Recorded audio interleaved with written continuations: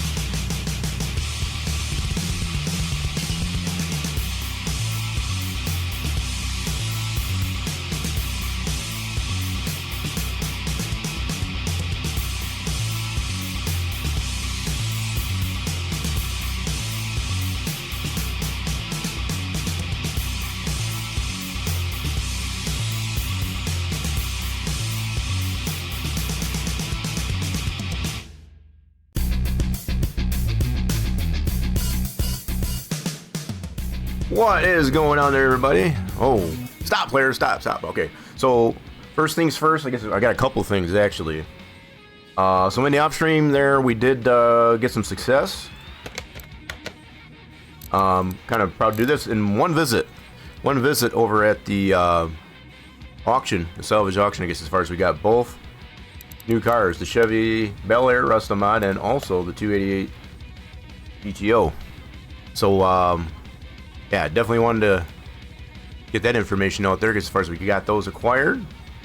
So those will be some cars we can play with today. We also still have this one here, I guess, as far as to spruce up, I guess, as far as I saw. I'll probably finish this one up here first.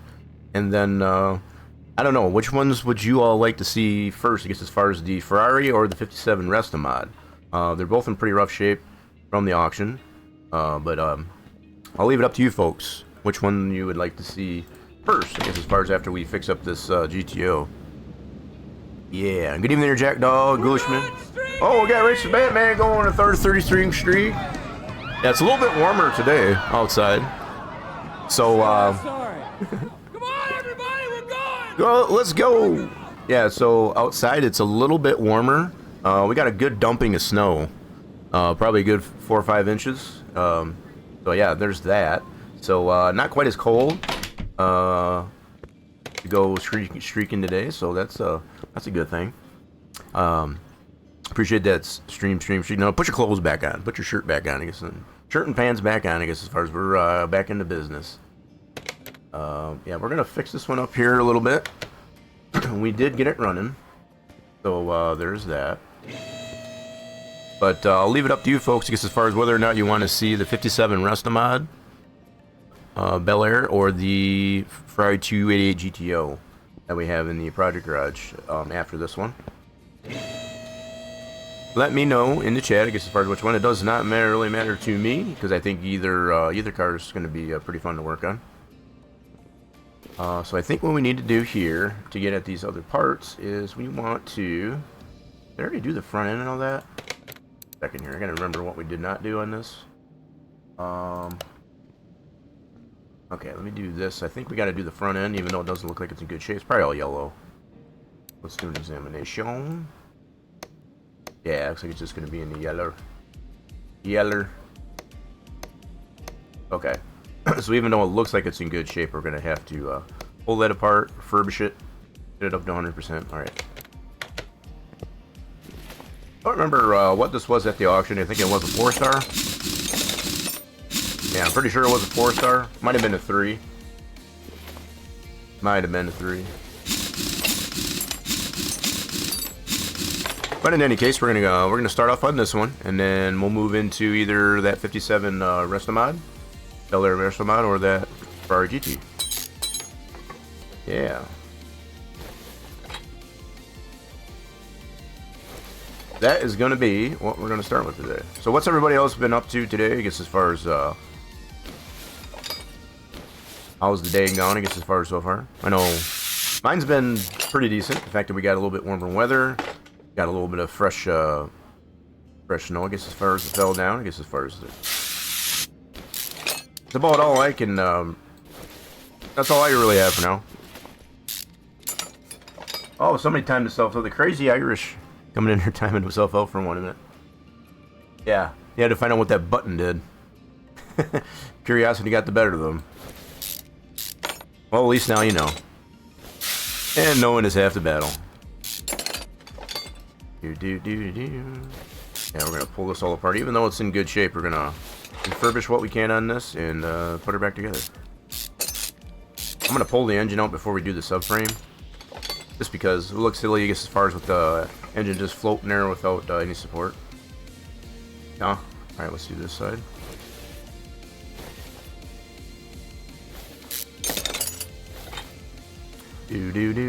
Crazy Irish.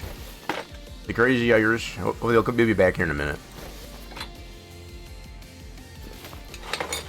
So we know, well aware, I guess, as far as the folks like to play around with buttons every once in a while. Just like to push the buttons.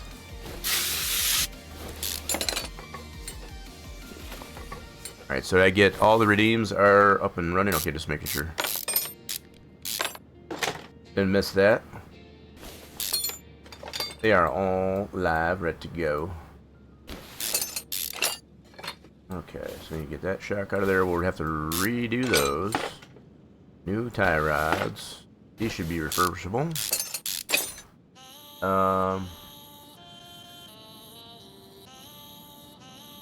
Bless and learn. Yeah, that's how that works there, Crazy Ray. Welcome back. Ooh, we got Scarlet Rose trying to get that snowball fight going. Hell yeah, let's go. I'll get on that action. Get a good snowball fight going. We got a lot of snow, fresh snow, I guess, as far as it fell in actuality, so plenty of snow to go around. Get these rubber bushings out. We're going to get this engine pulled. Wait a minute.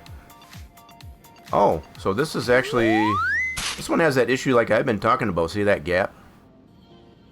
So with an effort, I guess, as far as... So this is exactly what I've been talking about before.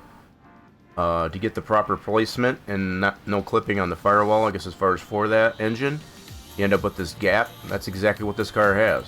That's what I try to avoid. But I don't really know of any other solution for that, other than just to leave it like that. So I don't really discount it. I just understand, I guess, as far as why it's that way. Nobody... Oh, there we go. I was gonna say, are we gonna get anybody else on that snowball fight? I'll get on there. Let me pack it up here. Oh, this is going to be a nice, big fat one here. There we go. Alright, let's get the drive shaft off. Yeah, plenty of actual snow. Reality snow, I guess, as far as... Oh, shoot. Can I get that? There we go. There we go. Gotta stretch it out. Do-do-do-do-do. That's what she said. Straight. Good one there, Crazy Irishman. Crazy Irish! That's my best, Irish accent. I know it's probably terrible. Oh, same to you there, Scarlet Rose. Same to you. Okay, so what we need to do, let's get this engine pulled. I think we gotta off of that. Get that engine pulled. Okay, let's get this over here.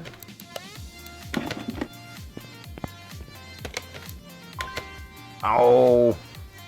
Thought I took that off. Dang it. I know I got the drive shaft. I obviously must have forgot the gearbox. My bad. Gotta get the starter and the gearbox off there. My bad. We'll fix it.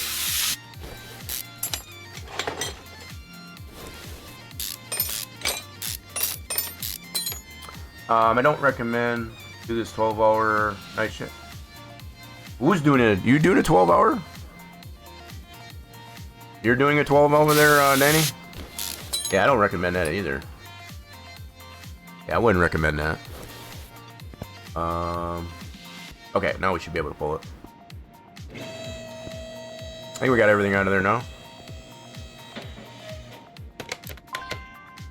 Oh, we got drained oil too. Yep, this that stuff too. Man, I'm getting way ahead of myself, aren't I? Definitely got to drain the oil before we can pull it.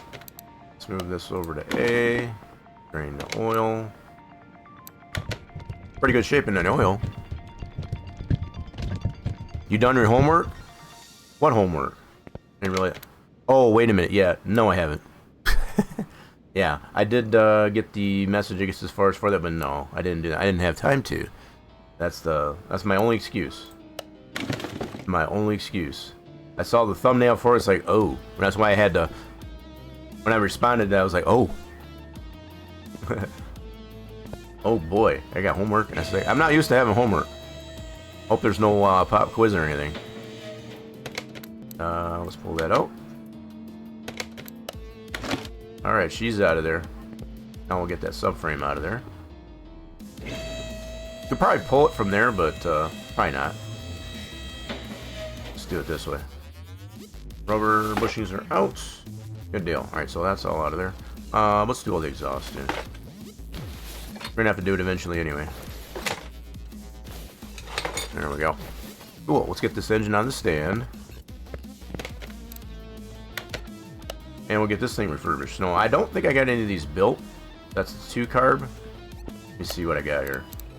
So if we go to the warehouse, I do have a 2-carb built. Nice. I think we'll put this one in here. Pull that one out. We'll put this other 2-carb in. I'm gonna leave that one on there for now. Let's do some preliminaries here in the engine bay. You only have a couple hours left, and then we can go to bed. I appreciate you stopping in before you grab some Z's. Yeah. Let's get this. Wait a minute. No, I wanted that car part out first. There we go. Oh, that one's already. Wait a minute. No, pull it out. Pull it out. There you go. We're gonna charge that. Drain this out. We don't want the mess on the floor. You know how it works. You built your first 69 GT350. So that GT350, that's a Mustang, Daytona, and first. Yeah, so I think the GT350 is Mustang. If I remember right. Yeah, so GT500 and a GT350. I'm gonna take all this out too. Fix up the fuse panel, get some new fuse and relays. We know how it works. I want to get this thing to 100% tip-top shape. Okay, there's that. Let's drain the radiator.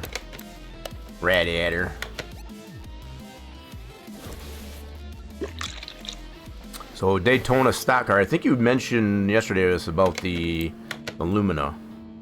I think you did mention that. We're gonna drain this guy out. Again, we're not trying to get the mess on the floor. We don't want anybody slipping and falling. Just with the messes on the floor. Somebody's gonna do it though. I can. It always happens. Someone's gonna come in here, slip and fall, and kind of blame it on me. No, we try to run a clean, safe shop here. No, I don't want to do that. Get out of here. Get out of that. I don't want that. Jingle bells, jingle. Yeah, we did get some snow, so thanks for the additional virtual snow. I need to get this out of here. Why won't this let me take that out? Take it out. There we go. Thank you very much. So, engine bay stuff, cool. Let's go fix up what we can over here. I got some rotors we can machine. Yep. Let's get the rotors on the machine. Do a little bit of multitasking.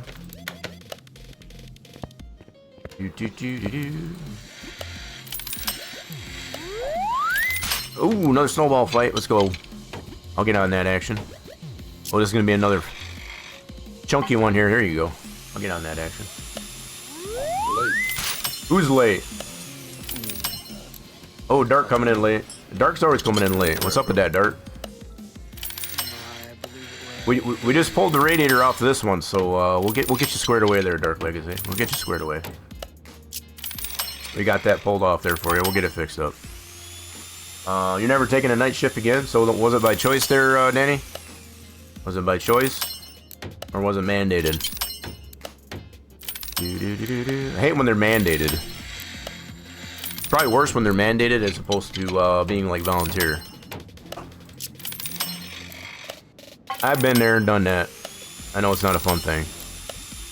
Oh! Okay, we didn't break it. We're good. Try not to do that again. That was a close one. Subframe, and then we got all our engine-based stuff.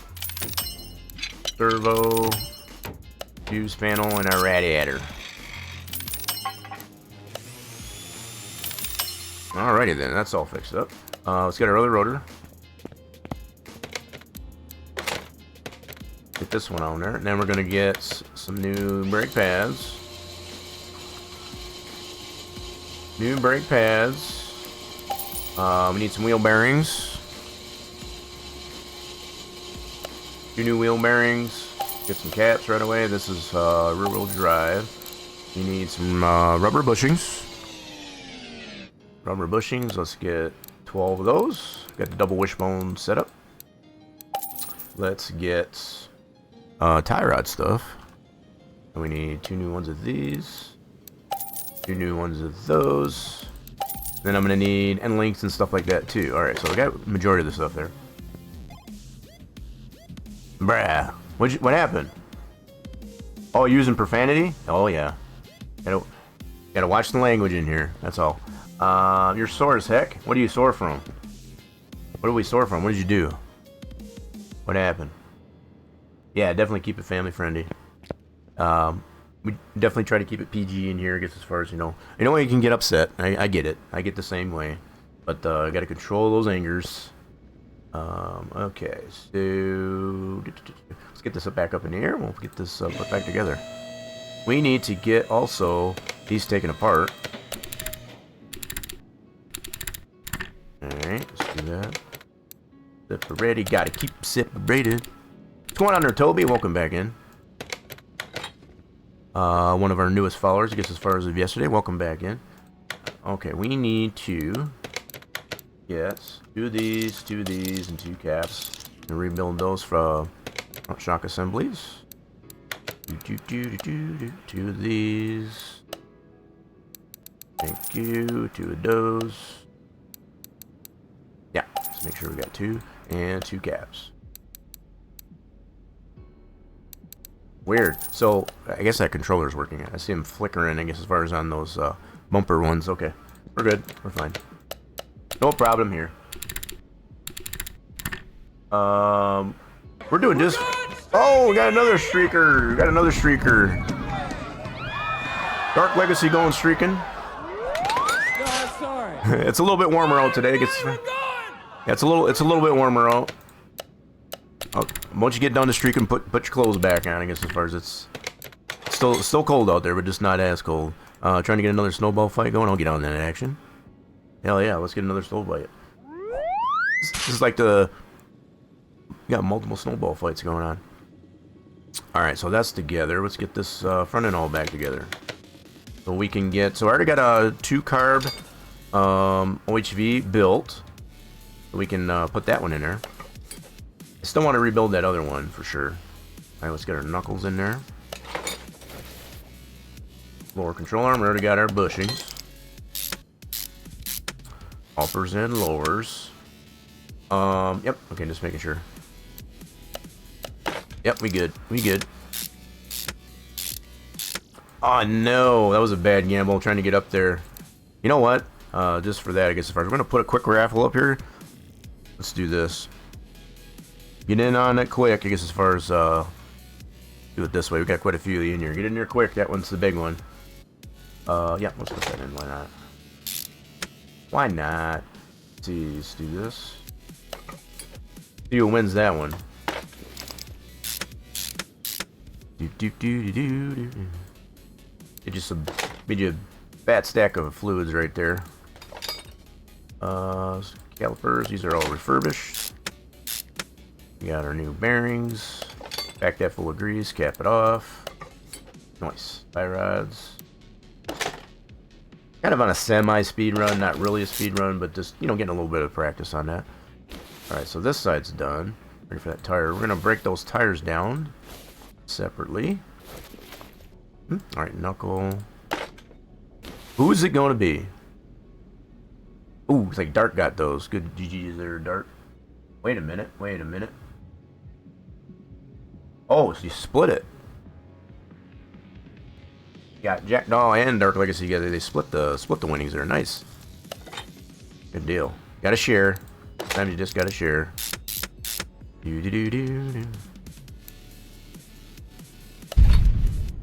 Why are we blowing it up? No, I don't want to do that. Oh, well, that was a good gamble there, Danny. Nice. That was a better gamble. Yeah, we don't want to blow this one up. We're going to keep this one, Dark. Yeah, we don't want to be blowing this one up. We're trying to fix it up, get it 100%.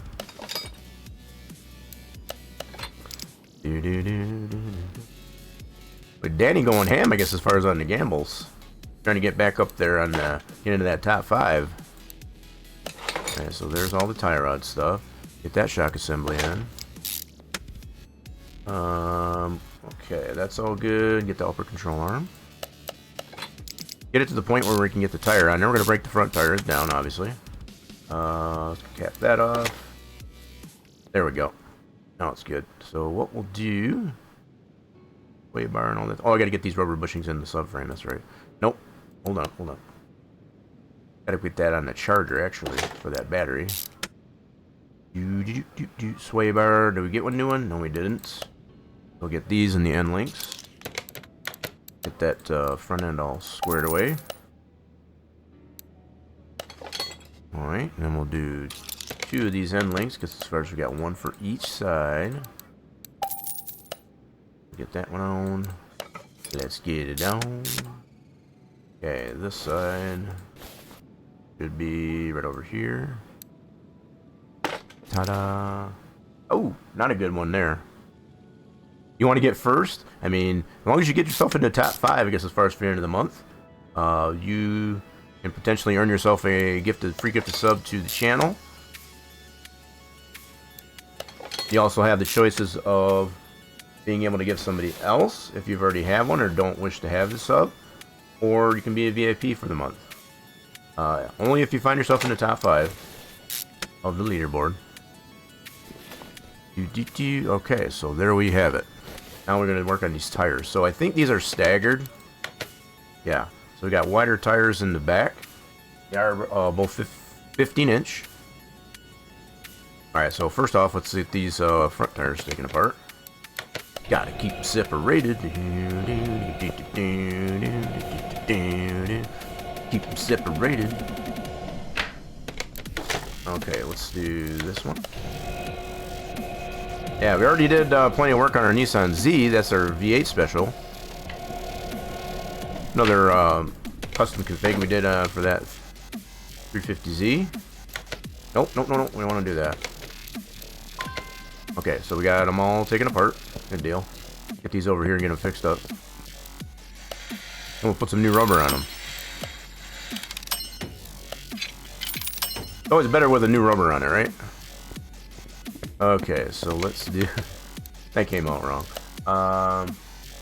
And on the list, 205 7015. Go to the tire shop. 205 7015. So we need 2 of them. 15-inch. 205 70 on the sidewall.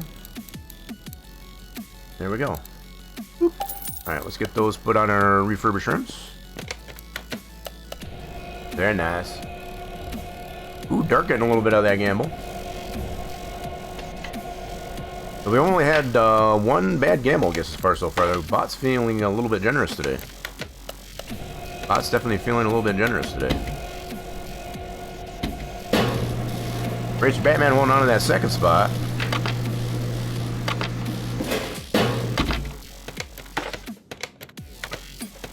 Okay, this will be our front tires, all nice and balanced. Sweet. Let's get that all put back on there. Then we have some engine-based stuff to do. We'll put that already built 2-carb engine back in here. That'll save us a little bit of time on refurbishing this car. Oh, another bag gamble. What is this of the fluids? So the fluids, I guess, as far as will earn you virtual currency, I guess, as far as in the chat. You can always check those exclamation point fluids. If you find yourself in the top 5 of the fluids for the end of the month, you can earn yourself a free sub to the channel. That's just to show my appreciation for those that, you know, are here interacting, I guess, as far as in the chat. You definitely no obligation with that, but if you do find yourself in there, yeah, that's what you can have. You can also decide, I guess, as far as to be a VIP for the month. So it's kind of a substitute, I guess, as far as for being a sub to there. If you have the sub to the channel, obviously you can enjoy that ad-free viewing experience. Or you can sub somebody else. Like if you don't want the sub yourself and you want to give it to somebody else, you can do that as well. So that's just my way of saying thanks, I guess, as far as to those that do participate in the chat.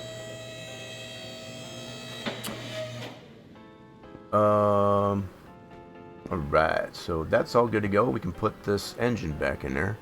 It already got built. Move this back over. Install, we want the one that's 100%, so we already got the other one on the stand. It's already built. Get that out of the way. Cool, now we got some preliminaries here to do the engine bay. Let's do servo, got that fixed up. Battery never did get charged. Let's go ahead and get that charged. Get that one charged. Radiator should be fixed. Yeah, good deal. We need a new bug juice container. Get that one here from this store.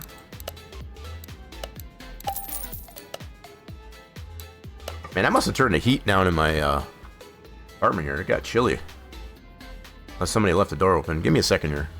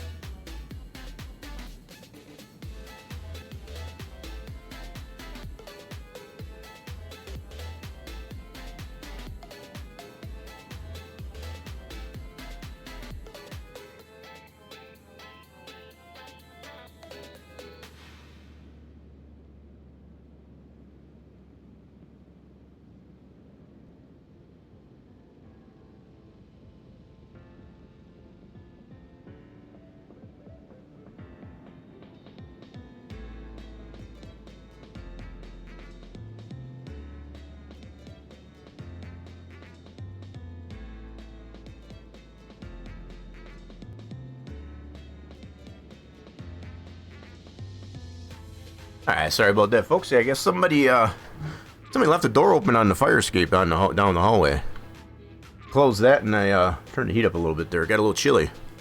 Starting to feel that through there. We don't tune in, at least not on this one for right now there, Toby.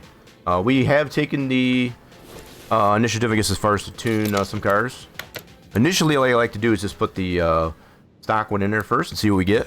And then whether or not we do want to tune it. Yeah, so first things first is just to get a stock non-tuned engine in there, I guess, as far as just at least for starters, just to see what we get out of the car. So get that battery charged. Charge the battery in. Fuse panel back in. That got refurbished. Get some new fuses and relays.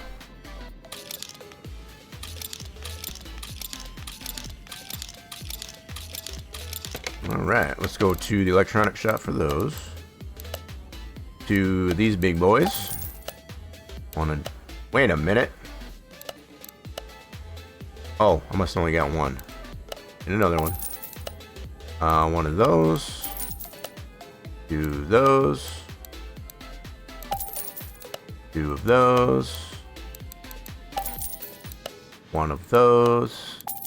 And one of these. A little bit of everything. Quite literally, it's a little bit of everything. We got little guys, big guys, medium guys. Uh-huh. Got all fuses and relays represented on this deal. Okay, there's our cover. That is refurbished. Alrighty then. So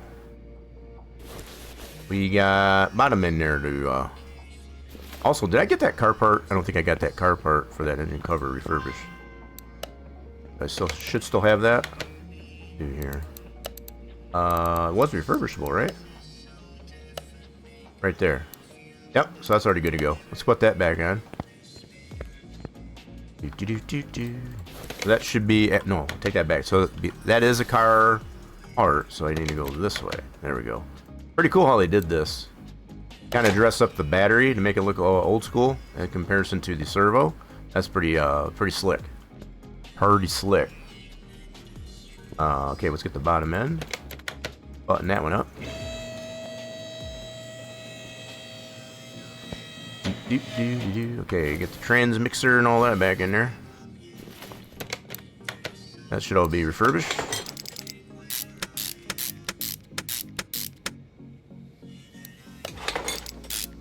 So by default, we can get yeah, we'll get some new exhaust. Let's see what we can get by default on this engine. Go back to this door.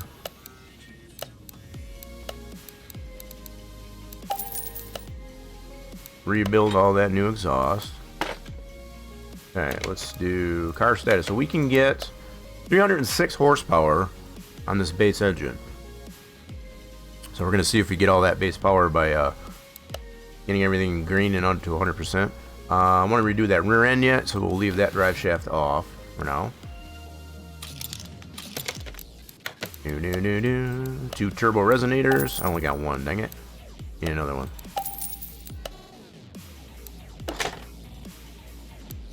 Okay, turbo resonators, and then we got some mufflers to go along with that. Two of them, thank you very much. Thank you very much. Alright, drive shaft will keep off. We're going to fix up this rear end now. Let's get it a little refurbished. Tidy it up.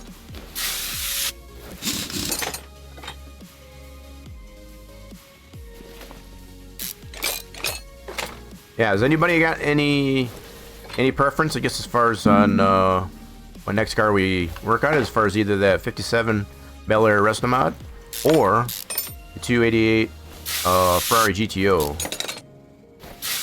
Y'all let me know. Because once we get done with that, we're going to get into one of those two. We do have it in the project garage already. We already got those acquired in the off stream. So if you have any preference at all, just feel free to let me know. Makes no matter to me. Because either one of them will be fun to work on, I believe. None at all? Jack now doesn't want to see either one of them. So picky. Some of y'all are just too picky. Okay, so that spring cap off. And let's get this one off.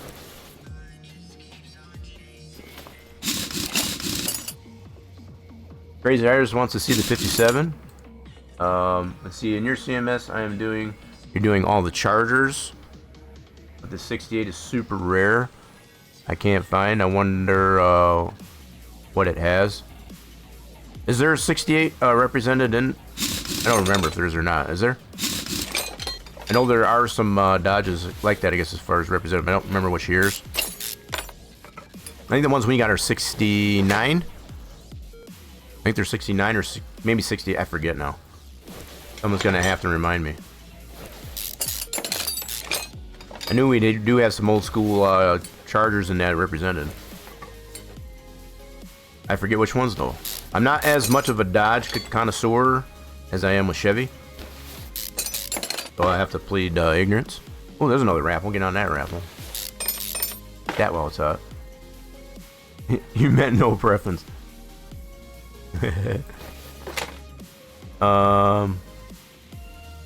So we only got Crazy Iris want to see the 57. I mean, I'm a Chevy guy, so I have no problem with showcasing the 57. Now it is a Restomod, and by that it's a resto, just as the name implies to it. So it's not like a stock 57. just for clarity. So we already got the new exhaust. Let's get the fuel tank out of there. Now the fuel pump we should be able to replace, or repair I should say. We'll get a new fuel tank though, because those are not repairable. Alright, put that in. Wait, and let's fix up that fuel pump. And the other parts, I guess as far as the rear end. And I forgot again, I guess as far as we do have rotors we can remachine. Oh, try that again. Who's it going to be on that raffle? Do. Gotta get in it to win it.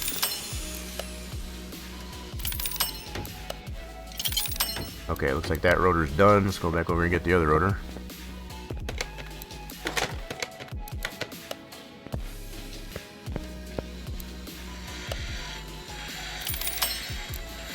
Dark Joe's trying to get... Oh no, we've been going like a ping pong ball, I guess, as far as up and down with that. Yeah, slap the bot up there a little bit, I guess, as far as like, listen, bot.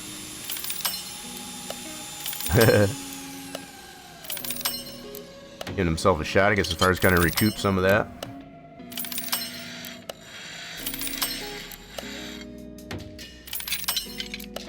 Hey, don't be taking my fluids there, bot. I'll smack you silly. Yeah, we really don't have any new folks up in that top 5 just yet. Jack Doll's holding on that first spot. Racer Batman, Farmer Guy. We got Legacy holding on the 4th and Smoodalini on the 5th. Oh yeah! All right, so we just get our other rotor off here. Now we're gonna have to push. Yep. So we gotta get some. Whoopsie, wrong window. Get some new brake pads for the back. Oh my god, I slaughtered that. Brake pads. Should need control arms. Right there. So I need shocks. And again, we got the majority of the stuff here. Let's go put this back in. We'll get the things as we need them.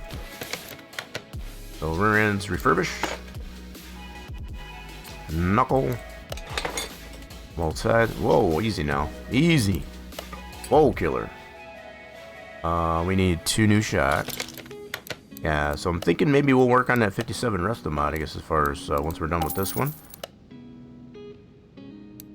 Not before we check it on the dyno, make sure we get all that base horsepower out of it. Got to do all the particulars. So those are refurbished. We need some new springs and top caps. These are not repairable. Done enough of these to know. The most expensive mod car is the Ferrari GTO. No, it's actually the McLaren, I think. The McLaren done by Dead Bob. I think that one's the most expensive. Now I have not done whichever GTO you're talking about. It might be pretty close.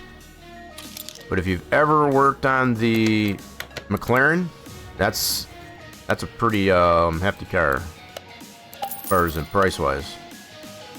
Both for parts and the car itself. Yeah, from what we've come to find, that is the most expensive car that we worked on. I'm not going to say that one that you're talking about isn't, but as of right now, I guess as far as that McLaren is.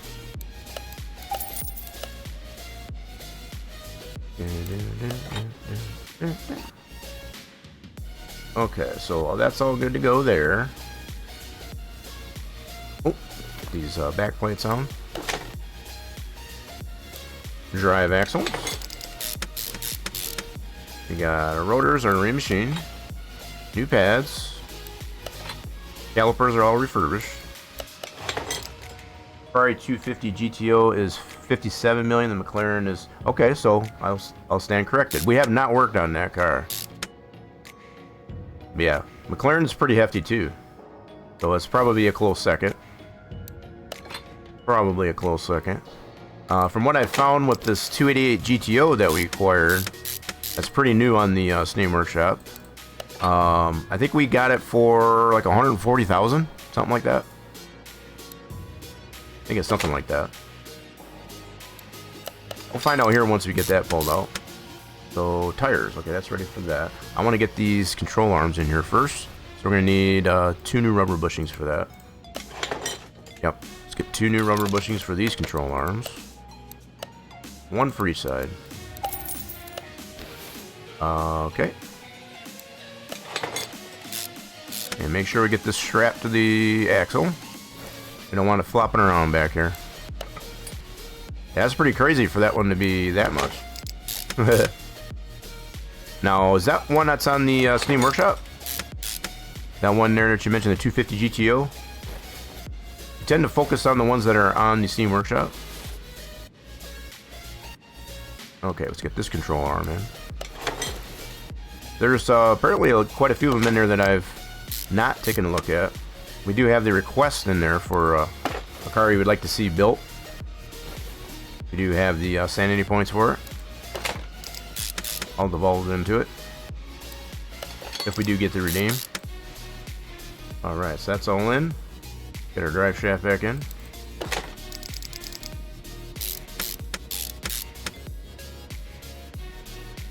Hello? Oh my goodness. Get me over there. There we go. I was being silly. Alright, so let's pull these rear tires apart. Get these rims fixed up. Gotta keep them separated. It is in the Steam Workshop? Nice. Mostly I tend to focus on the ones that are, if they're Chevys for sure, and for some reason I had overlooked this 57 that we recently got clued into. I definitely like my Chevys, but I'm not at all, I guess, as far as if there's definitely one you'd like to see me work on or to divulge into, I guess, as far as that's on the Steam Workshop, yeah, feel free to do the request. Let's see. These are both apart. Alright, let's go get these fixed up.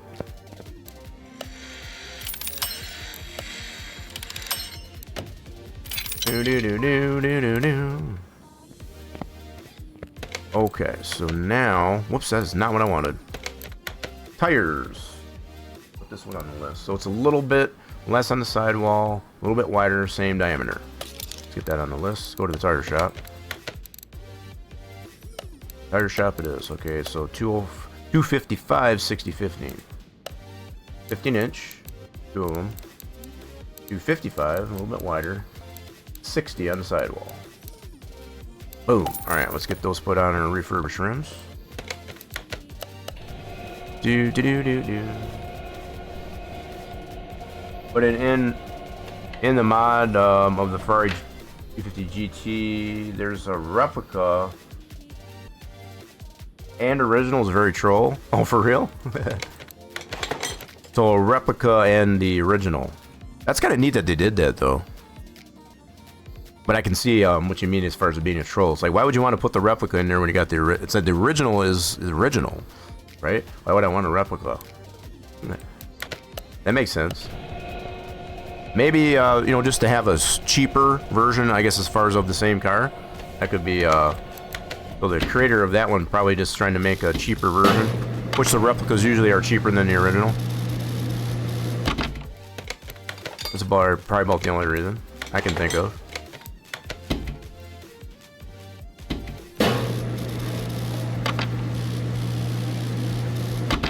Alrighty then, so there's that. Let's get these back on the rear end. So it's got a pretty modern rear suspension, I guess, on this. Got the disc brakes with the traction arms. Yeah. Pretty nice. I like it.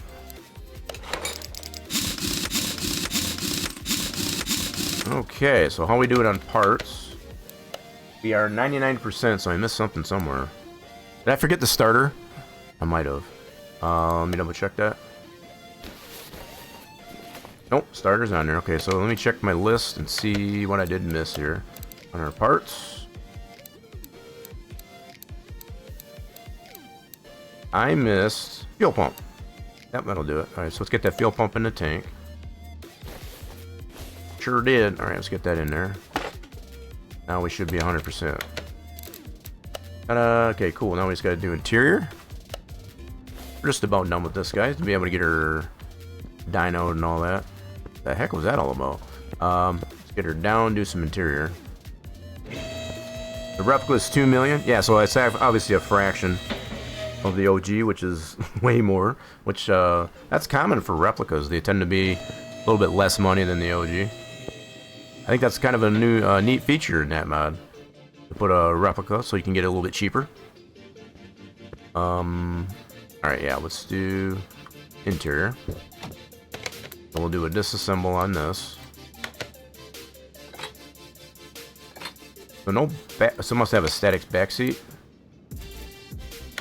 Whoop. Hold on. Take that steering wheel out first. So this one's got static back seat. Oh, it's part of the rear window. I remember that now. I don't know why you would want to do it this way, but it's kind of interesting. So they made the back seat as a part of the rear window. I don't know if I'd want to do that way. I'm sure they had a reason for doing it that way. Yeah, pretty interesting. Anyway, we'll take all the windows out. Oh wait, we already did those. Alright, hold on. Put those back in there. Put that back in there. So I guess we don't need to do anything with that back seat. We already did something with the back seat. Alright, cool. We did that previously. We're all good there.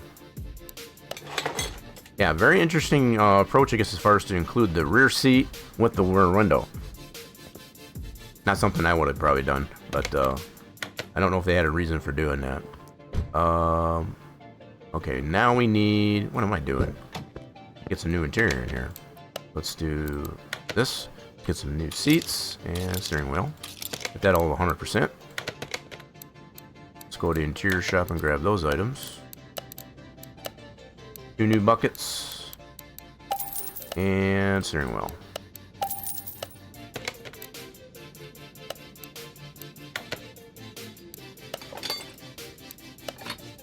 And there you have it. This should be 100% on the interior. Check our status. Oh, looks like we got to detail that bad boy. We'll detail it and we should be good to go there.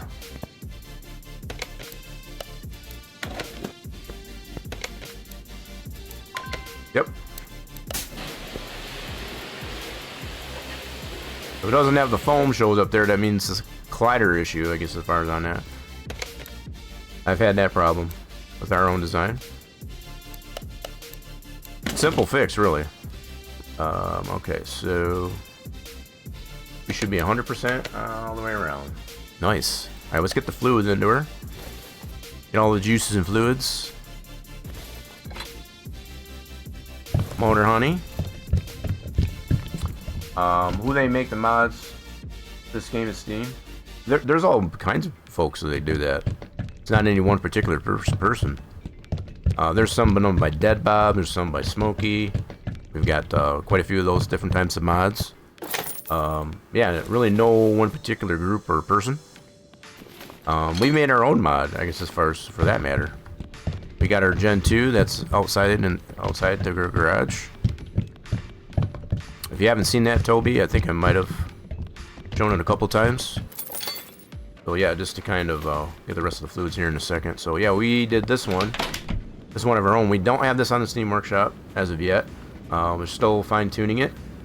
But potentially here we'll have 4 different trims. We'll have the standard Camaro, Gen 2. We'll have the SS, the Z28, and a drag. I'm in the process of reworking the drag version to do it, a little bit more tubbed out. So it's not quite as complete a car. It's going to be more set up for drag. Possibly even put like a chute on it. Things like that. So yeah, it's still being refined. You meant how? So you do have to model it. Yeah, if I misunderstood what you meant. You do have to model it. So it's not like you can just take a car from another game or, if you've got something from somewhere else, like from GTA, and just throw it in there.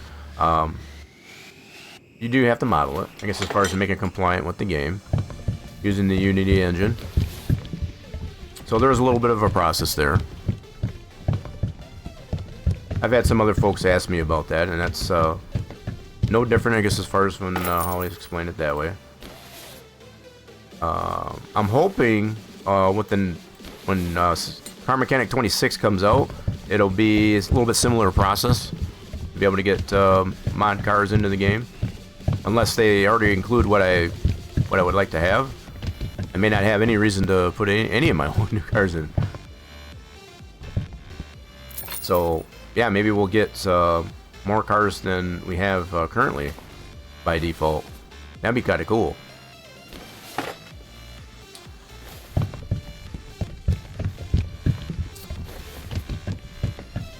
I like how they put this one on an angle in an effort, because this is the way they were on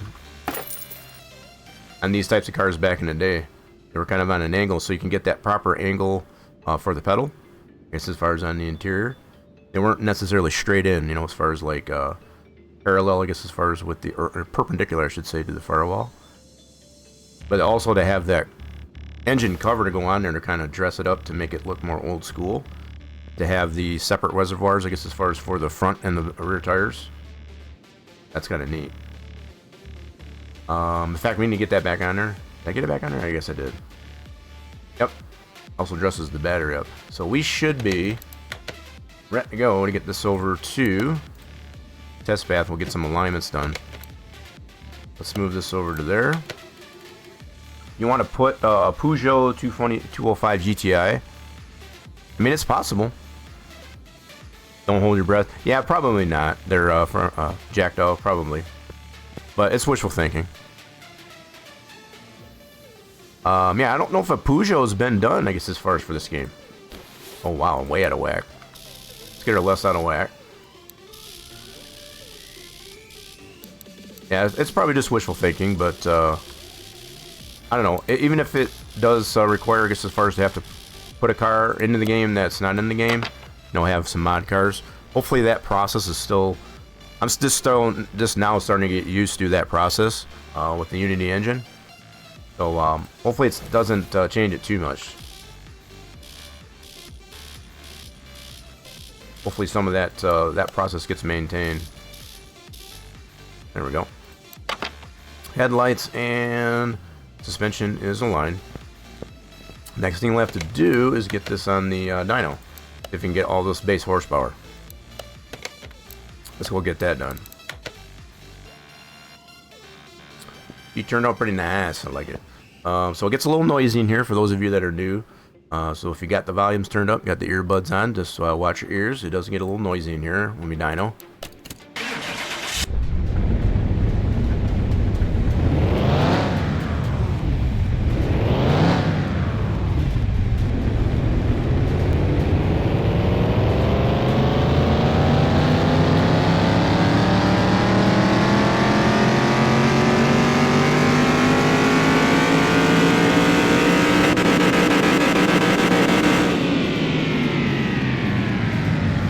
And we did indeed get all that base horsepower out of it.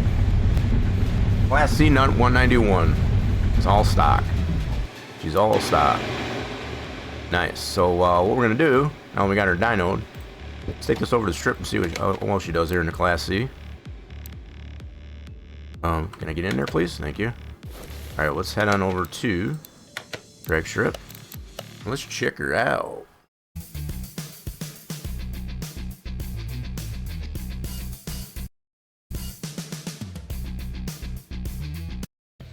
Alright, so here we are at the quarter mile.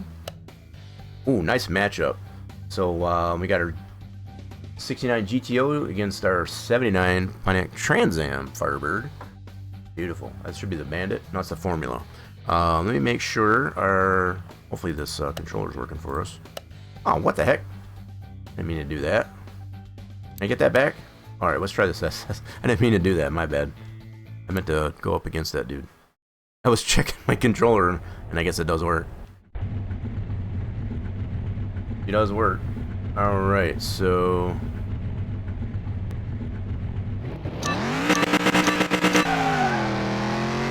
all stock on this thing, so we'll see how she does.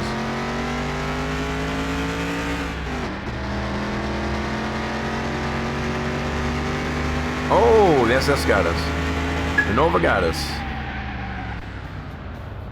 13.8s. That's actually not a bad run for stock. Pretty decent reaction time. I'm gonna try this one again just to see if we can better that. I think we're maybe able to shave off a 10th. I think that one will probably still beat us. Did I have any tuning? I did not. So that's the OHV. Now we have come to find that this engine here, as far as the old school engines, these are, you know, stockier. You got a lot more power in them than these 2 carbs. So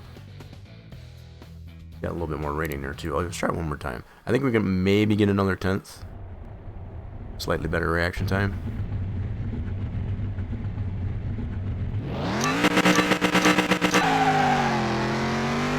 She gets a good launch off the gate. That's cool.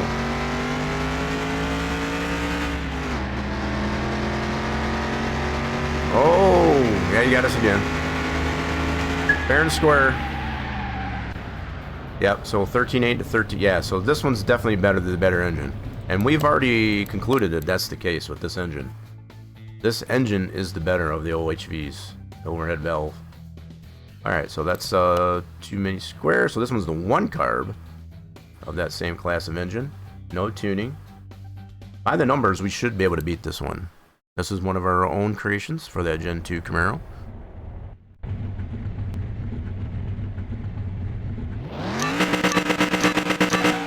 Oh man, I slipped on that one. My bad. That was my bad.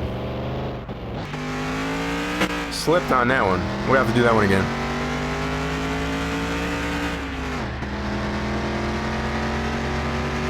Glad that wasn't for pink slips.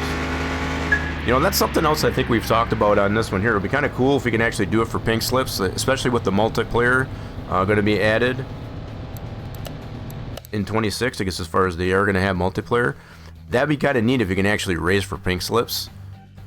You know, put your car up for grabs for if you win. I guess as far as you get to take their car. That'd be a nice. What's going on there, Rock on God? little bloop, little water drop there. Let's try that one again though. Appreciate the biddies there, Rock on God. Welcome in.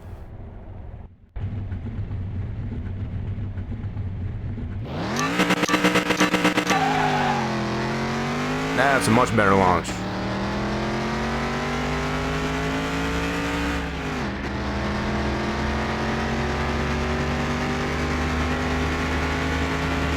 That was much better. Oh yeah, that's better. Yeah, so we're getting a solid 13.8. 13.8 on this car, stock. No performance parts on it yet. Nah, I don't want to do that one. Not that one either. Not that one. Give me something good. Okay, 440 Hemi 6-pack off-road, no tuning. So far we've gone against vehicles with no tuning. See what we can do against this this Hemi.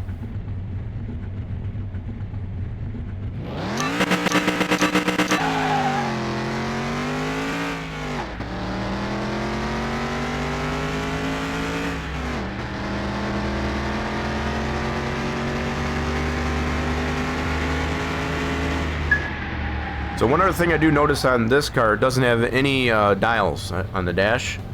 Happen to notice that too. So pretty much all the trims have really no dials. The needles on the gauges don't work. I know I've had some struggles myself, I guess, as far as trying to get those to work properly. It's a little bit of a task. So it's understandable, I guess, as far as they didn't put that in there. It's like, you know, the whole car itself is pretty well done, as far as the body and such, but did we even beat him? I wasn't paying attention. Did we actually beat him? I'm gonna do it again.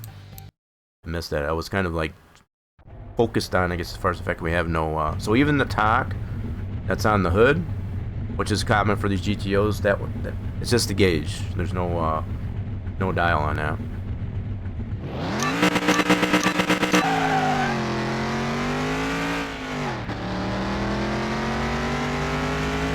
It'd be kind of neat if it did work, though.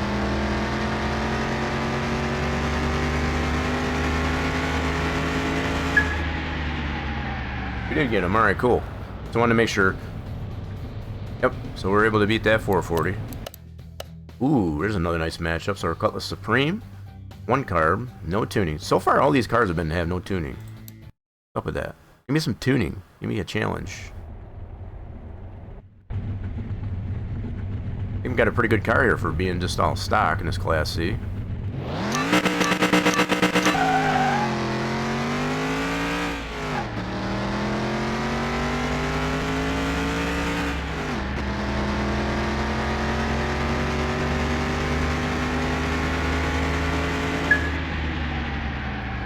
Cool. I'm happy with this, the turnout of this one here so far. I am liking it. Oh, there's that one. So this is the one. So we were trying to go against the formula. Well, this is a same engine as in both cars. No tuning. He's got a little bit less rating. If we can beat this dude. You going to be testing out the new car mechanic? Yes, absolutely. They're rock on. Once that comes out, so it's probably gonna be sooner or later than sooner, because they're saying Q1, so it can be any time from now until March. So I'm thinking it'll probably be March, if I had to guess. The demo will come out there, but once that demo comes out, yeah, we're definitely gonna be checking it out, just to see what it's got to offer. Now, I'm gonna assume that with the demo, we're not gonna have it like the drags or anything like that. Yeah, I would imagine there's probably not gonna have the drags built into it, because it's, as it is in here in 21, it is a DLC. So that demo's not gonna have a lot of that. So, but at least we'll get a feel. And that's why they want to get the demo out there, just to kind of give everybody a feel of what the game's gonna have to offer. So, yeah, we're definitely, so we were able to beat that guy. Nice. So same engine, no tuning, a little less rating. All right, I think we're good.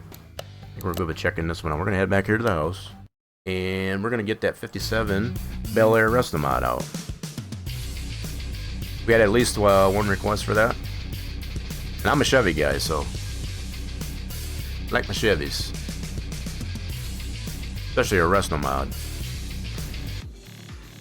Alright, so pretty good runs, pretty good rips, I guess, as far as on the drag strip. I guess as far as with this GTO, just all stock. We do got some inventory to clean up after working on that guy. Alrighty then, so let's get this back over to the lift. Okay, now we're gonna need to make some room to get that 57 Bel Air Restomod in here. So yeah, we're in pretty good shape with this one. Let's see. Got it for 14. We more than pretty much made good on our money. We doubled our money almost by fixing it up stock. Very nice. Okay, so what we'll do with this guy, I'm gonna remember where I put our other GTOs at. So we'll get this guy out here next as far as the Restomod. I believe I put that other GTO right. Where you at? There it is. We'll put it. We'll probably put this one that we just did in here. But I'll put the rest of the GTOs. So that's in alley 13. Cool. All right. Well, so let's go ahead and put this guy into the parking garage. All right, and then we'll move that over to alley 13. We'll swap this one. I'm seeing both of these have GTO on it. It kind of throws me off there a little bit. So we'll swap this one over to alley 13. There. Boop. And then we got room to get this guy out. Let's move this to the garage. That should put that on the first lift. There we have it. So we're able to get this one in the off stream. So this one is the 57 Bel Air Restomod. So it was from the auction. I think it was a 3-star.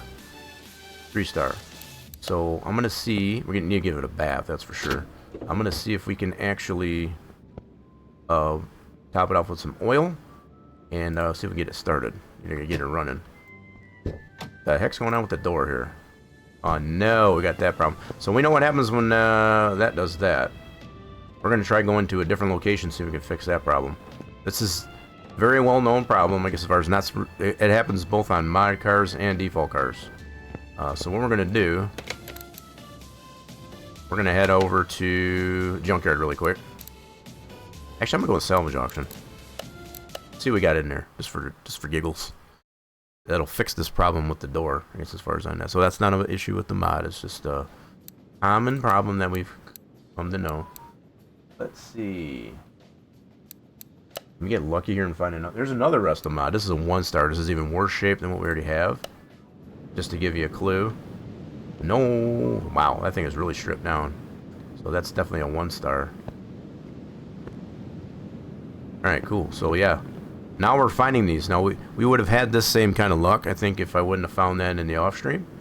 As far as to get this 1-star. I would rather have the one we have than this one. This one's a little bit more rough shape.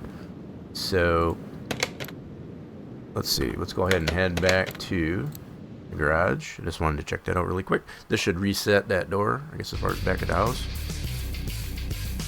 If you ever had that problem, that's all you gotta do.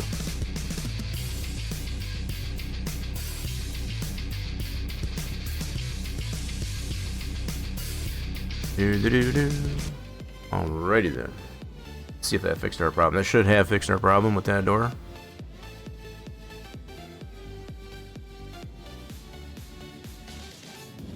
Yeah. See how we do. Yep, now we're good. She good now. Alright, so let's get her over to the car wash. Give her a bath. You'll have a lot of work in the editor to put that right. To put what right? Put what right? This one right?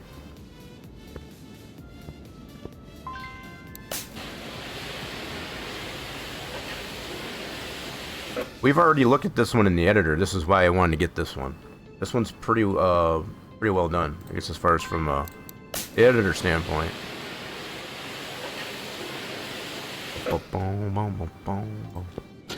Cool. Alright, so now we get this back over to the lift. All cleaned up. Actually, I want to look and see. So, yeah, we were in the good. Nice. So, if we were in a hole, we're not anymore. Let's get this back over to the lift.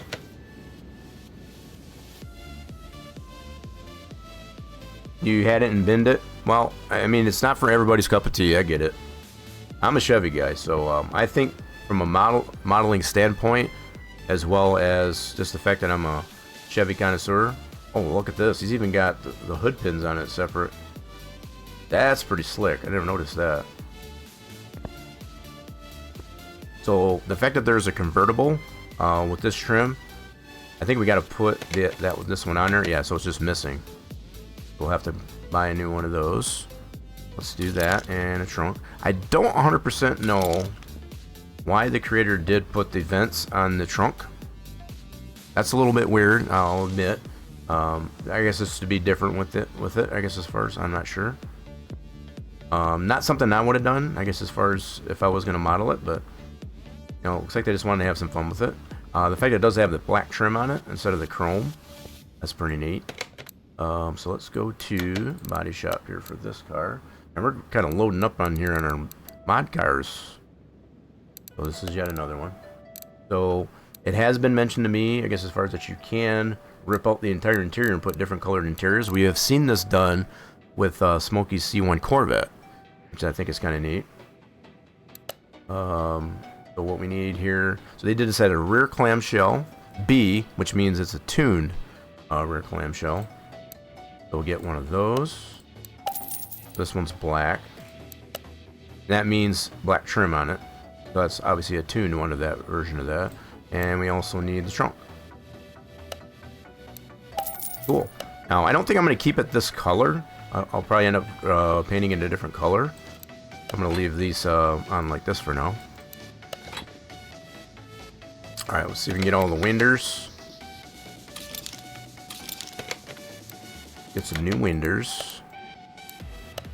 Get the body in good shape.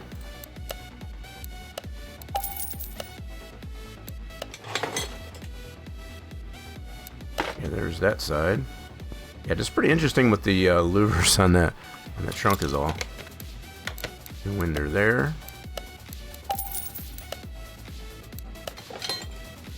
So what's going on with? Okay, let's get that one out of there. Windshield's out, cool. Oh my goodness. There we go. Trying to get that on the list. There we go. Alright, now we need windshield, black trim, and also this guy. So this one included the wipers in with that too. That's kind of neat. So as it stands for like our Gen 2, I don't think I have that included at all.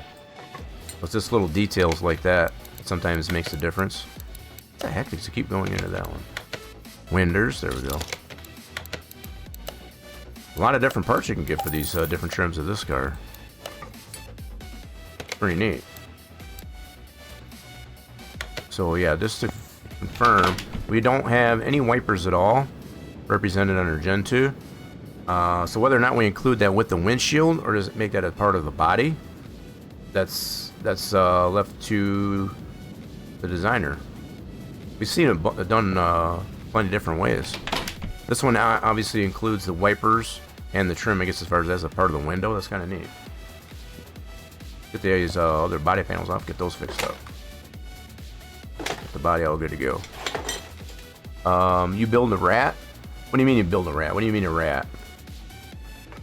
What you talking about? So we're doing the Restomod here at the moment. Sure, you worked on this one, right? Look the way that fender's done. So that's just all the trim to it. We're gonna have to weld the frame. Alright, let's get our tail lights out. Bumpers out. So far I'm kinda liking the way they did this one. That's kinda neat. So they made that the decals for that quarter panel, I guess, as far as part of the fenders. Okay. So that's all that. Oh, this one's got an intercooler. This one's the... Oh, wait a minute. So it's got an intercooler even though it's supercharged. Okay. Different. Normally you wouldn't have an intercooler, I guess, as far as on a supercharged engine. Maybe just the turbos, but okay. Was wondering if you build a rusty car, you only change windows. Look at the horsepower. Yeah, we'll get to that here in a second. I think we've already seen it in the editor, I guess, as far as it's already got like 1100 horsepower, if I remember right. 1100 and some odd horsepower to this one. That's why I made it a point, I guess, as far as when we're checking it out of the editor, it's like we got to find that one, which we did. But yeah, I have built a rusty rat rod.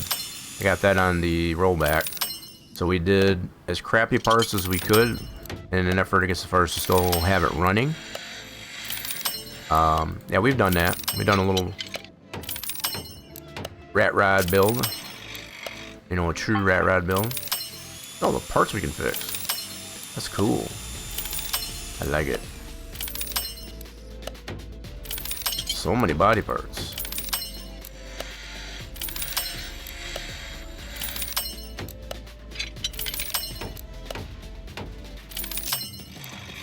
Ooh, don't break it, don't break it. Good deal. Yeah, so as far as our rat rod, I might have shown it before. So if we, just a little refresher here, we did build this guy. We built this guy. So it's a Resto rat rod, I guess, as far as it has the modern V8 engine into it. But yeah, we did as crappy a part, so in between, I think it was 15 to 20% of condition. That includes all the engine parts. Just made it, you know, as much not into the red as possible, I guess, as far as so it can still run, but that's like our true rat rod there. And we got that up on here on the rollback. It does run, like I said. I don't remember. We'd have to pull it out, I guess, as far as check that. I don't remember what kind of times we were getting at the drag, but it's obviously way less than if it was, you know, more 100%. Let's weld the frame on this one too. Let's do that real quick. Move this over here. And welder 1400 to get her welded. That'll clean up the body. You have two of them, but just once with the rust decals. But I want to build something. So what do you mean by rust decals? Well, the approach we took here, I guess, as far as is just not repair the parts on it. We're not using decals, so it's not just the look. The condition of it is actually giving it that look. So we go ahead and get this out of the way. So our frame should be 100%. Ta-da! Okay, now we're just gonna put the body parts back on. There we go. Let's put our fenders back on, hoods are back on, headlights are repaired. Oh, so that one's not good. So we gotta get a new fender. Hold on, get that back off. That fender's not repairable. we'll have to get a new one of those. Alright. No problem. Just the livery? Yeah, I know. Just to find another one. Oh, I see. So it's just a livery that gives it the look of her. See, I don't know if I'd like that. I wanted to make one that was truly like a rat rod, as far as just using like old parts, but allows the car to still run. I mean, that's kind of cool too, in a way, I guess, as far as to have it, give it the look of being rusty, but I don't know, to me it's just not the same. That's why we did it the way we did it. I like all this black trim, that's pretty cool. Pretty cool. So I'm thinking on this one I might want to paint this one red. Possibly. Maybe black. Would like to kind of still show off the black trim. I mean, there's a lot of different approaches we can take to this one, that's for sure. So no... Okay, so no mirror on this side. Okay, gotcha. I think that's, what was our body at? 70%. What are we missing here? What are we missing here?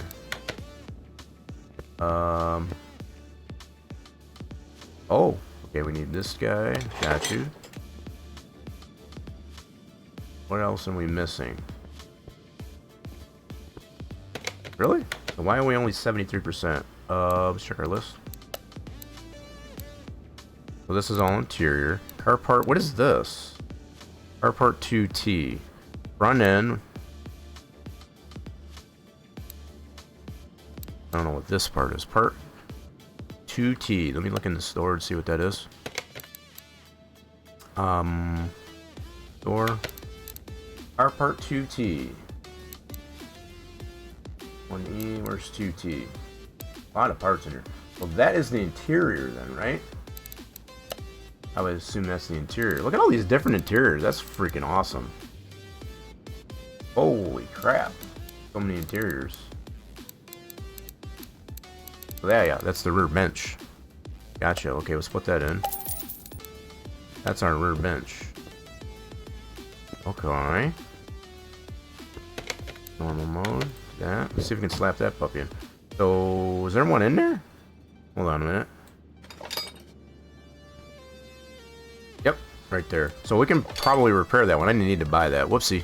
We can probably repair that. Well, at least we know now, though.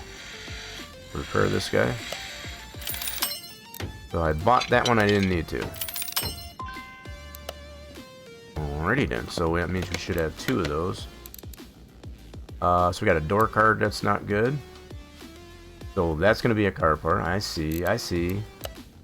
Okay, where's that rear bench? Brown. So yeah, we got too many now. I'm going to sell one of them. So this was probably the original. Yeah. This was the original. So I'm going to sell this one. That's the one we bought. It's got that color swath there. So we got one bad door card. This is pretty neat. I kind of like this, the way they did this one. Let's put this one back in. Alright, now we had the one. Yeah, this is the bad one. Let's get a new one. Then on the list, there's our brown door card. So obviously you have to paint the car to match, go along with this interior. That would make sense. And then car part 3, that one we're missing. So that's the whole interior. Nice. Okay, let's get that on the list. Car part 3. This is pretty stinking cool, I gotta admit. As far as having all these different parts of the interior. So it's not just one whole interior like we've got on the C1. It's different components of the interior. That's pretty, I kind of like that. I dig that. I like it a lot. Alright, so let's do... Where's our body at now? We are 82%, so we're closer. What else are we missing? Interior. So we got a front end. Where's that at? Front end. That is going to be where? Okay, let's go to the store and get our... Do we even have that? Let's see here. So if we go like this, front end.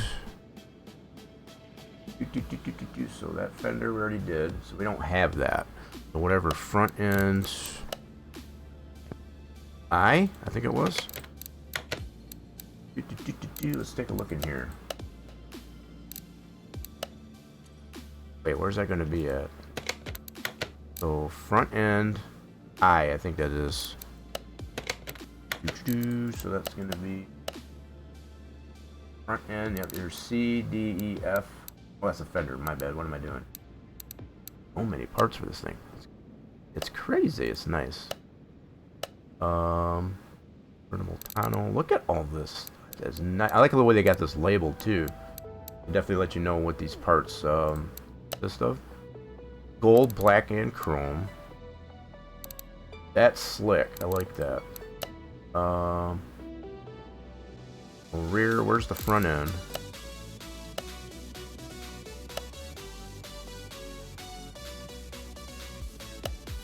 Okay, why am I not seeing the front end?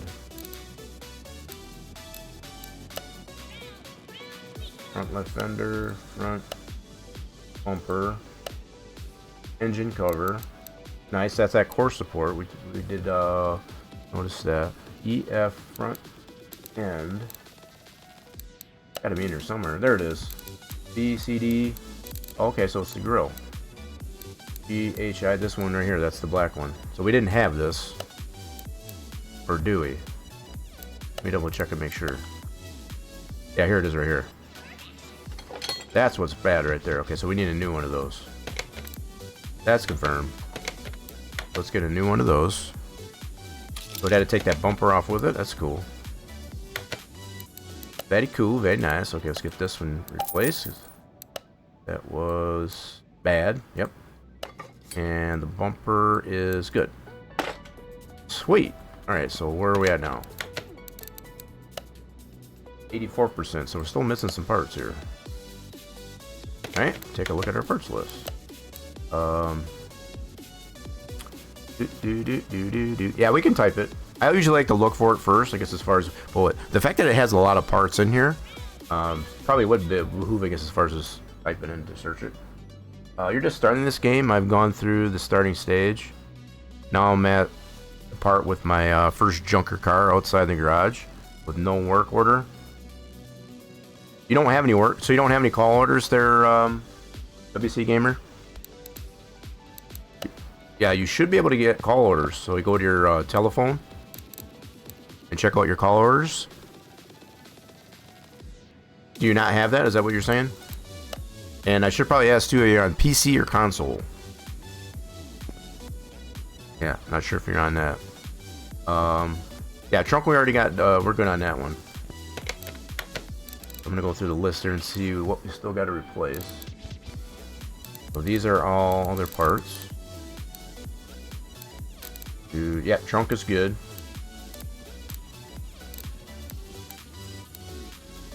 I got a feeling we're probably missing like the engine cover. Yep, that's gonna be missing. Yep, that's one part. So we did not have that at all, just to confirm. Let's get the engine cover. Cool. Painted, so we can paint that. Nice. Alright, where are we at now? Racer Batman says pew pew pew rocken Nice. rocken cranes rocken sports car rolls rocken sports car rolls rocken it out. Yes, good one there, Racer Batman. So yeah, WC Gamer, do you have access to your phone? Go to your phone and check and see that you have call orders. Yeah, if you're just starting out there, you should have call orders. So if you got your junker still out there, it might be too, I guess, as far as if you got your junk car from the junkyard. If all these spots here, your 3 spots, I guess, as far as are used up, you might have to move it, maybe onto your other lift, possibly, I guess, as far as to get call orders to spawn, if that's the case. There's Farming Guy. We've been waiting for Farming Guy to come in here. How we doing there, Farming Guy? He's probably just rolling out of bed. He's probably going to trip and fall, so just everybody look out. Everybody be on the lookout here. There it is. See, you just had to wait for it. Yep, there it is. Farmer guy's got to get his, he's got to get his wits about him first. So let's check our car status. We're 87%. Hit the pace car! Hit the pace car! Hit the pace car! What for? Yeah, what is that going to accomplish, really? Yeah, we're definitely trying to get her done. So actually, this has more than one engine cover. So we got an A and a B. So we got to see where those are at. Where are those at? How much money do you have?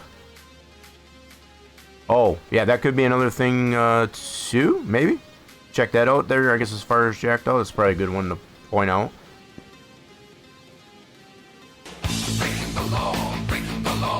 Yep, we always doing that. There's a raffle. Get on that raffle real top.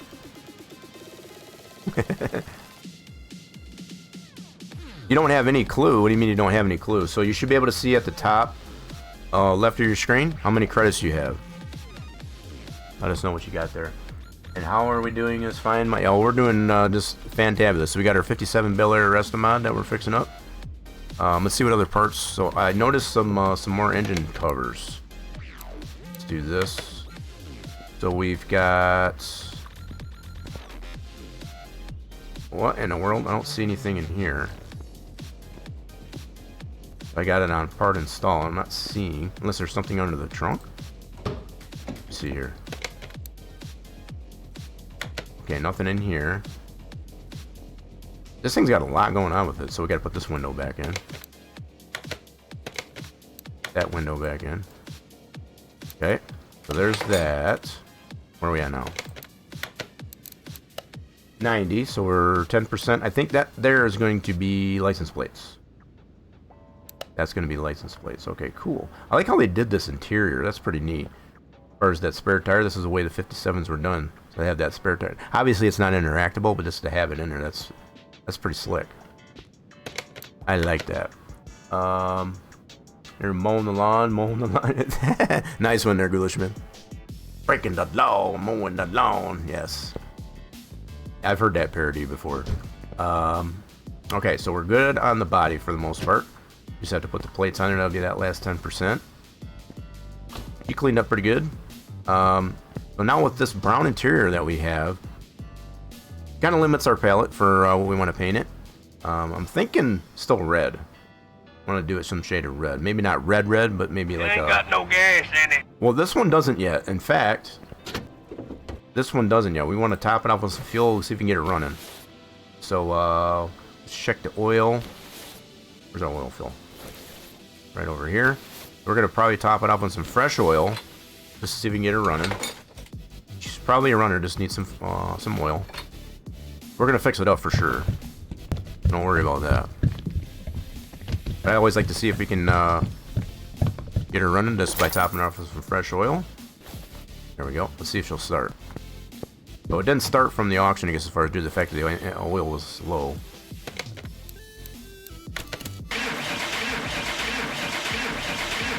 There she is. She's a runner.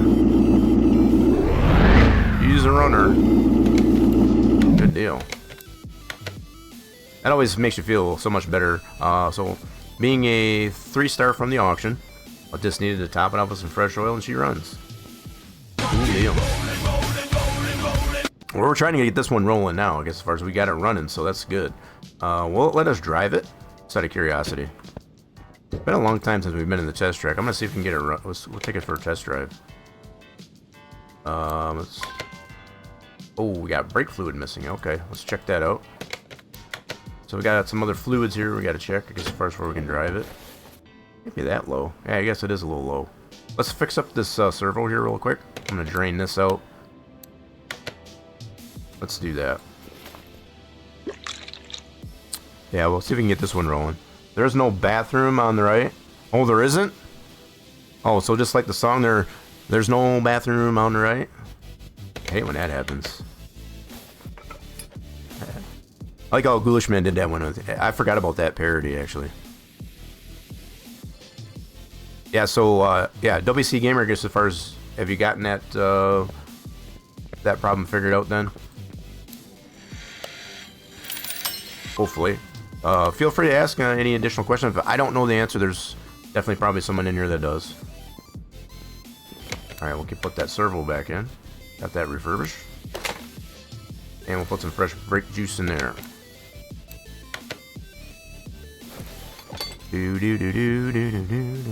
Ooh, yeah, get it. Really should be getting in there on the last second. You know nothing.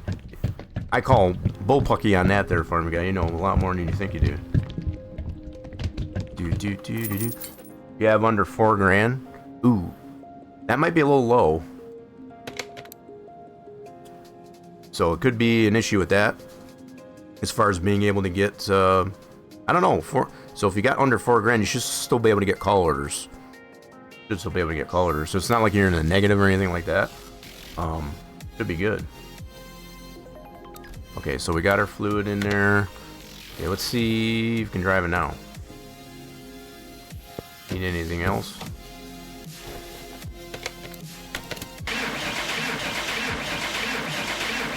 A little bit of a slow start. Okay, that's good there.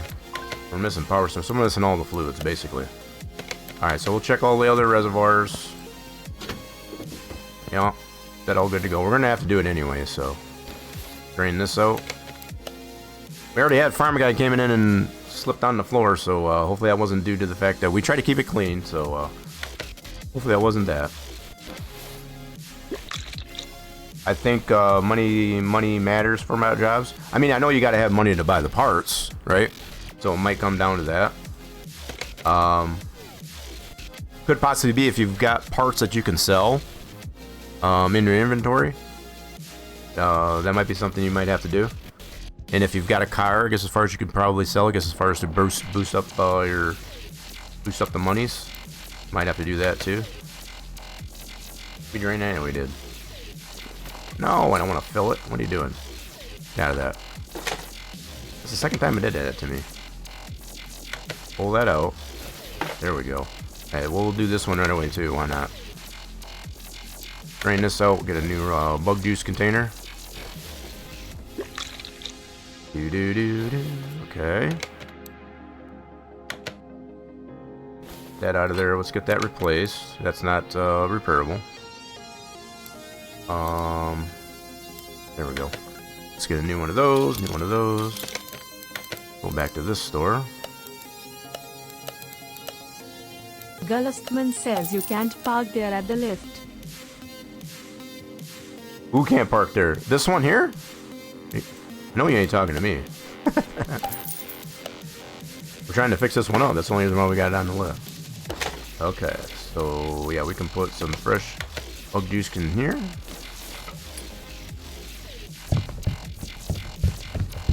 Yeah, farmer guy mentioned he isn't know nothing as far as I beg to differ.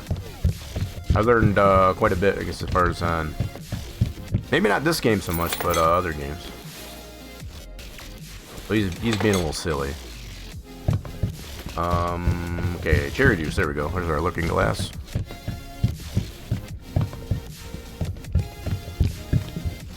And we may as well do the coolant overflow. Does it have that? No coolant overflow. What the heck? Say what? Okay, hold on a minute. Get this off of here. So it does not have a coolant reservoir. I feel like that's a flaw. It needs to have a coolant reservoir, I think. Yes, it definitely does need to have that. So we're gonna fix up the intercooler net. This one we'll probably have to get from the lift. Do that one. We'll do it. Gonna have to get it done anyway. Well, let me get it from here. Nope, it's got to be on the lift. It's kind of silly, I guess, as far as you should be able to take that front end off and be able to get that out of there. But game just gets silly that way.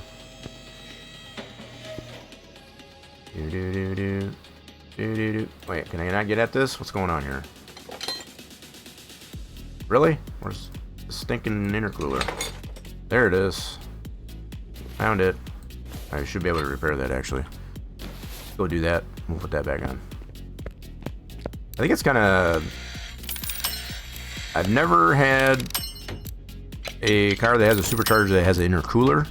That's mostly reserved, I guess, as far as for turbo engines. That's kind of interesting. It's got an intercooler on this one. Do. Let's put that back in.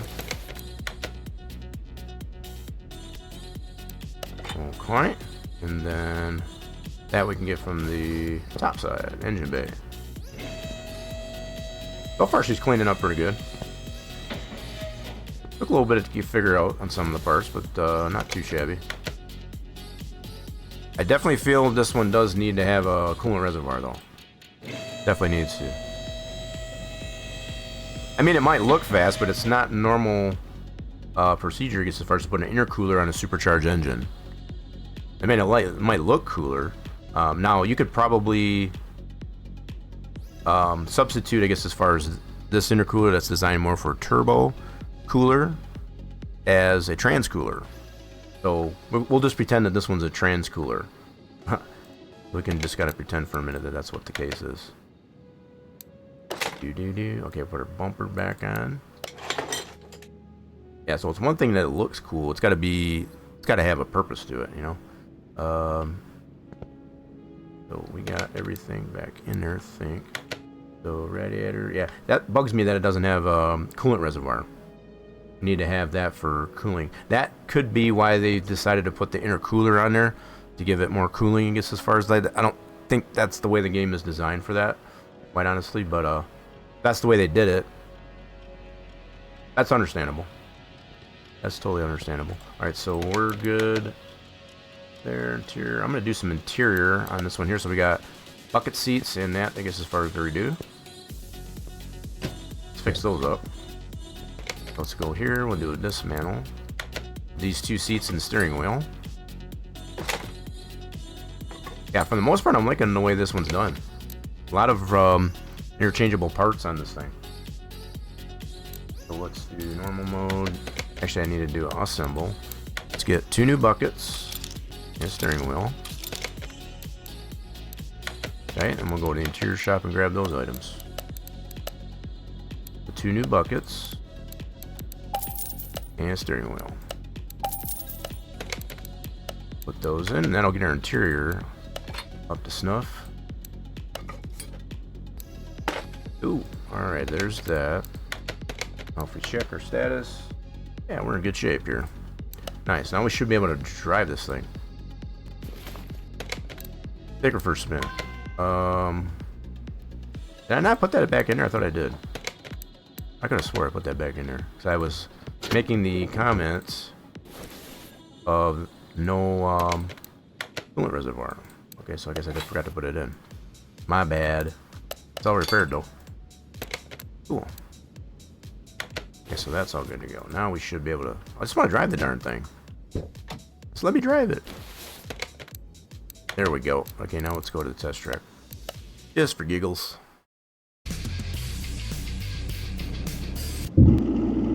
Okay. Let's see how she rides.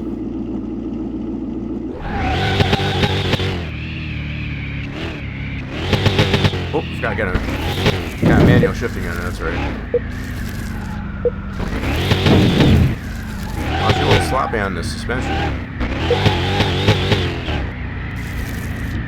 Whew, she's got some giddy up there, I'll give her that. She got some giddy up. She's got a little sloppy on the suspension. Lumpty bumps. Oh, whoa, whoa, easy. I just replaced those body. Whoa, that's been a while since I was a little rusty on that one. Let's see what our readout is here. What do we got? We know we got some parts we got to replace. We know that. Let's just make it official. And there you have it. Whoa, why did it blow black out on me? Hello? There it is. I don't know why it did that. That was crazy. So there you have it. We got a mix of orange and yellow parts. Okay, we're going to get that all fixed up. Our next contestant is... Come on down! Yo! Appreciate the follow there, WC Gamer. How do I look at the checklist? Which checklist do you mean as far as your shopping list? You want to go to your radio window? So for me, I guess as far as it's just right click on the mouse, shopping list, and then you got it here. that's the one you mean, as far as your checklist? It's the only one I can think of. So if it's anything further than that, there, WC Gamer, let us know. Alright, so we got this one all queued up as far as to know. Man, I was so rusty at that track, though, I'll tell you that. Let's go ahead, and we're going to pull the engine out. We know all that stuff runs. We just want to get her refurbished. And that reminds me, I'm going to have to take this one off the stand so we can work on this engine. Take it off. No problem. So the other thing I do want to do is clean up some inventory. We got some parts here to scrap and sell. Alright, so that's after... Some of that's from that GTO we worked on earlier. For a car I'm working on. So the checklist for the particular car you're working on. So like, let's say for example, you're working on... Whoops, my bad. You're working on this car, right? All you have to do is, once you're in front of the car, just do your car status, right? I think this is what you're talking about. You can check your parts list. So this is the other checklist as far as to see what parts still need to be dealt with as far as condition. So we just did the test track over there to help us populate, I guess, as far as what condition other parts are in. So if that's the one you mean, yeah, please clarify if that's the one you're talking about. So yeah, just have to be near the car, right click, car status, parts list. That's your other parts list there. Now if you're working on a call order, that's going to be a little bit different. So that'll have a status in there, I guess, as far as of what parts still need to be discovered and such. That'll be a little bit different. So if it's your own car, you do it the one way. If it's a call order, that'll be another way, as far as get it the status of it. So hopefully that explains that a little bit. Sounds like a story car he is having trouble with. Yeah, that's what I was thinking there too, dear Jack. So I wanted to differentiate if it is a story car from a call order or if it's your own car, because that'll make a difference. Yeah, we want to drain the oil on this thing. So it is a call order? Okay, so if it's a call order, in fact, I'll do this. I'm going to put this away. Put him away for a second.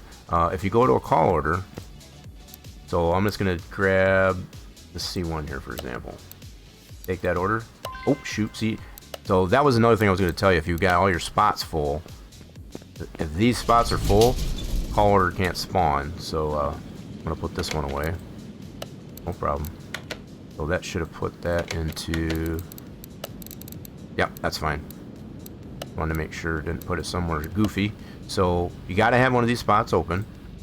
Bring in a call order, which I'm sure you already were aware. So now we can take... Oh shoot, where'd that go? This one right here. Take this one. That'll spawn out here. Now to get the information on the call order, same thing. Right click, car status, go to the call order right here.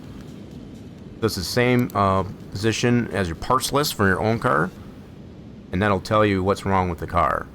That'll give you a checklist as far as what still needs to be discovered and what else you got to replace on it and such. So that's how you would do that. So a little bit different as far as depending if it is a call order, like you already confirmed, and your own car. So this one here, I don't know, maybe we'll fix this one up really quick. This one just needs some body panels. Okay. So it needs an engine cover. Oh, I always forget those things flip forward. So engine cover. Yeah, that one's shot. Alright. We'll get a new engine cover. That one's not repairable. So we're going to go here. D1. Get a new engine cover for it. We'll fix this one up really quick. A little bit of a side mission. Just to kind of go through the motions. So yeah, anytime you want to see what is going on with this one and what's been done, just go to that call order. That'll tell you. Front bumper, front clamshell. This should be the interior. Yeah, this one's done. Front clamshell is going to be the interior, I believe. So that's gonna, yep, that's going to be this guy here. That's repairable. Cool. All right, what else is on here? Front bumper, front clamshell's already out, so front bumper. See what condition that's in. We'll just go through the motions here really quick. So that was also repairable. Body parts. Left door. Get that off. Let's put this down here for a second. Left door. That's all repairable. All the doors anyway. So car status, right panels. Door window, hood. Take the hood off. That's not repairable. Okay. Left headlight, rear bumper. Left headlight. That is not repairable. What next one? Rear bumper. That's this guy. Okay, we can fix that. Our status. So hopefully this is giving you a little bit of a clue of how that works. Oops, I didn't mean to do that. So right headlight and trunk. Right headlights. So that trunk is repairable. Right headlights. That is not repairable. So both headlights are not repairable. Body parts. Trunk and windshield. So let's get the windshield out. That will replace right away. That is not going to be repairable. So let's do... Nah, let's do it this way. Assemble. There we go. And this one, we want to get a new windshield. Cool. Now let's go fix up these parts that we can, that we just took off. Nice. So, you got a hang of it there, WC? Just, if anything is not making sense, and just feel free to ask. That's what we're here to try and help. It's been a while since I've had to do a call order, so I'm a little bit rusty. But, that's all it entails. It's got to go to that phone icon, I guess, as far as when you right-click on the radio menu. There we go. We got those parts fixed up. Let's go get these back on the car. Alright, so our hood is... Ooh, that did not. So we need a new hood. Get ourselves a new hood for this. And both headlights, I think, were shot. Yep. We'll get new headlights.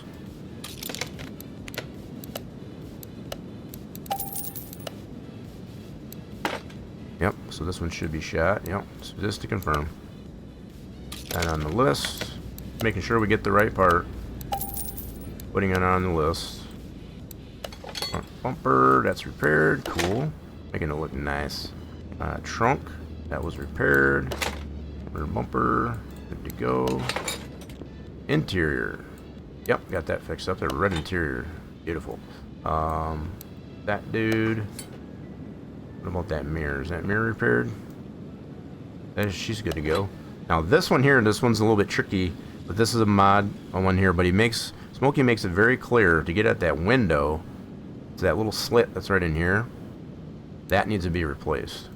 So we're going to get that on the list. So there are some parts like this on some mod cars that have... It's kind of tricky to get to the part. You got to kind of hover over it like that. Now that's replaced. See how we're doing on our status. So that's all good. Got that all done. So this one needs something with the gearbox though. I'm gonna have to get it out on the lift for that. I'll leave it right there for the time being here. Let's swap out. Let's swap out. Let me in. Oh, we can put it on lift too. Nice. Gotta make that room for that. Let's bring her on to lift 2 and we'll check out that gearbox. All jobs are done. How do I complete it now? Okay, so we're getting to that. So if you stick around here for a second, I'm going to fix this one up here to complete it. We're not done with it yet. It'll give you the option here to finish the order. Down here. Right? We always want to make sure that it is done though first, so that you can get the full accomplishment for it. But right now we don't have it done, so we don't have all the faults done to it yet. So we're going to get this up on the lift and check that out. But once that's all done, that button there will turn green, and then you can finish the order. I can finish it right now if I wanted to, but it's not done, so I don't want to do that just yet. So let's go into here. Get this gearbox out of here. So it says struggling to find gears, so I'm assuming it's going to be either the gearbox or maybe some of the clutch components. So even without doing a test on it, we're just going to do it this way. We're going to go with our gut instinct to know that it is related to this.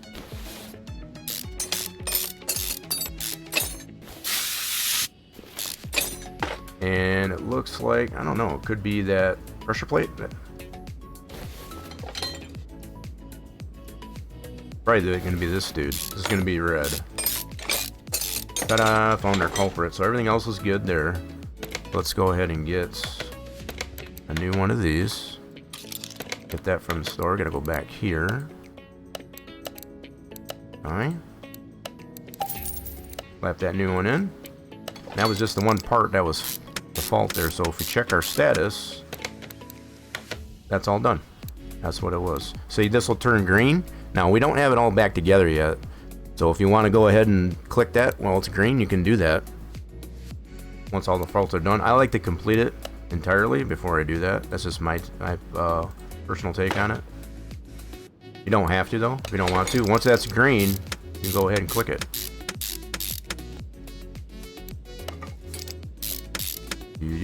I'm one to not do it, you know, halfway. I like to go all the way with it, I guess, as far as so once I take something apart, replace the part, of course you gotta go put it all back together. I like to return it better than it was when I received it.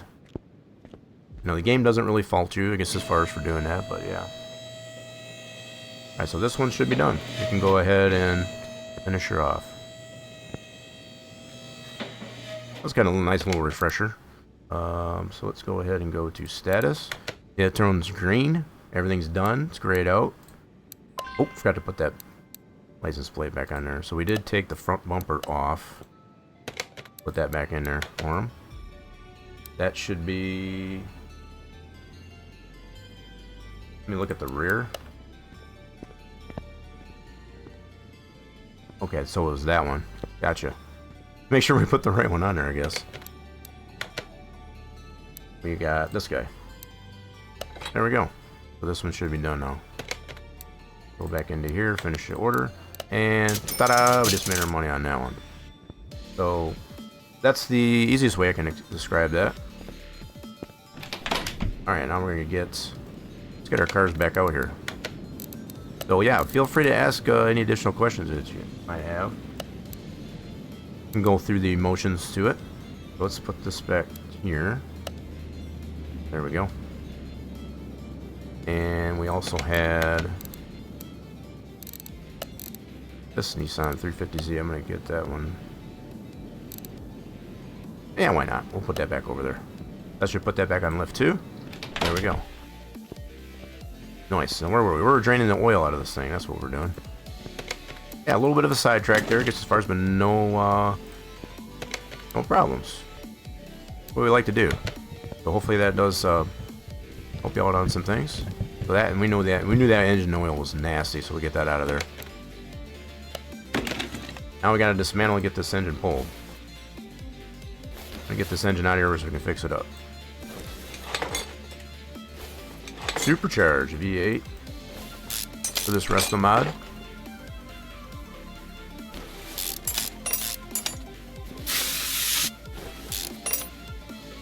Look at how nice and straight across that drive shaft is too. That's nice. So no pitch on that one at all, hardly. All right, that should be enough to get that pulled out of there. Oil's drained, all that's dismantled. Let's get her pulled out. I'm liking this one so far. This is really well done. It's got a lot of detail to it. I like it a lot.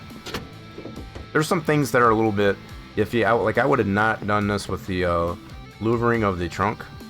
That's kind of weird, but other than that, that's minimal. All right, let's move this over to here. I think if we wanted to, you could probably put the non-vented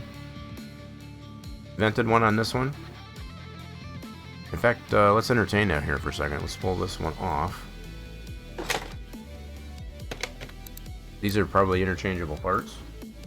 So if we put just the trunk on here, let's look at the trunk for this one.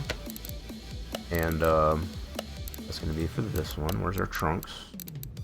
Let's just do this. Since there's so many parts on this one here, I'm going to type it in. Here's all of our different trunks we can get. We can get a shaved trunk, no badge. So chrome locks. This is freaking wild. Shaved trunk. We got three different versions of a shaved trunk, so you got different spoilers on it. Wow.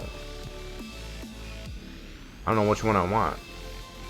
So here's the louvered ones. I think I want this one right here. Got a little bit of a spoiler on it.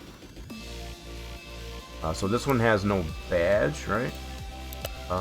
So we do have ones with no badge as opposed to with the badge. Let's try this one, just for the heck of it. Put that one on there.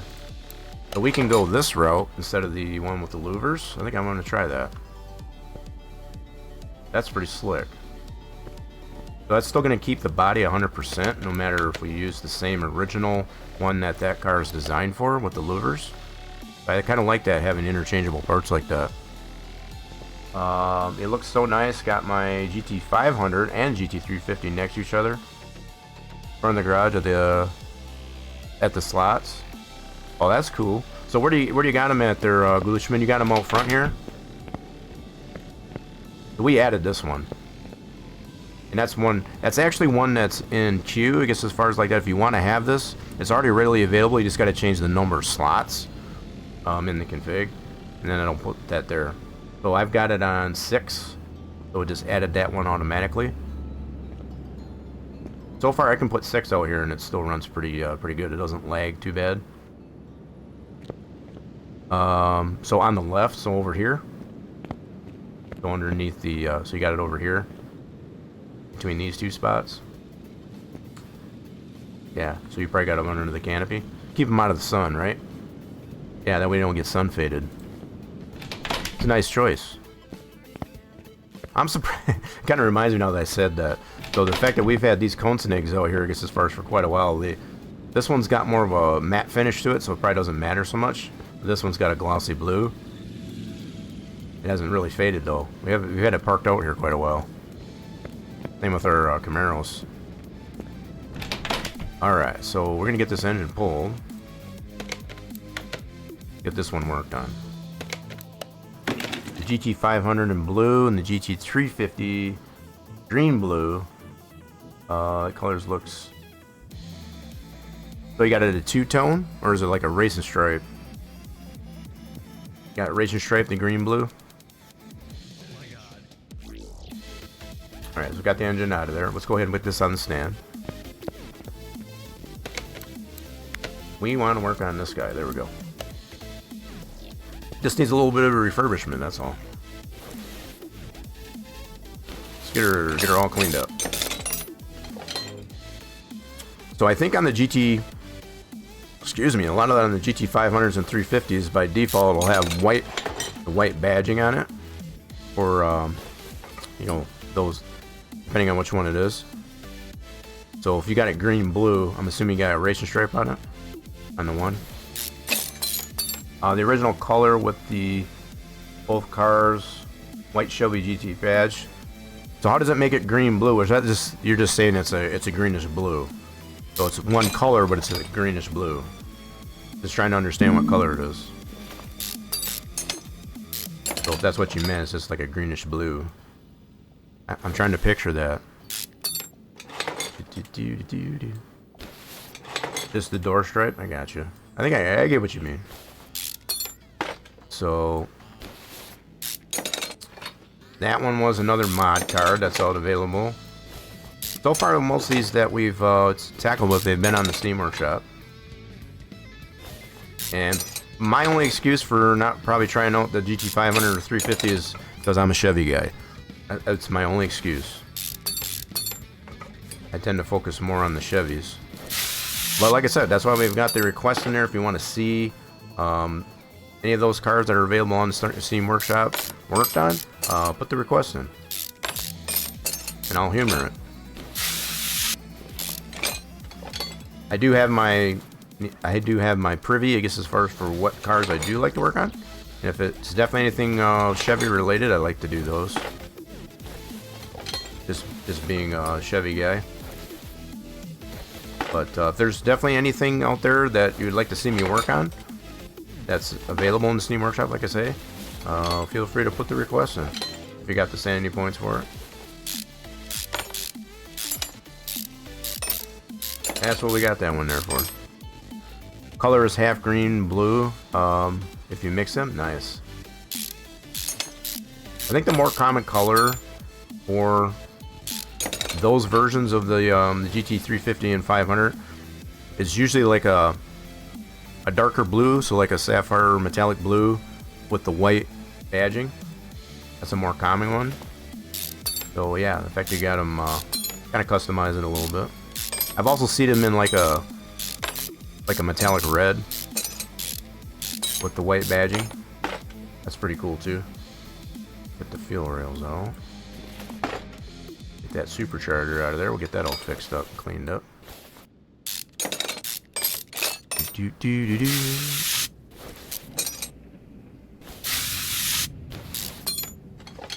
Oh, easy there now. Let's get that intake out. Timing cover out. So far, most of these parts are repairable. Cool, nice, I like it. So some parts on this are going to have to be just flat out replaced because they are not repairable. These cams should be repairable. Yeah, for the most part that we've come to find, the center-oriented cams, those are usually the ones that are not repairable. Most of these that are overhead usually are. So, should be good to go to be able to repair these cams. Sparkulators will obviously have to get new ones. You're off to work. See you later. Don't work too hard there, farm guy. Appreciate you sticking around before you head off to work. Yeah, don't work too hard. Watch yourself out there. Let's be careful out there. Alright, let's get this one off. Are we missing the exhaust manifold on that side? I think we were. No, we couldn't have because we got it running. Never mind. Never mind. What's your least favorite engine part in this game? I feel like I'm gonna mess up that name. Is that 10 action? 10 action? 10 action? Yeah, I might be saying that wrong. What is my least favorite? Man, that's a tough one. Least favorite part overall? What is my least favorite part? Probably maybe push rods. Push rods, as far as building a valve train. That's probably my worst, my least favorite part. I would have to say, initially here, push rods. Either between, it's kind of a toss-up between push rods and rocker arms. Yeah, pistons in that I don't mind. Especially the way this game is designed, like, you put the pistons, and then as long as you got the pistons and the rings, it'll just combine those. But the fact that you got to do those separate. So I would have to also have to say, in this game as well as reality, I don't like to do push rods and rocker arms. Those are a pain in the butt. But it is a necessity. Push rods and rocker arms. So same for you? That's interesting. That's the only one I can think of right off the top. You know, so it doesn't matter which engine. A lot of the overhead valve engines that have that to do, I guess, as far as, because in reality, as we know it, there's a lot more to deal with than what the game has you go through. You know, you gotta, you know, all your lag and your slop and all that stuff. I guess, as far as you gotta deal with that. You don't have to do that in here, which is kind of nice. But yeah, just putting them in and taking them in and putting them. So taking them out, putting them in. Just the fact that there's so many of them and it's very tedious. It's probably my least favorite. Everything else is, you know, pretty close, second or third. So probably my next least favorite would probably be rod caps. You know, just because there can be so many. So between crank bearings and rod caps would be my next in line, I guess, as far as the least favorite. You know, we do understand it is a necessity. You know, it has to be done in order for it to make the engine complete, no matter if it's virtually or reality. So, just something's you gotta have. But overall, in the game, it's the rubber bushings. Well, there's another one. That's another good one. Rubber bushing is going to be a pain in the butt too. I've gotten to the point with this one, we've done it so many times for suspension parts that I already know how many I need for whatever setup it is. So like for double wishbone front suspension, I know we need, with a subframe, that's going to be 12 rubber bushings. There's the one type of rear end that has all the different lateral and such control arms. Those have 8 of each type of rubber bearings, rubber bushings I should say. So doing enough of them, it kind of gets you in that mode as far as like, okay, I know how many I need of those. They're still a pain in the butt to put in. So no matter if it's virtual or reality. Get the crank out. So yeah, that would probably be on the list there too. Probably a close second or third as well. Since we were working on the engines there, that's this one doesn't have the push rods on it, so it's kind of nice. This one does have a lot of idlers though. This engine, that particular engine has a lot of idlers on it, yeah, for sure. Let's get this one all fixed up. What do we got here to fix up? The Hellcat V8 Hemi engine. I've done so much. You just buy all this stuff and redo the engine. Yeah, see, when you've got the... it's kind of funny, because I'm kind of the same way with like especially the OHVs. You already know what it's going to need off the start there. So it's like you just want to buy all the parts that you know it's going to need and then just rebuild it. But I also like to take the approach like I am now, as far as if it's repairable, I'm going to repair it. You know, just, I don't like to be wasteful in that regard. So if it is repairable, I'm going to do that first. And then, of course, if it's not repairable, then I'll buy it. I've gotten, prior to now, I guess, as far as we used to go to the junkyard quite a bit to find the parts that we needed. I've got enough money now, I guess, I don't even worry about that. But I know when you're first starting out, it can be rough, I guess, as far as you just want to go to the junkyard or even the barns, I guess, as far as to pilfer off the cars to be able to find those parts. You got to start somewhere. But that's kind of interesting there. Yeah, hopefully I didn't say that wrong. Is that 10 action? 10 action? Hopefully I'm saying that right. If I'm slaughtering that, definitely keep me honest. I try to take my best approach, I guess, as far as at the pronunciation of some of the new folks that come in, or just say X. We can say that too. That's even easier. Just call you X. I can do that as long as you're okay with that. We have plenty of folks here, I guess, as far as I don't mind a nickname for whatever it is they come in as.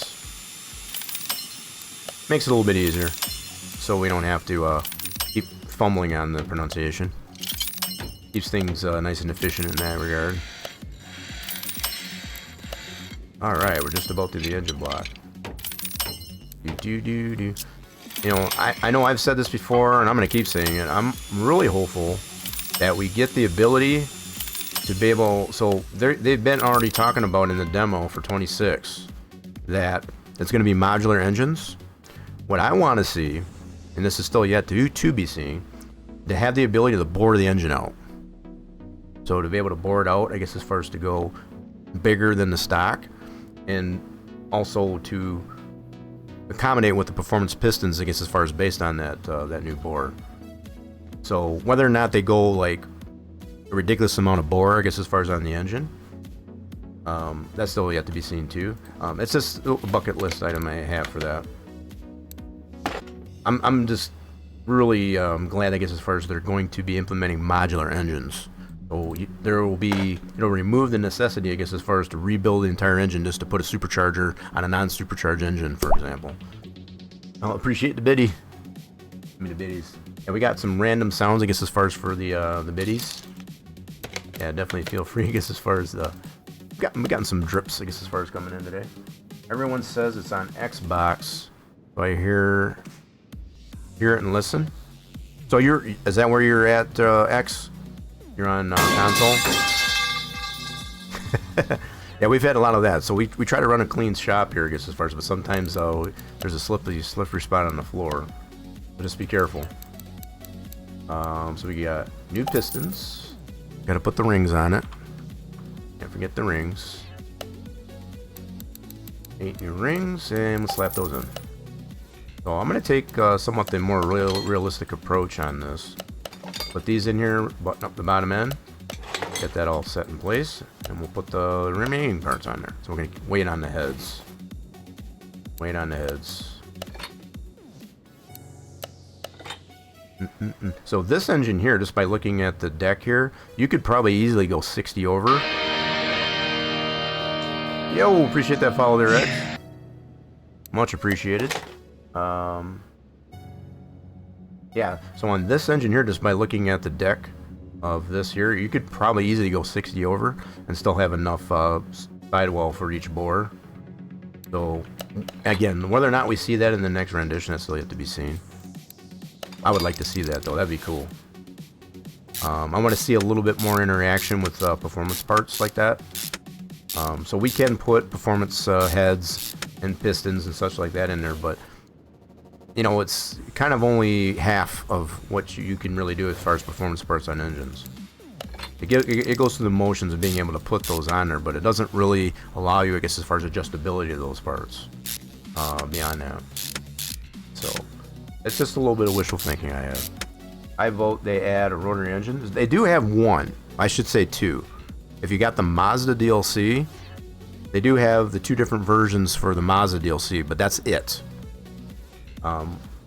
So yeah, to have more versions of rotary engines, to include maybe adding a Subaru, because we don't have any Subarus. You know, we got a lot of Subaru fans that come in here. Have, you know, even a generic Subaru model, I guess, as far as represented in the game. I'm sure a lot of those folks that like the Subarus would be happy for that. We need 4 new cams. Gears, there we go. Put those on there. We'll get some new belts. I'm gonna need to get that. Yeah, if you don't have the Mazda DLC, if you want some rotary engines, that's the only DLC that I know of that has rotary engines, and it's only 2. There's only 2 different versions. There's a we have that parked in our garage. We made a custom RX-3 that puts the RX-7. I might be getting the models wrong, but we took the one that had the more performance rotary engine into the lesser rotary engine in there. So we did a special of that one. That was kind of fun. So I did learn some things on rotary engines. I've never worked on a rotary engine IRL. This game does definitely cheat you and gives you the basics of what's going on with those different types of engines. So, post fact of me actually interacting, I guess, as far as with the rotary engines here on the Mazda DLC, I've been looking into, you know, physical rotary engines just to see if, the comparisons of how they got it represented in here, and it's pretty accurate. Pretty accurate. No, granted, it doesn't have everything in there.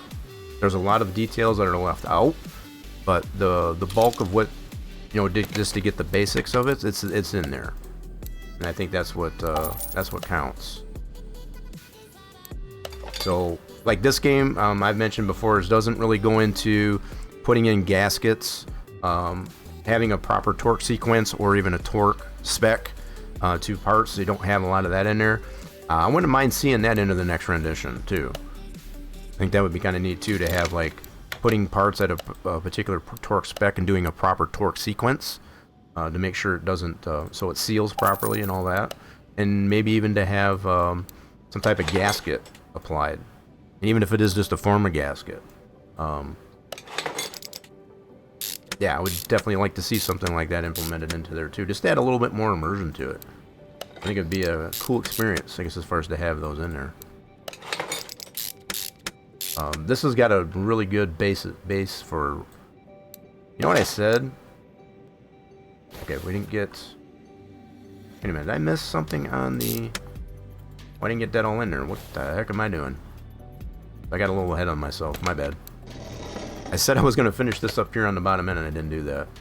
My bad. So I did get the crank bearings in there, I just didn't get all the rod caps in. I kind of jumped their gun there. See, that's another thing. The game doesn't really punish you. Well, that's probably a strong word. It doesn't really... demerit you or anything, I guess, as far as for doing things out of order. I think that's another thing it should, you know, like maybe you break apart, I guess, as far as if you don't put it in the proper order, as far as the sequence. Because normally that's what you want to do on a real engine build, I guess, as far as get your bottom end all tied in before you put all the top end stuff on. Because otherwise, nothing's going to line up. You're going to have a lot of slop and things, and you want to make sure you get proper rotation of the crank before you put all that top end on. You don't want to get too far ahead of yourself. I think there should be like a penalty. Like if you start putting other parts before other parts, maybe parts break to the point where you have to go back to the bench and repair it. And it costs money to get as far as to do that. I don't think that'd be a terrible thing to add, because there's a lot of truth to that in reality. Do they have a Chevy pack? I need LS. We don't have that. That's another thing I've been hoping for their X, is to get more LS engines.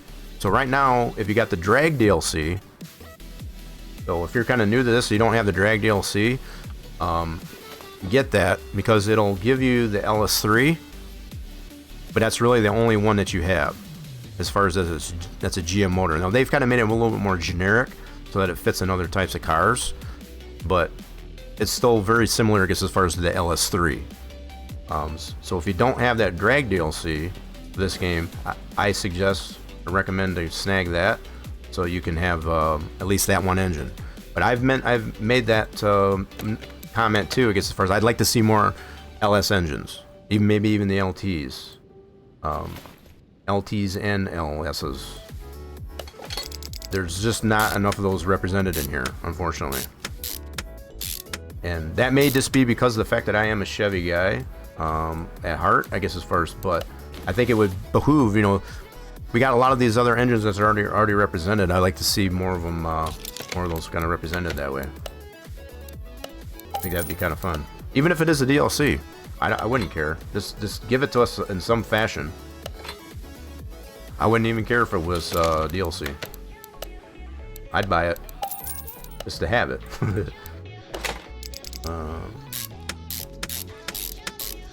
Okay, clutch bearing. Get this back end all buttoned up.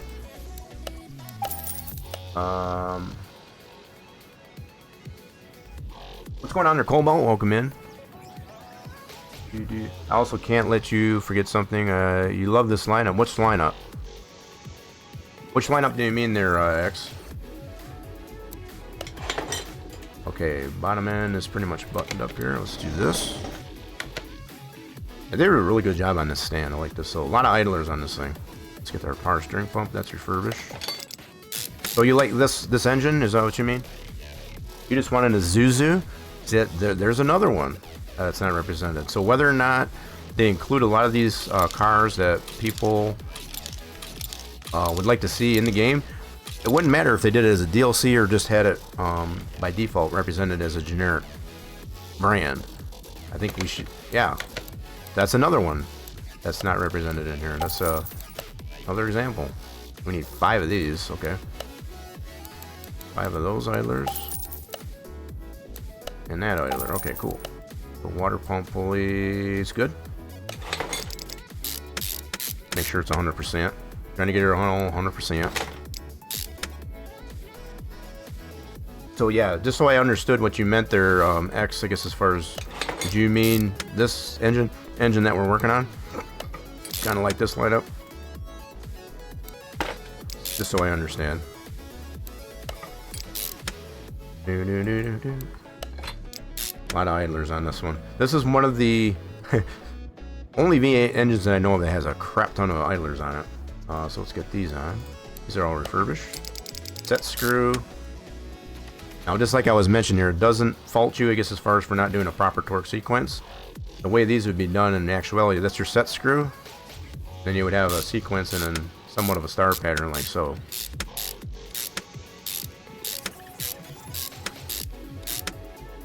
So something like that. So I like to do it like the way it should be done. So this one doesn't have this is not a push rod engine, so we don't have those to put in.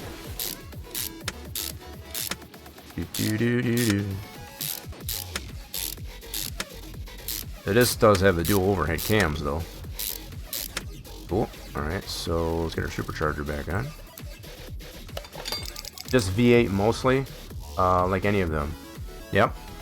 So they do got quite a few, I'll admit. You know, like this one here, this one's kind of more generic. It's kind of more on the LS1 side of things, I guess. Kind of more like the LS1 in comparison to the LS3. Maybe not exactly an LS1, but along the same lines of it. Like I said, they make these a little bit more generic. But it does have that LS1 vibe. Let's see. Belt. We need a new belt, yes. And we'll probably have some more idlers to go in.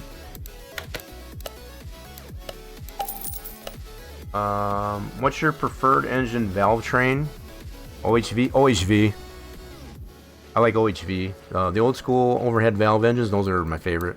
Even though my least favorite part to put in there is the push rods and rocker arms. So go figure. I do like those.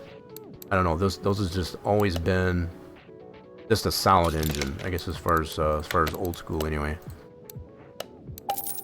Some of these new school engines though, like the Coyote engine and the Ford, and yeah, some of these newer engines that they're coming out with in the different manufacturers, some of them are like holy mackerel. I forget which one that's called that GM's got out that they're putting in the.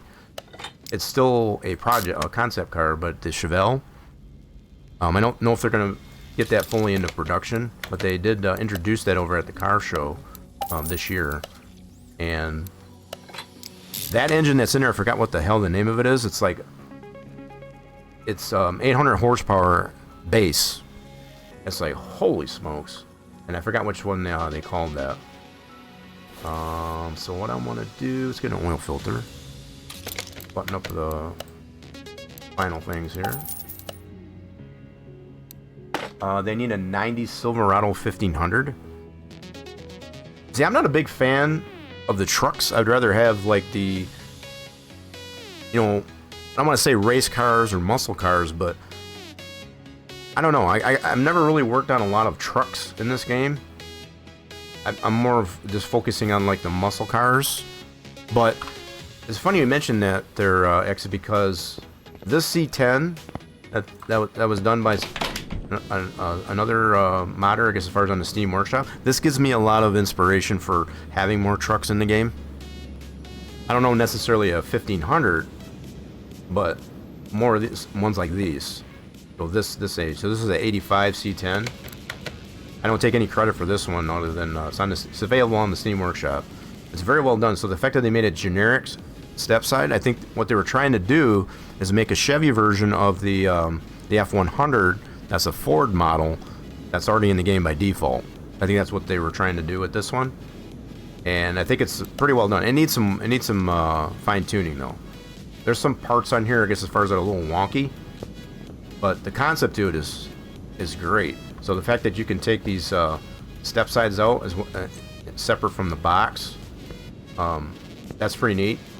I'd like to see, you know, like a flatbed option for this one. It doesn't currently have. So it does kind of allude to that, I guess, as far as with having more pickups like that. How'd you get the C10? That's on the Steam Workshop. Oh, so yeah, if you're on console, you won't be able to get those, unfortunately. Yeah, that's the only downside of being on console. You don't get those. So you got to be on PC to be able to get those mods. So that's unfortunate. But it is so inefficient. Dual air can with rocker arms. Which ones are inefficient? You talking about the old overhead valves? They may be, I guess, as far as, but they're just that so old school in design. You really like the shim over bucket dual overhead cam. I like not maintaining them. So you're talking about this one then. So it's just very simple. I think with this engine here in particular, what it makes up for not having valve train, it's got it on idlers. It makes up for in idlers, you know, as far as the bells. This has got a crazy amount of idlers on it. Alright, so we're gonna go ahead and get sparkulators. Can I not get sparkulators? Hold on. Go this route. There we go. Get some sparkulators on the list. Let's go to the electronic shop. Yeah, so that's kind of a bummer there, X, that you don't have have it on PC, because then you can have all these different mod cars. That's the one downside console. So whether or not we'll have, you know, I guess the Steam Workshop is kind of the unofficial mod hub for this game, especially if you're on PC. So that might be something else yet to see, I guess, as far as for 26, whether or not they'll have availability for mods on console. You know, we've already seen that they're going to be implementing a multiplayer aspect to it. I don't know if it's crossplay, but there is going to be a multiplayer aspect, which I think is going to be great, especially for having the drag option. You know, being able to drag against other human players. We still don't know yet, I guess, as far as if they're going to make a drag DLC as part of the base game, or if they're going to continue to make that a DLC. Either way, I wouldn't care. I'd probably still get it. I've had a lot of fun with the drag DLC on this game, so I'd probably get it for sure. All right, let's get the covers for these. It's got me addicted, I guess, as far as that's for sure. Yeah, that's a few. Yeah. So I think, like I said, on this one here, in comparison to the OHV engines that have all the push rods and rocker arms, this doesn't have all that in the valve train, but what that makes up for is in idlers. That's the only difference, really. Okay, so I think we got it all done here. Percolators are in, ignition coils are in, back end's done, top end's done, bottom end's done, front end's done. Cool. Alright, so I think we're ready to get this engine in the car. Did we fix up... Oh, we didn't fix up the front end. Or did we? Hold on a second. No, we didn't. So I'm going to fix up this front end here first. So it does have an ECU. Check that out. Where do they got that thing? Is that under the dash? They put that... They tucked that up underneath the dash. That's cool. Neat. So this being a Restomod 57, they got that ECU tucked in underneath the dash. That's where they got the fuse panel there too. That's slick. I like how they did that. So we did that somewhat similar to our Gen 2. We put the fuse panel underneath the dash on the other side of the inside of the firewall. We had to do that. That's just the way they used to do that. So that's cool. So overhead valve has more moving mass, and you can't rev that high. Right. That's what I like though. I'm traditional in that sense. I like all the moving parts there. And I can appreciate for sure, I guess, as far as the new technology that are in the newer engines, but it still doesn't take away from the fact that the overhead valve engines are my favorite when it comes to just that conventional design. Alright, we're gonna fix up this front end before we put that new freshly rebuilt engine back in here. Why not fuse box behind the battery? Well, this is a retro, right? So the fact that it's retro, a lot of these retro cars, for what this is trying to represent, a lot of those types of parts are going to be under the dash, out of the elements. I like those cars that are done that way, I guess, as far as to have those done that way. This way you don't have to worry about, you know, wetness, I guess, as far as getting it all corroded, stuff like that. If I have my choice, I guess, as far as to put all my electricals, I guess, as far as I'm going to put that under the dash. So it's accessible, but it's out of the way. Clean, makes it clean in the engine bay, too. Cleans it up there, because we don't have all that clutter, I guess, as far as in there. There's something to be said for simple and effective design. Yeah, absolutely. So the cleaner you can make it in the engine bay to make it less cluttered, that's the way I like to do it.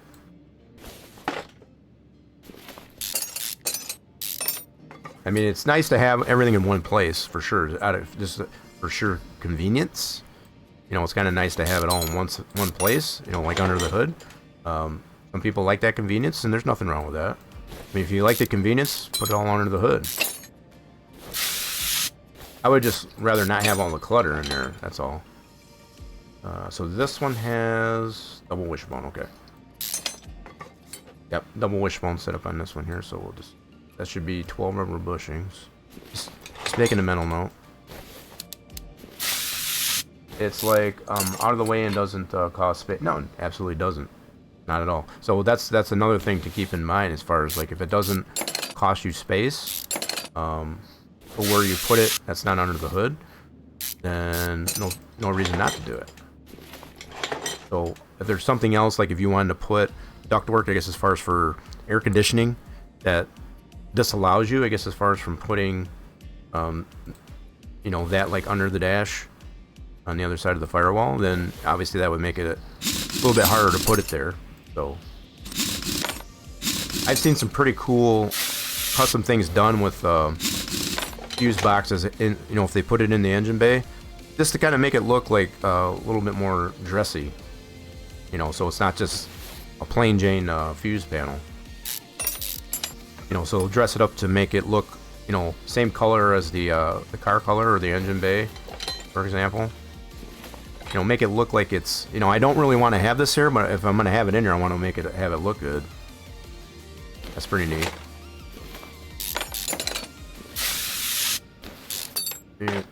So we get this all apart, we'll get this all refurbished. Before we put that engine back in here. Okay, get that shock assembly out. Oop, got a few rusty bolts on here.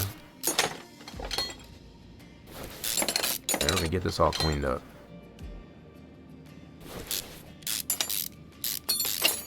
Tie rods. Whoops, one first.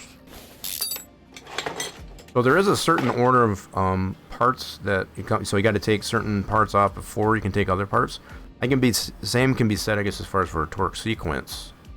If you don't do a proper torque sequence, putting the parts back together, that yeah, it should cost you. Like it should wreck that part to the point where you might have to repair it or buy a new one for not doing the torque properly. I think that would be kind of a neat feature on this thing.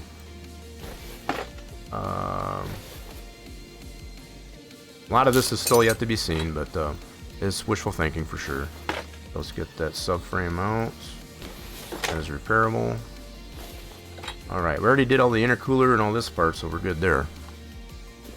Just got to do all the suspension parts. So we should have some rotors here to be machined. Get those done. Let's fix these parts up. How much parts should really have a torque sequence? I know about torque spec, but not about the sequencing and how. So the general rule of thumb, if there isn't a manufacturer recommended torque sequence to make sure there's proper pressure applied to the part being fastened, the general rule of thumb is to go in a crisscross pattern. You never want to go in a straight line because you're putting uneven pressure to the part being fastened to another part. That's the general rule of thumb. You can wreck a part or twist it out of shape when you don't apply a proper torque sequence. So it's one thing to do the torque spec itself to get a proper foot-pounds or whatnot, but it's another to do it in the wrong sequence. So you can definitely put too much pressure on one area of the part that you're trying to fasten and warp it out of shape to the point where it's not going to seal properly. So this is the general rule of thumb, I guess, as far as that's the best way I can describe it. It may not seem like it, I guess, as far as when you're putting the part on there, but you can actually warp it out of shape if you don't do a proper torque sequence. So just taking that general rule of thumb, you know, without using a manufacturer recommended torque spec or torque sequence, just go in a crisscross pattern. Just like when you put the lugs on for your rims, you want to go opposite of each other, not in a circle. For example, you want to go one and then do the opposite to that, and so on. Same idea for parts on an engine as far as torque sequence. Just that general rule of thumb. Let's get this one. Let's see. We're gonna need some new brakes. Brake pads. This is for the front. Oh, that's a force I have it. Go here. Let's do some new brake pads. We need new brake pads. Let's get some new wheel bearings. Well, this is just for the front for now. Get two new caps because it is a rear-wheel drive. I need 12 rubber bushings. Done this enough time to know what we need for the different setups. 12 of those. Okay, and then we need tie rod stuff. That should be both our rotors. Get some tie rod stuff. So we need 2 sets of these. Gotta take our shock assemblies apart. Get those done. Over here and get those shock assemblies done. You always do a star pattern for my rims. Yeah, that's hand tighten in a star. Torque to spec in a star. Yeah, same thing. So that's the same idea that you apply to other parts that you fashion on your engine build. Same idea. Instead of it being in a circle or a star, it's just crisscross. Let's get this other one. Right. Yes. Okay, so let's get some new parts and rebuild these. Man, that's such a force of habit. I go into there instead of my inventory. So we're gonna go here. We need this one, that one, and some springs. Yeah, so I got a couple sets in here, I guess, as far as from... We didn't scrap out all that other stuff that we had earlier. My bad. No problem. So we got those on the list. Let's go ahead and get these from the store. We need 2 new ones of these. 2 new ones of these. And 2 new ones of these. Did I do this wrong? I hope I didn't do it wrong. I might have done this wrong. Take that off. Please. Whoops. Join. Thank you. Hope I did this right. We're going to find out. Join. We're going to find out. I just kind of never opened up an engine. And I probably will in a few weeks. So in actuality or virtually? Or both? Okay, so yeah, we don't want to put those back together. Okay, we got those 2 back together. Okay, let's see what we got here.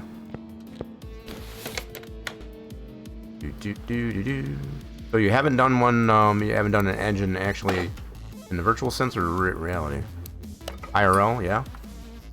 Well, you'll know that. Just use that general rule of thumb. Now, there are certain manufacturers that have a recommended manufacturer spec. Torque sequence and spec. So you definitely always want to go by that if it's available. But if you don't go by that, just use that general rule of thumb. Let's see. Now, torque specs is going to be different from one manufacturer to another. So depending on the materials that the parts are made out of is going to dictate somewhat, I guess, as far as how much torque spec you put onto a part. Generally, if it's going to be a softer material like aluminum, it's going to be a less of a torque than it is going to say like a cast steel or iron. If it's an alloy, like if it's a aluminum alloy kind of combination, it's going to be, you know, vary between the aluminum and the cast steel or iron. So that's, again, just a general rule of thumb when it comes to that. I can't really give a definitive number on what those torques will be, because like I said, it's going to vary quite a bit from manufacturer. So let's do, always go by your manufacturer recommended spec. You never go wrong with that. They're the ones that put it together in the first place, and they know what's going to break it and what's not. That's one way to put it. So let's get this on there. You're going to do the timing chain of my car, which also means the valve cover needs to come off. So what kind of engine are we working on there, Cobalt? Are we talking like an inline engine, like a, or like a V8? We need some new end links.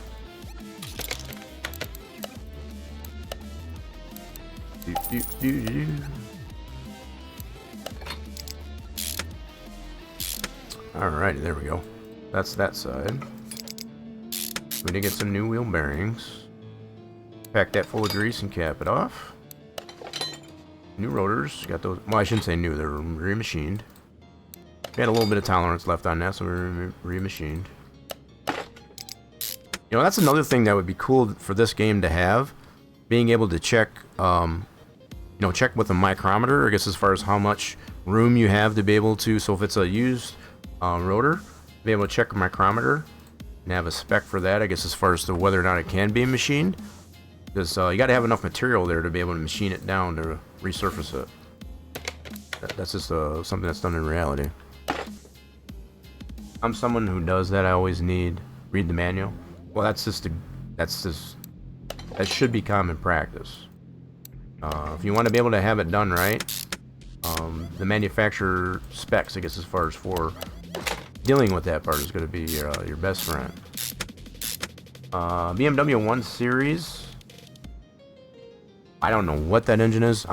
Like I said, I'm a Chevy guy, so I'm not familiar with that one, but sounds interesting.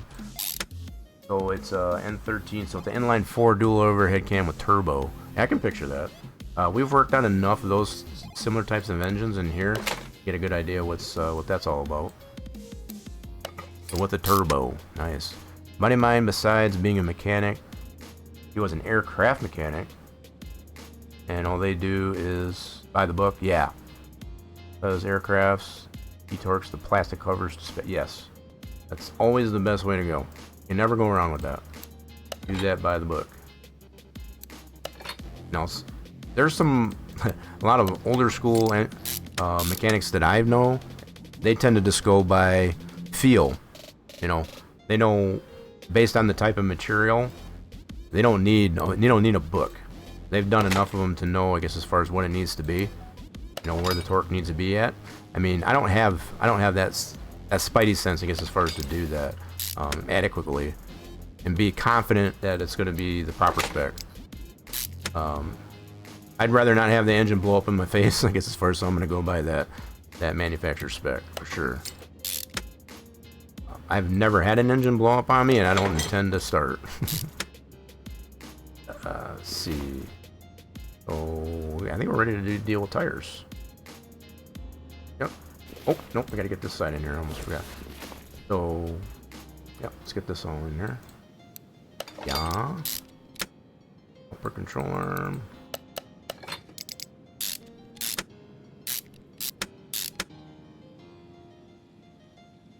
Alright, all that's in there, just making sure. So some of these parts here, you only have to put them in minimally, I guess, as far as to make sure you can put the tire on. I just want to make sure I had it all in there. So we're good. So we can pull these front tires apart. Get these rims refurbished. Your E30 doesn't even run? What's an E30?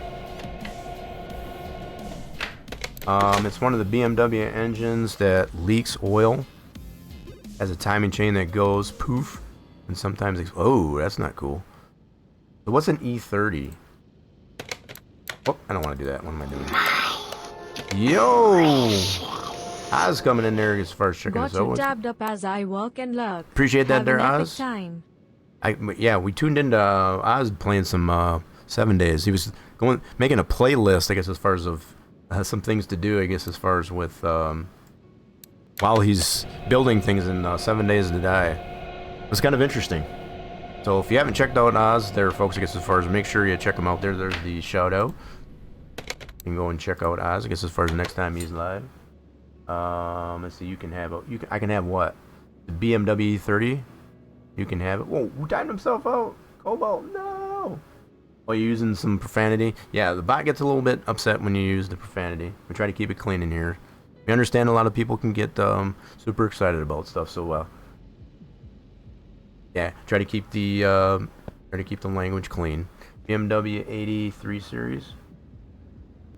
Yeah, it's telling me that you had profanity, so we try to keep it clean in here. I know some people do get excited, so we've had to make sure we keep it clean. Is all. We understand, I guess, as far as it sometimes slips. I do that myself. I try not to, but sometimes it happens. Okay, so a BMW 83 series. So it's an 83 series. We have that. Don't we have that that car represented in the game? I believe. I think we do. We got a BMW 3 Series. I don't think I did anything wrong, but wasn't what else? Yeah, it's just telling me that the reason was profanity, which means he must have swore. Used a cuss word. Yeah, so even if it was, I don't want to say it, as far as there's some choice words that we try not to use in here if we can help it. So yeah, we just got to just be careful with that. It just timed out just to let you know that's not acceptable here. So we got those fixed. We got to get some new tires for the front. So those were, I got to make sure, so I think front mount, we got to get some sport tires here. So what size were those? I just got to make sure. Oh, they're the same all the way around. 255 wide on all four corners. That's crazy. 25, 18. So they're all the same size on all four corners. Okay. So let's go here. We'll go to the tire shop. Oh, I know what I want to do. Hold on. Let's go to my inventory. Go to tires. That's going to be 55 to 18 inches. These here. That seems kind of wide tire, I guess, as far as for that. That's usually ones we've seen on the rear cars. Anyway, so let's go to the tire shop. Still the wrong store. Tire shop. 255, 45, 18. 18 inch. And I guess we'll just get 4 of them. They're all the same size. 4. 255. And it works as long as we got 18 inches. 255. 4 of them. Cool. Since it's the same on all four corners, we'll do the same as for the back. Cool deal.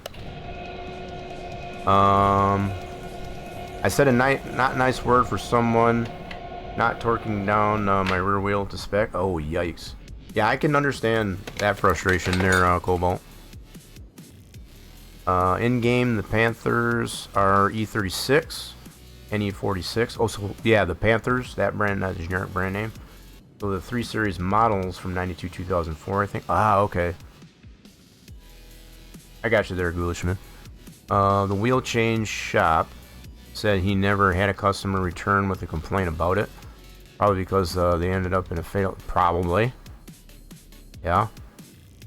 So they were too loose then, their Cobalt, as opposed to being... so they were under-torqued. Yeah, that can definitely cause a wheel to come off. It's not good.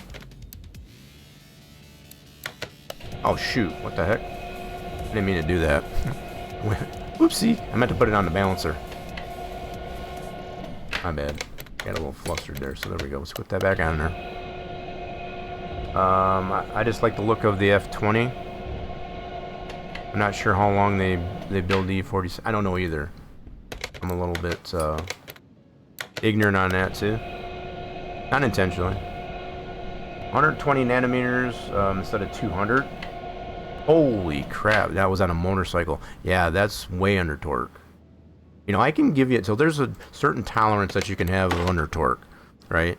So I would say even if it was within 5 nanometers, I guess as far as the torque there, that's acceptable. It's not safe, but yeah, that's way under torqued. So yeah, that's terrible. Let's get the install. Okay, let's get them balanced. Gotta have the balance. That's a 200 horsepower motorcycle. I mean, even though it's a motorcycle in comparison to a car, it's still the same concept there. You gotta have it properly torqued. Otherwise, you're gonna get wobble. It's gonna... So even when you balance the tire and rim together, if you don't torque it back onto the hub, I guess as far as you're gonna get vibration, and that vibration can cause it to come even looser. Yeah. So not good. Place that did those tires on that motorcycle, they should be ashamed of themselves. So the E30 is the brick 3 Series. If you see one, you know it. Well, is that right? Lots of motorcycles are 90 to 125. Just mine. So most vehicles, and this is just a general rule of thumb here, I guess, as far as most of your tire specs, your lug nut specs on tires is going to be in between 90 and 100 nanometers, or foot-pounds of torque, I should say. That's a general rule of thumb.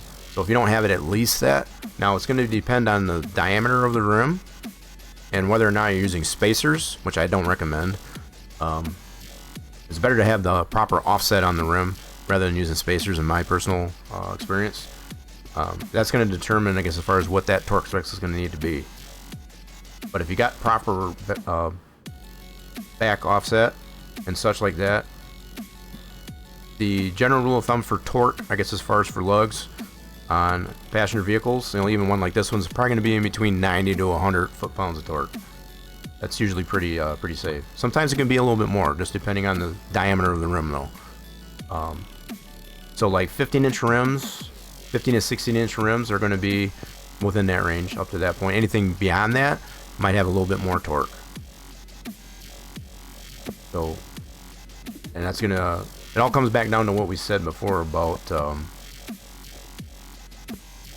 manufacturer specs. Always go by that. They're gonna know. They know how their products are built and what the torque specs tolerances it can handle.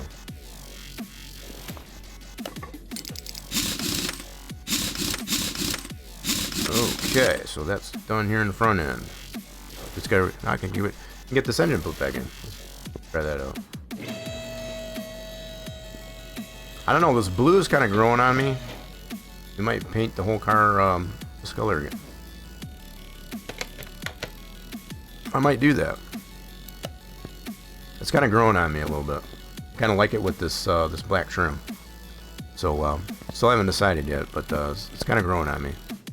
Oops, let's get this engine off the stand. Lots of motorcycles, not yet. So on my motorcycle, you have one nut and one bolt axle. So I suppose it gets a bit more extreme. There's all the way. Yeah, so if you only got one lug, one big lug, that's going to probably require a little bit more torque.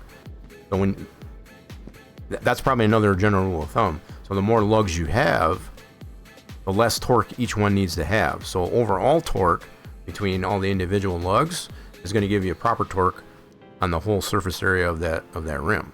So yeah, obviously with one lug, you only got the one surface area, I guess, as far as between the rim and the hub.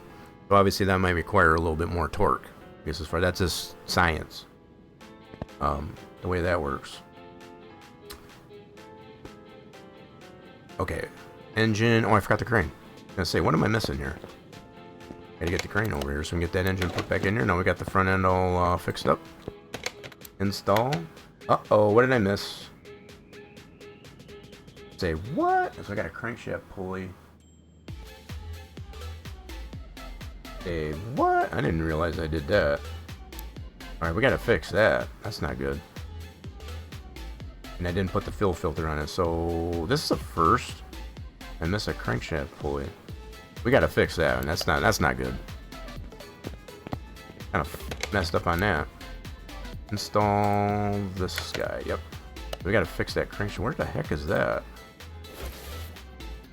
Crankshaft pulley. Is that gonna be in the timing? Don't tell me I gotta take this all off. How the heck did I miss that? So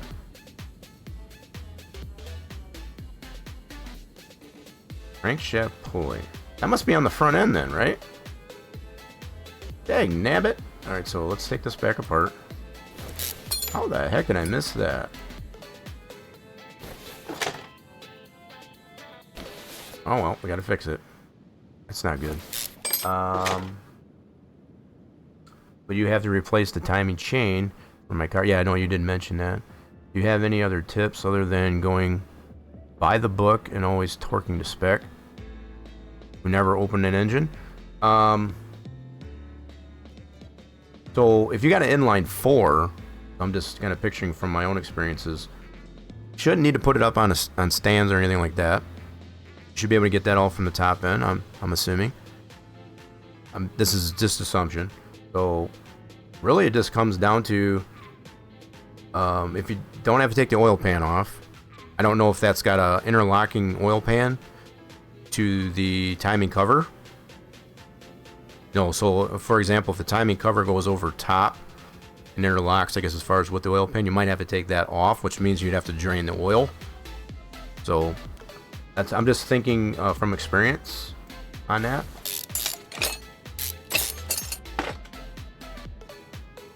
But as far as the way that engine works itself, I'm only generalizing, I guess, as far as other inline 4s that I've worked on that are non-BMW, I guess. And based on what I've dealt with in this game, that's all I can go by as far as that engine. So don't take anything that I say, I guess, as far as to just be like, oh, I'm going to have to do that. You may not have to.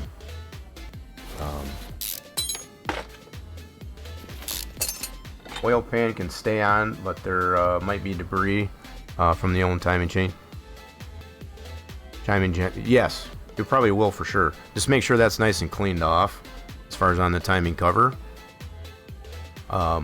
Just so you don't get junk in there, because that's going to be all in the front of the engine, I guess, as far as the timing cover. So you should be okay there, I guess, as far as. But I think you said too, you're going to have to take your valve cover off in order to get that timing chain off. So that's another interlocking part. So that's top end as opposed to bottom end. So I would probably make sure that if you have to take the valve cover off to get the timing cover off, and then you don't need to do anything more to the valve train, just cover that up while you're working on, I guess, as far as it's another general rule of thumb. Cover that up so you don't get a lot of junk getting into your valve train. Just use some simple plastic. I try not to use anything that's of cloth, you know, even a microfiber towel, because you can still get contaminants that are on those types of materials that'll get into those parts that you don't want to. So usually using like Visqueen or like some type of plastic to put on there, like open up a Ziploc bag or something like that and put it on there, maybe even a trash bag that's clean out of the box. That's usually a fair way to go. That's the approaches I take, just to safeguard getting any gunk that I don't want to see. Though this is a perfect example here. I have to take these valve covers off, get that timing cover off. That's probably what you're going to have to deal with. I think you already mentioned that. But I do have to take these head covers off to get that timing cover off. That means I got to take all this back off. I don't know how I missed that crank pulley though. That's what I'm scratching my head on. Kind of felt I got that all replaced, but apparently I did not.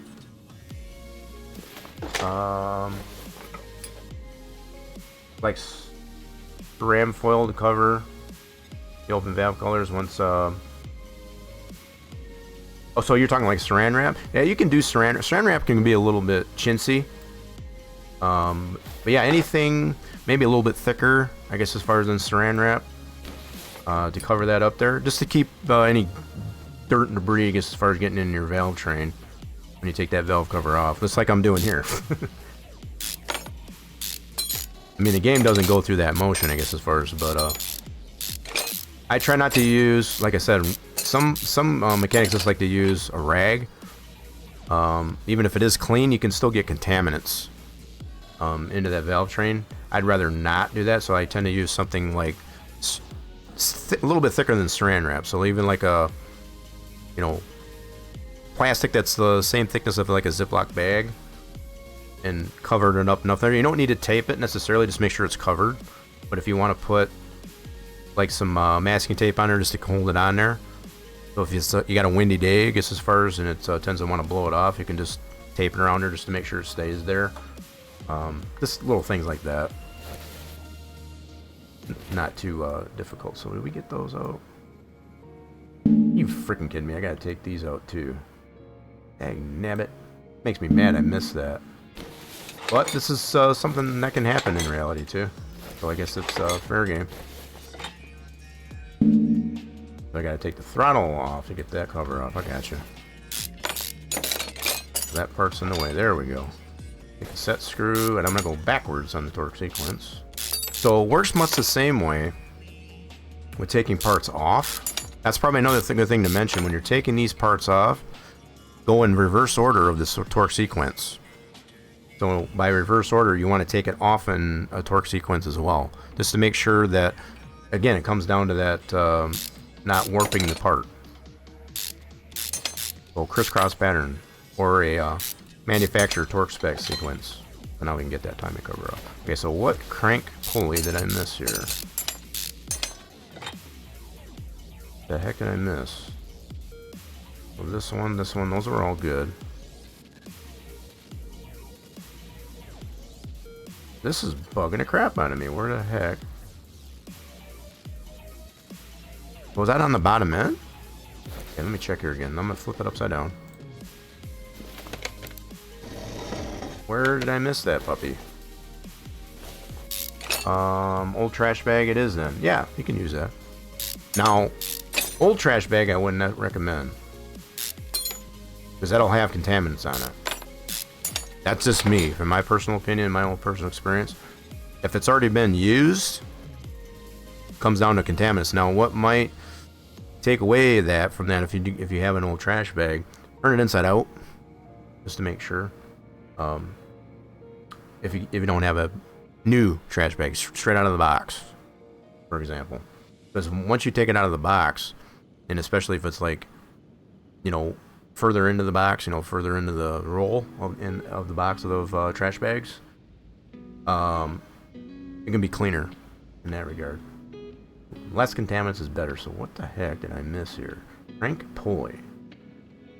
Freaking kidding me?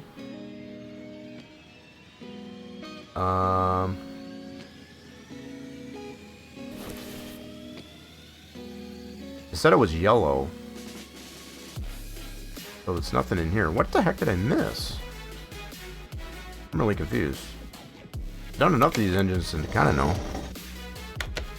So it wasn't these. I thought maybe it was something like these. I know I replaced those. Timing belts are good. What the heck, bro? Or was it... Nope, we got those done. I'll be dipped. I'll be dipped in mayonnaise. I don't know then. Alright, let's put it back together just to see. I thought maybe it was going to be in the timing cover there. You know what I mean? Clutch bearing? It was saying crank bearing. Yeah, when I had it on the crane, it was saying crank bearing. Which would be... Okay, let me see here. I was pretty sure I did. No, that one's good. Clutch bearing's good. Clutch itself. I have no idea.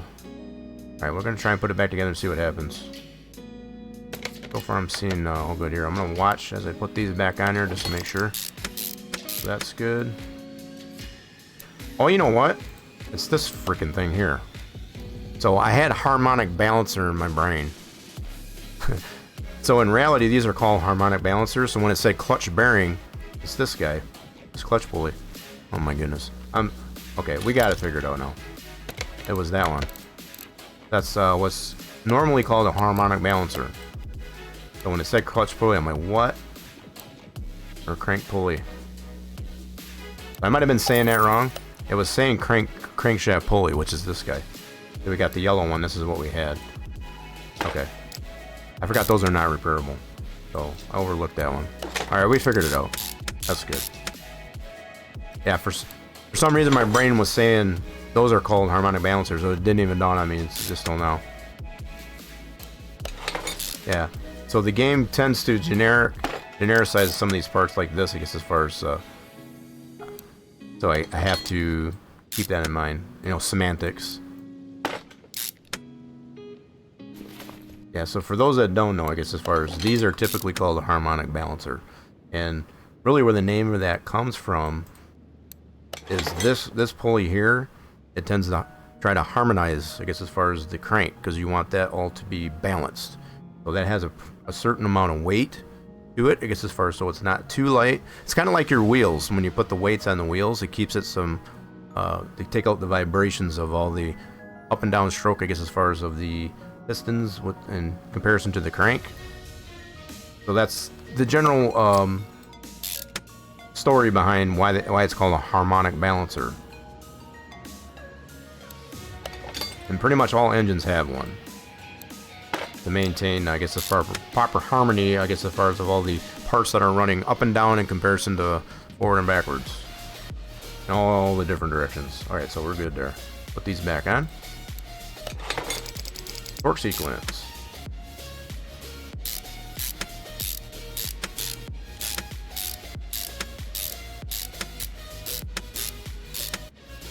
Okay, now we can put our sparkulators back in.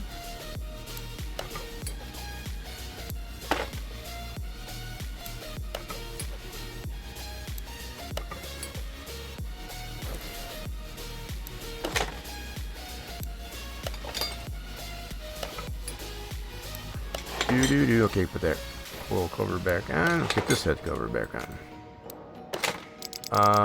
Yeah, so at least we got that figured out. That's cool. Like that.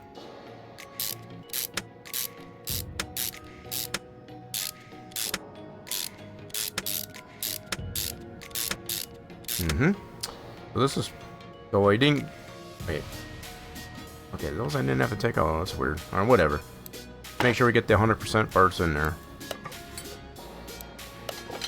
Normally I do clean out the inventory just to make sure I don't have a lot of junk in there. And get the parts mixed up. Okay, so another thing that was showing that I didn't put in there was the fuel filter, so I need to go like this. Get this guy out. Let's get that replaced. That one's very easy to forget about. It happens. Alright, let's button up that bottom end again. Button her back up.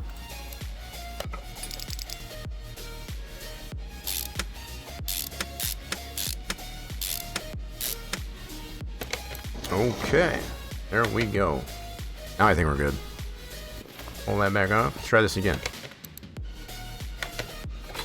Okay, crane's already over there. So we should be 100%. Ta-da! That's much better. Much better. Get that out of the way. She's in there. Let's button up our bottom end. Yeah, I'm thinking we'll probably just repaint this all that color. So with our new parts on there, we'll just repaint the whole thing that way. Sounds good to me. Gearbox is all refurbished.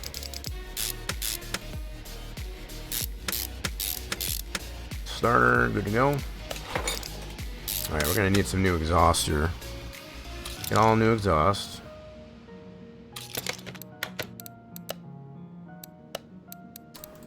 Definitely do gotta say though, this is a very well designed car. I like the thought put into this one here. We're gonna leave the drive shaft out there. We still gotta work on the rear end. Let's go ahead and take these. So let's take all that exhaust out of there. We'll get that replaced here momentarily. So, ooh, deal. All right, let's get this rear end done. So this one's got four-wheel disc brakes on it. Very retro then. The way they did this 57. So normally the 57 Bel Airs would have had drums in the back. This is very retro in this design. Kind of cool. We tried to do a muffler delete once, but it was so a good one there. But it was so exhausting. This has got a very modern rear end on this one here. I like that. That's slick.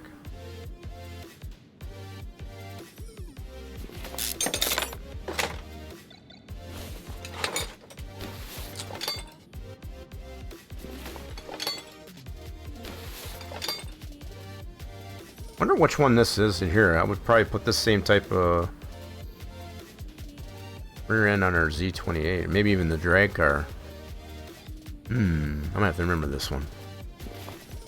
Because right now, what we got on our Gen 2, just for clarity, we got this one on it. So it's a leaf spring. And this was pretty common for the Gen 2s. But I think for the drag, what I would like to do is something similar to like what's on there. I think we've seen that on the GTO as well.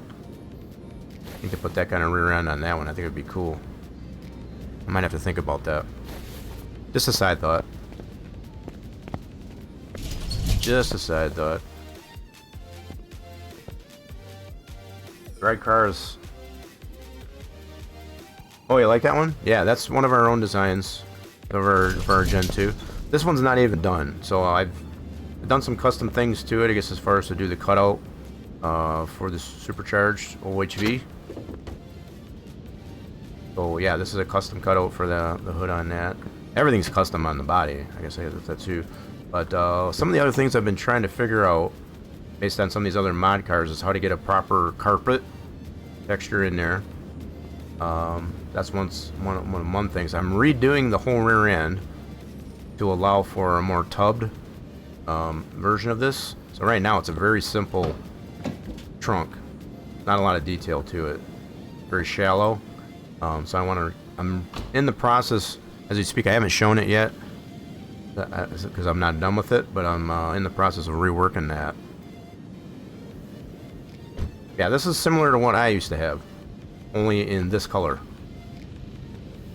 Blue sapphire and metallic. So I didn't have the supercharged blown engine like this, but I had the I had a 305 board 30 over with the low profile cowl induction, so similar to this engine. With this, so this is more the setup I had. Only I had the Krager SSTs like this setup. So just kind of picture that. So there's a lot of versatility of being able to do much of that what I just described. Make my own car. So this is only 3 of the 4 possible trims that we'll have there. So the standard is put away in the garage, just to kind of give some clarity on that. So a lot of these mod cars like this are giving me that inspiration to do something similar. We've seen a lot of really cool engine covers that make, you know, kind of dresses up the engine bay. I'm in the process of trying to make a custom engine cover, and I use that term loosely, so not like to cover the engine, but to, you know, make it look more retro, as far as like old school.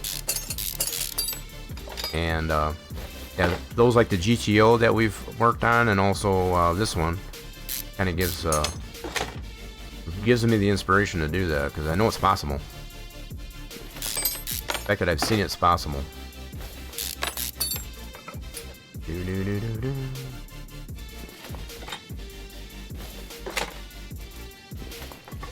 I kind of like this rear end though. I might consider putting that one on the drag one at least. It's got the disc brakes on it, so instead of the drums, it is right now.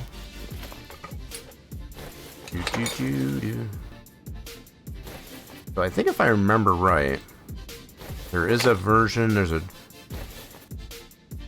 leafed drum version, and also a leaf spring disc brake version. I have to look at that. Can't remember if there was one or not in there in the editor. I like this one though. This was cool. Disc brakes with that modern suspension. Okay, let's get this one off. Rear end. Okay, let's get this out here right away too. Cool, let's get that all replaced. Okay, let's fix up what we can. So we got a couple of rotors we can rear machine. Except shocks. I just bring those to a shop. Well, honestly, I much more like to do suspension, bodywork, and electrical stuff on motorcycles. Except shocks, I just take those. Yeah. So when you got the adjustable shocks, I guess as far as, yeah, that's a little bit. Most of the time, that's just better to take those to a shop. Yeah. Get that one machine. Let's fix up this rear end now. Yeah, most shocks, I guess as far as I'm just going to buy those pre-built. I'm not going to mess around with... I mean, it is possible. Like, if you've got the proper tool, I guess, as far as to be able to compress the spring, make your own coilovers and such like that. Yeah. Coilover shock. I mainly bring them to a shop because I don't want to die. Yeah, exactly. I was just going to say that. So if you don't have the proper tool to compress the spring, you know, on the coilover for the shock, yeah, you can definitely... Those are dangerous. They go whipping across there. I can take a... not so true. That is so true. I have seen plenty of people in my day, I guess, as far as get seriously injured. Seriously injured, I guess, as far as from not doing that properly.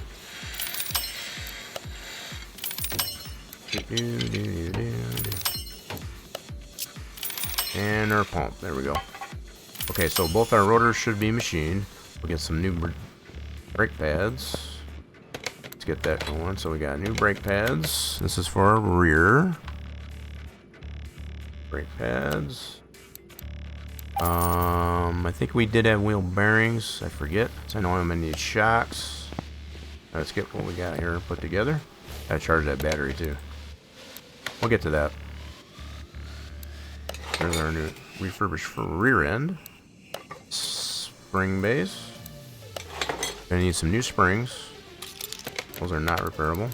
I need 2 of them.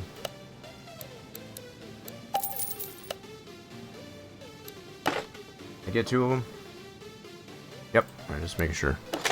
So my work is embedded software engineer, which means I also work with experimental hardware. Scary to crash an elevator by disabling safety to see what another safety does. Ooh, yeah, that's interesting. That's interesting. Yeah, I can see how challenging that could be. I don't think I'd want to do that.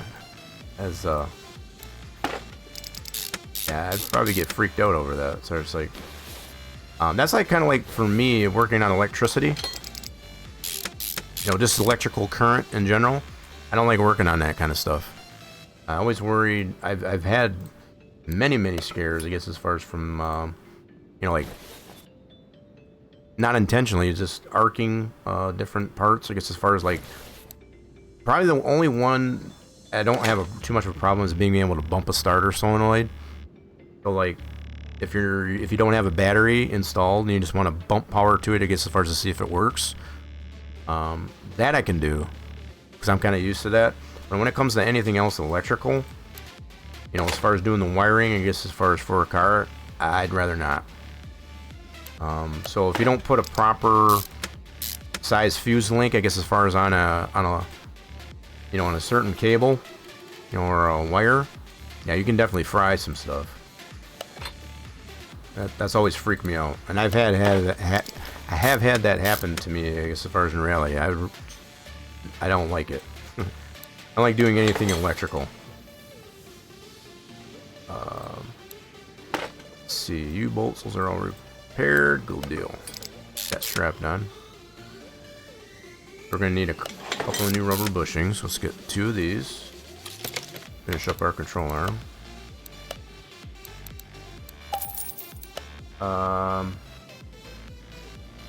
So the answer is boom. It's scary to crash an elevator. Yeah. Hopefully it doesn't come down to that there, Cobalt. Have the boom. You don't like working with car batteries. There's some heavy amps there. I don't mind batteries themselves. It's just everything that goes along with the battery, as far as all the wiring. So the batteries themselves don't mind me, but as far as connecting up a battery to either a newer car or an older car, it doesn't really bother me. It's just if there's a faulty electrical system and you put the battery in there, you can definitely get a little bit of a rise, which is kind of scary sometimes. But I think it just depends on the car. Let's put some new shocks in there. Or caps. Let's get those brand new. So a few days ago, you saw a funny tutorial on how to dismantle a coilover. Step 1, compress the spring with the machine. Step 2, unscrew the top screw and take it out. Step 3, drop it. I don't know about the drop it part. I don't know about the drop it. That seems a little bit dangerous, but I guess if you've got the tension off the spring, maybe. I wouldn't recommend that though. I don't think I would want to do that. So to get 2, I need another one of these. Okay. I think I got the 2 shocks though. Get our cap on there. Nope. Okay, so I need one here. So I've been buying them individually. That's fine. That's fine. There we go. So we'll need a new fuel tank since those are not repairable. Well, the pump got repaired, so we can be able to put that pump in there right away. Okay, that should have been repaired. Good deal. Nice. Okay, so did we get this control arm back on. There we go. Strap that onto the axle housing. Plates.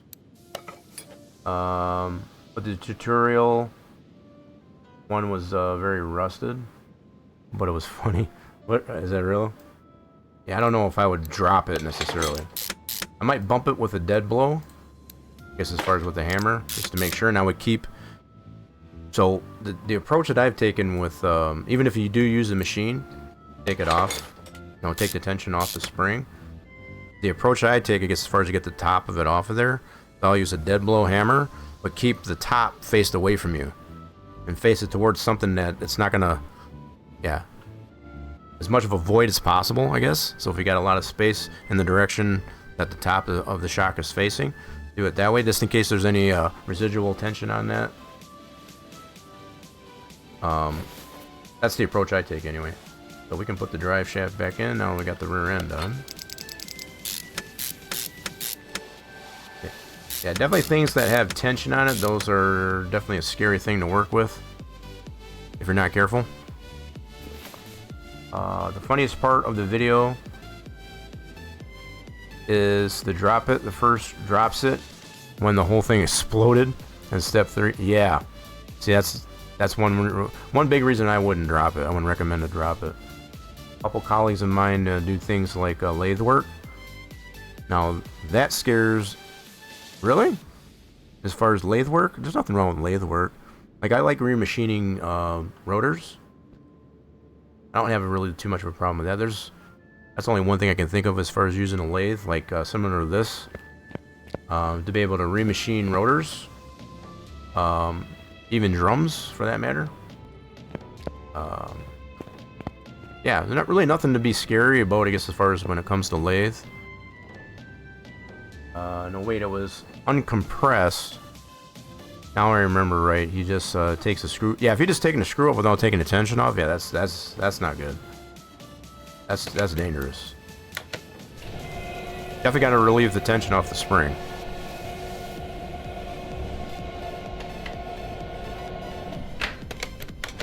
All right, let's get this one apart. Looking good. Making good time on this one too.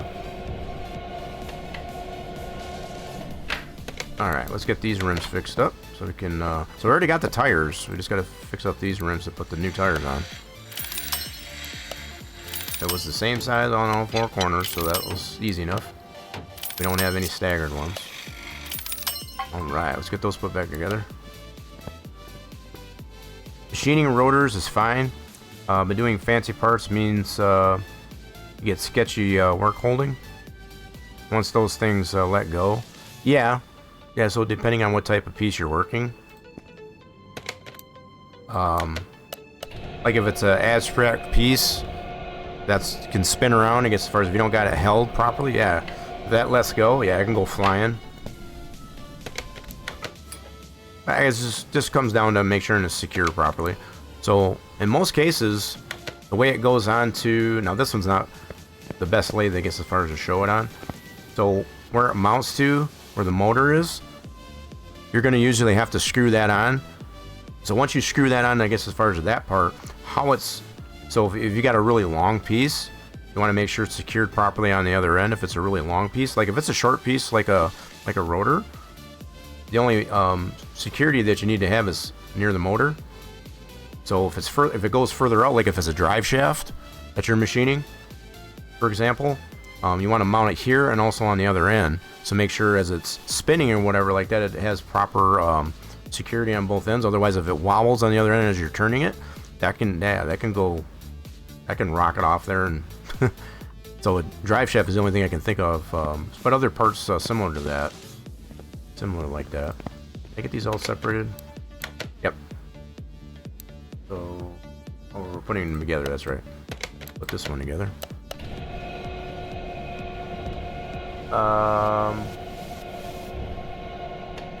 Can you send it to you only for 10 seconds? Oh, so it's a video for it?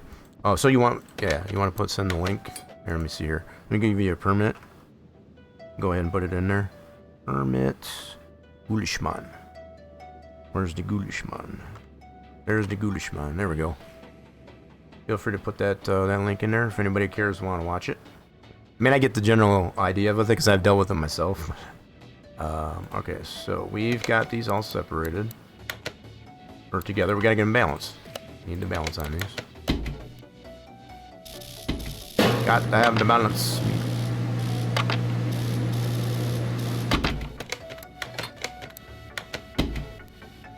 Do do do do.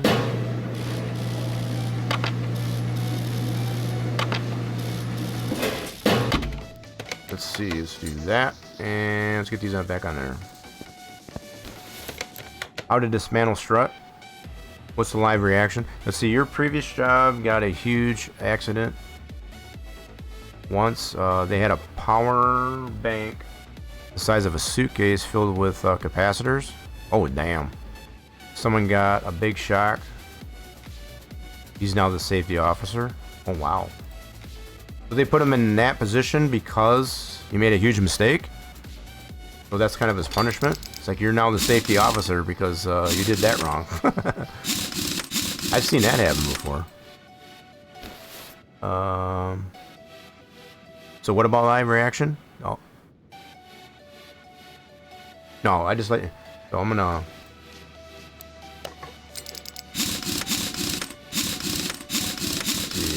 We're gonna need to get some new exhaust. I mean, I've seen that type of thing happen, both in my own experience and that. So you've seen it once, you've seen it 1,000 times. As far as an improper way to undo coilover shocks.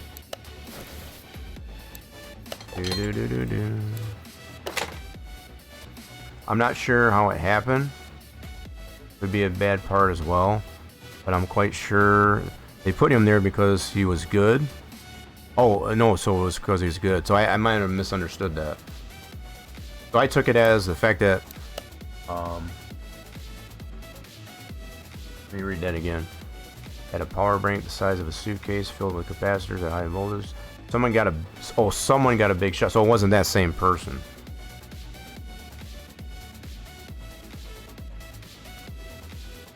Maybe that's what I misunderstood. So it wasn't the same person that was made a safety officer. Oh shoot, I got 300 here now. Let me take that back off for a second. Just to repopulate that. So I need 2 of these. Let's get that right. What the heck? I thought I took it off. Dagnabbit. Hold on a second. Get off of there. Good grief. Alright, let's do that. There we go. That's what I wanted it to do. So we need 2 of these.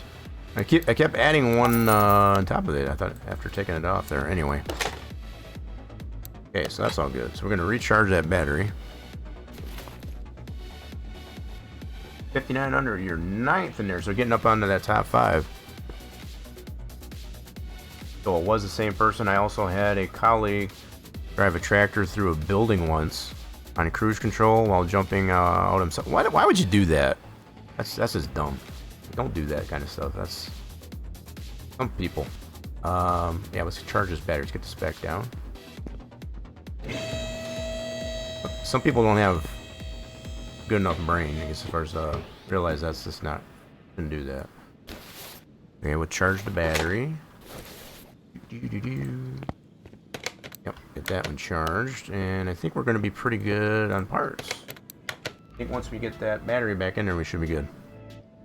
So this 10% on the body is going to be our plates, which we can go to the plate shop. Go to the plate shop and grab some of those. Let's put some standard plates on, that's fine. Get 2 standard plates for the front and back. Bloop. Sweet, let's put those on.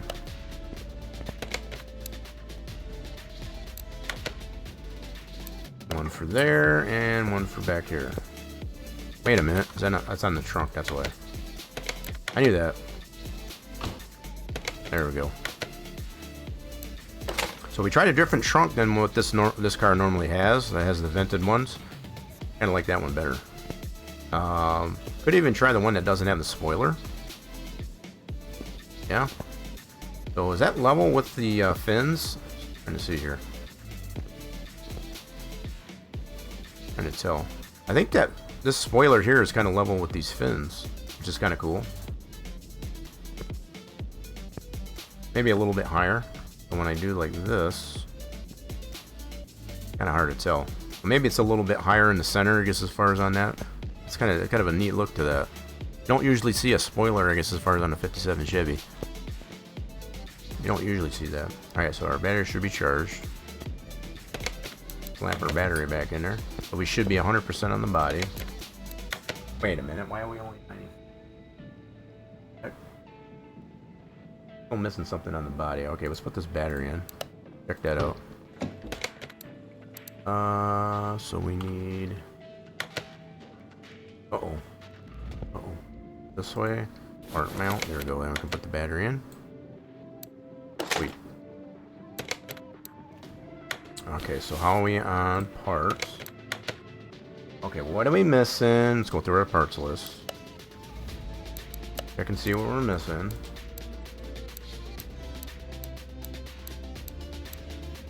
Oh, wait. I forgot to put the fuses back in there. Okay. And the ECU. That makes sense. Alright, let's get that done. So we gotta get the ECU and all the fuse stuff in there. Get that done. I knew that. So... this right here. We gotta get that out of there, actually. Get this all fixed up and replaced as needed. Yeah, so as far as the body, not sure about that. So I already replaced the door cards. I know I already did that. I'll check the parts list just to make sure. Thought I had everything. I thought that last 10% was just going to be license plates. We still got a few more percent. We'll figure it out. Check out the parts list and find out. Fix up our fuse panel. So we're gonna have to get a new ECU.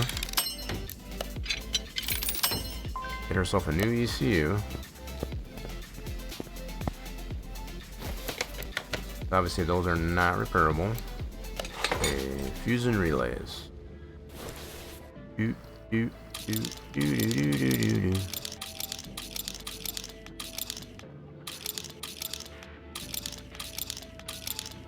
Usually to miss one or to magnet it. Go to the electronics store.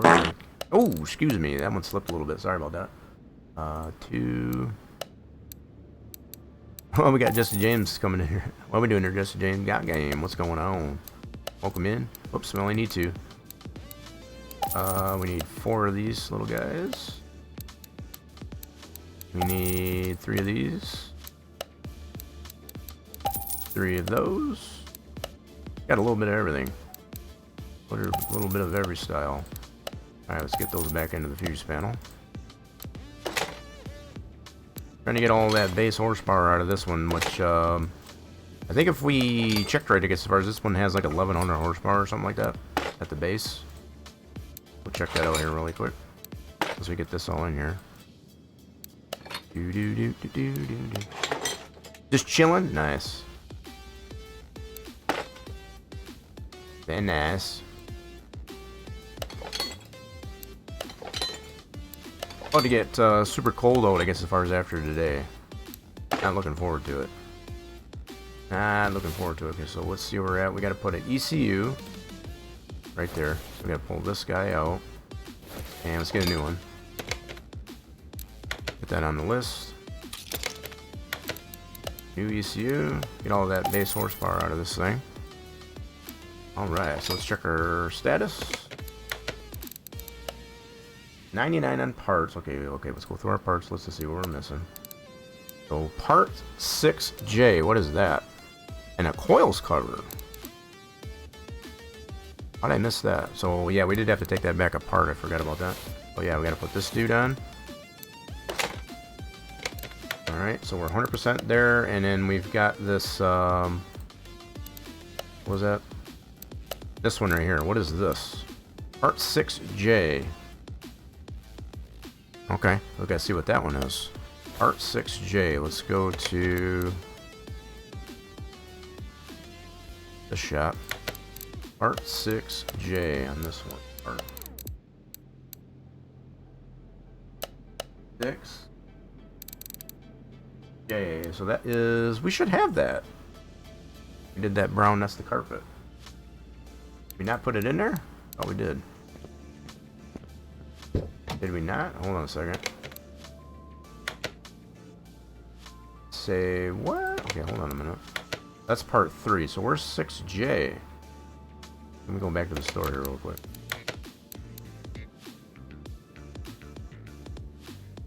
Install parked outside is what it says. What does that mean? So is that the underbody? I don't know what that means. So it says right on here, it says install parked outside. What the heck? Okay, so do we have that part? Hold on a second. Inventory. So car part. I want to see if I have it. Okay, why am I yelling at it? So I don't even... Okay, what the heck is going on with my caps here? Hold on. Car part. So I don't even have it, so... Alright. I'm a little bit confused on what that is. Dashboard? No, it says... Worst kind of job on a car repairs. Right now it's this part. So currently it's this this part. Let me see here. So apparently we don't have it. So this one right here. Oh, that's the headliner. So it says you got to install parked outside. It's the headliner, so it's got the sun visor. That's pretty wicked. So the fact that the top is removable, the headliner is even separate. So let's see if we can put this in here. Wonder why it says parked outside. So it might be just to be able to get crouched down. Let me see here. So if I go like this, yeah, you can do it this way. You just have to be crouched to be able to get it in there. That's pretty freaking wild. So it's a headliner. So it's separate from the actual roof. That's pretty slick, I have to admit. So let's see if we got the... We got it to 100% now? Yeah, that's pretty cool. I have to admit that. I don't know if I would do that, but I think the fact that they've got it so that the... because there's the convertible and the top can be removed, and that's separate. It's kind of... That's pretty interesting approach. Cool. Alright, so let's go ahead. We got everything to 100%. Shut the door. We need to get some fluids in this thing now. Yeah, so that's what's called a headliner. That would be a headliner, I guess, as far as to the roof. Righty then. So I don't know why it has on there that you install parked, you know, whatever that said in there, because you can just squat, just crouch, I guess, as far as you can get it in there. It's like I showed. So even if you went it this way, just as long as you crouch, you'll be able to get at that part. Yeah, cool deal. Alright, let's get some fluids into this now. That's pretty interesting. That's definitely something I wouldn't have thought of.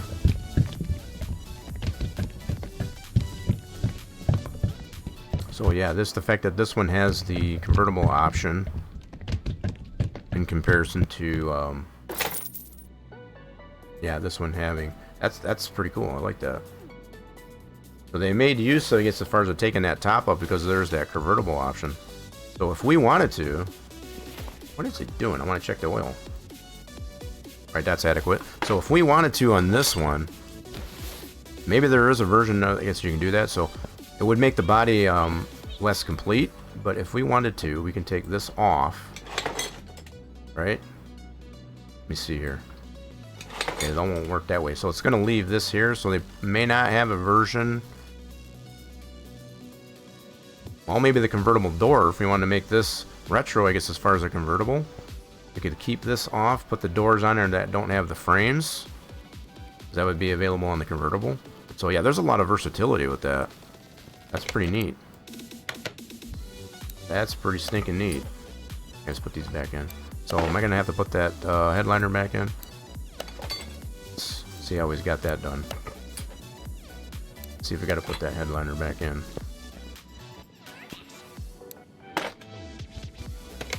Okay, so do we have to put that back in? Yep. So that comes off when you take that top. But that makes sense because you wouldn't want to leave that hanging, I guess, as far as when you take the roof off. In this case, the front clamshell is its name. So that makes sense. Pretty cool.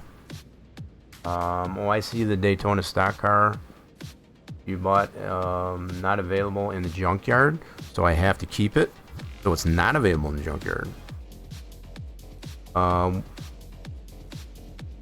Clearly, like American cars. Oh yeah, you were asking about worst kind of job on a car repairs. So you're asking for. Oh, I don't know. That's a tough one there, Cobalt. There's quite a few of them that are kind of not my favorite. I know the Vantage comes to mind as far as the Aston Martin Vantage. It has a lot of... Man, that is like a Volkswagen. That has a lot of bolts and parts to fasten. So it's my least favorite to work on as far as repairs and such. It gets as far as... But once it's done, it's a pretty cool car. Yeah, I think there must be a version that you can mount just the frame to the windshield. Yeah, so what I was saying on this one, like if you bought the doors, I guess as far as for the convertible, and put this on here, you can technically make this one a convertible. So these doors that would remove the frames, it probably has that in here. So just out of curiosity, if we look at the doors, there's probably one. Yeah, see, so these here would be the ones. So if we want to put these on here, so it says convertible, used with the convertible parts only. So let's just humor this for a second. Let's buy this one.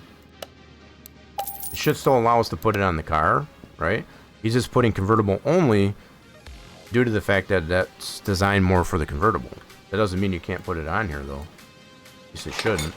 So if we go mount and then do this one that doesn't have the frame for the window, see, it'll let you put that on there. Now we can take the approach of taking the that off of there, and you would have that nice clean look, I guess, as far as of the convertible. So in comparison to the one having the frame, that's pretty cool. So if we want to make a Resto 57 that's relatively convertible, we can go this route. I mean, it might make it a little less unclean here, but hell, I don't care. That looks pretty, that's pretty wicked that you can do that. That's just to kind of show the versatility of that car. So that's probably not the route we'll go, though. We'll keep it the way it was intended. But I think that's pretty neat that you can do that. That's pretty cool. I like that. So let's go ahead and put all this stuff back in. We'll keep it the way it was intended. The way she was designed.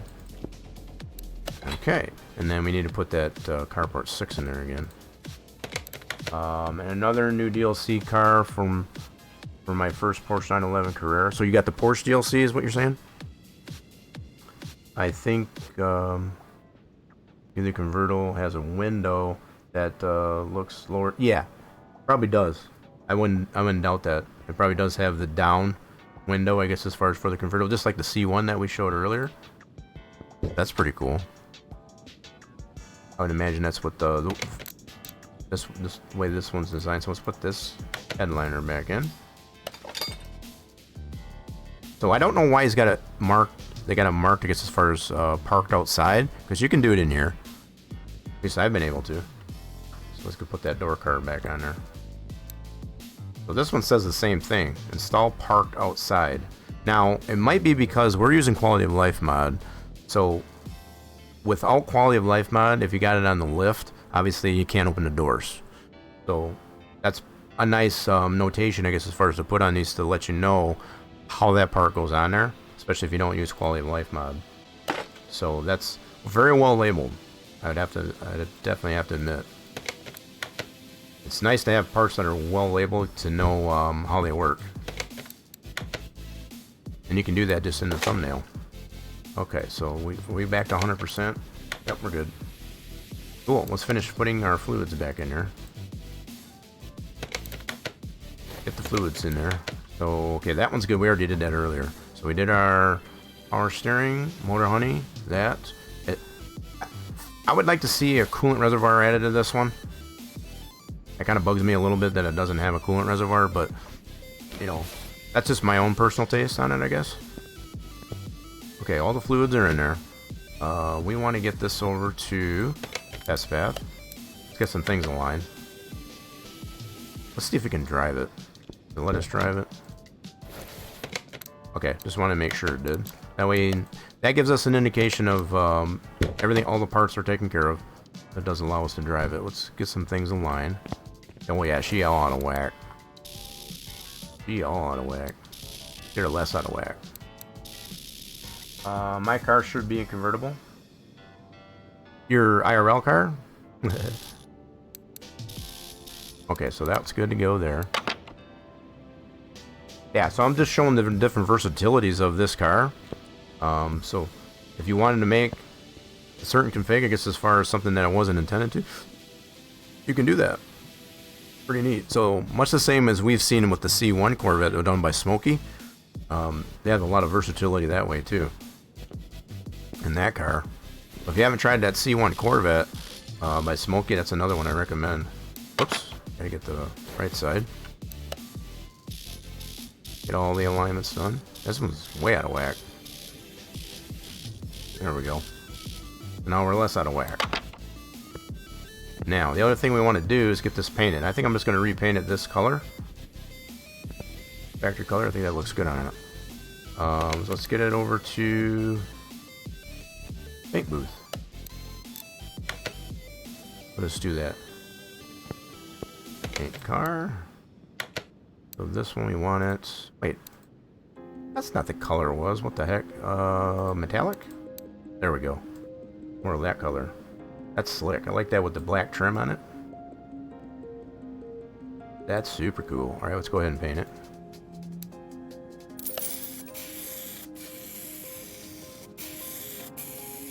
Cool. So this doesn't take into account the metallic, I guess. Initially painted. So there you have it. So that's all nice and painted. So, yeah, these 57s here, I guess as far as they had that metal dash. Obviously your dash is going to be the same color as the car. That's pretty cool. I like the way they did that. I want to get my carpet looking like this in my Gen 2. I've been having some struggles with that. So now we need to get this over to the dyno. So we're trying to get, we haven't looked at it yet, 1108 horsepower you can get at the base. That's without any tuning. That's crazy amount of horsepower. Crazy amount of horsepower. I probably wouldn't even want to tune it. To be quite honest, if you can get that much horsepower. I feel like this is a bit much for that turbo power for the base engine. I think you should leave room to be able to go up to this amount by adding performance parts. That's just my feeling. So to have that much power at the base, a little bit much. I think 800 horsepower on that type of engine is probably a fair number. But to be able to have room to get it up to 1100 horsepower, I think that would be cool. Let's get over to the dyno though. With that being said, so all stock, no performance parts. It's a little noisy in here, so if you got the volumes turned up there, just watch your ears.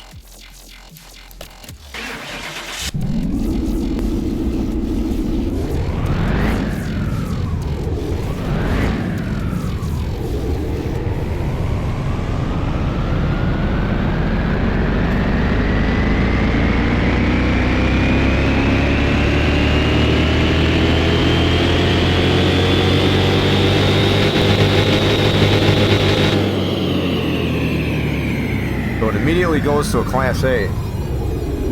Immediately goes to a Class A. So it's on the lower end of it. See, quite honestly, with this one, I wouldn't even bother putting any performance parts to it. It doesn't give me any ambition to do that because of that. I think it's a little bit too high on the torque mod for it. I'd want to see it lower so you can add performance parts to it to get it to this level. That's what I'd like to see. But you know, that's the way they want it designed, so I won't fault it. So we got it dynoed. Let's get this over to the strip. Let's have some fun with it. Let's have some fun with it. Here we go. This ought to be fun. But it also limits us to what kind of cars we can compete against too.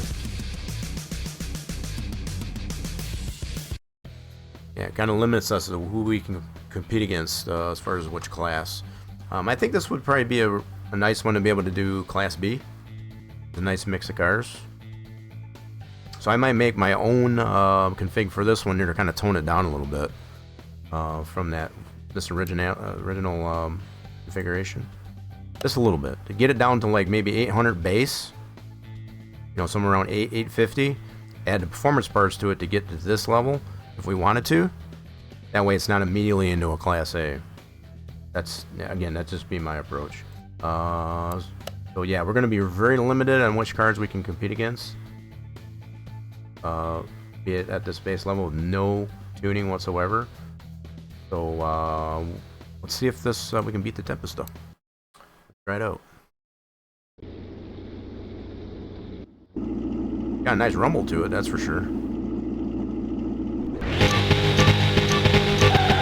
Oh my goodness. Wow. Holy mackerel. Yeah, this thing's got way too much horsepower. Holy mackerel. Now we did the alignment on it, so it's not that. Yeah, this thing almost has too much power. It's almost got too much power. Anyway, let's try that again. Try her again.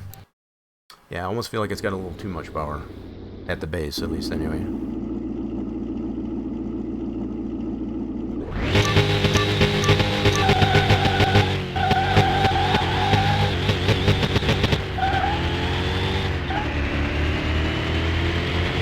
I don't know what that was all about. Try it again. I don't know if that was my controller or just the car. Oh, it's a 10-second car. Easily a 10-second car. I'm gonna try it one more time. I don't know what was with all that shifting. It could be just the fact that it's got some really horrible gearing to it. All that horsepower.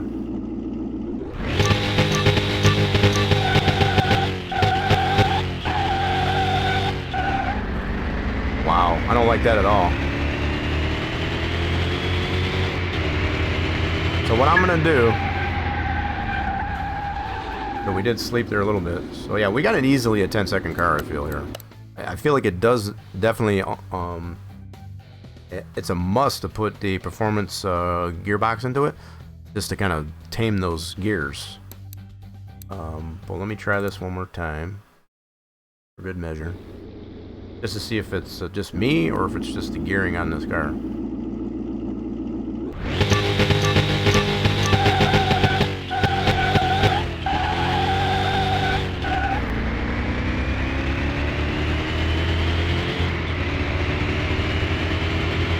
Okay, I'm gonna try a performance gearbox on it. I think we can tame this a little bit by putting that in there. So maybe the clutch stuff too, we'll see. Again, I don't really want to go too nuts on the tuning for this one, be it the fact that it has so much at the base. Kind of a little bit unrealistic in that regard. Let's see what we can do. We can get it back to the house here and put that performance gearbox into her. This to tame those gears. I think this one definitely has some potential.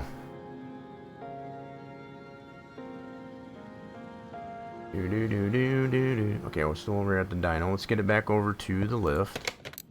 And we're going to try putting in a performance gearbox at minimum here. So let's get it up on the lift. Yeah, she's too nice looking, I guess, at first, and not tweak on her a little bit. Make her a little bit more manageable on the strip. Okay, so let's do gearbox.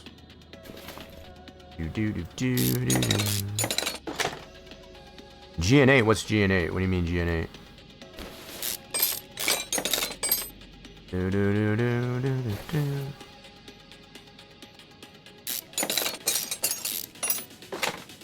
Alright, let's put the performance gearbox into this thing.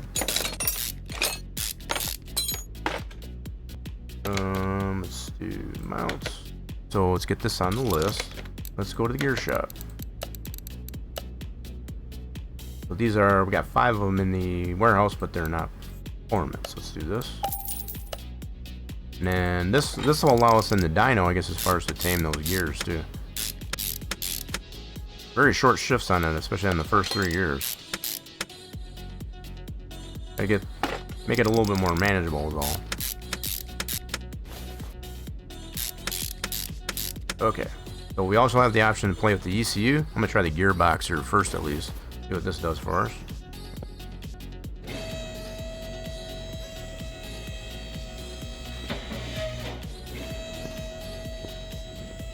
Yeah, this one turned out really nice.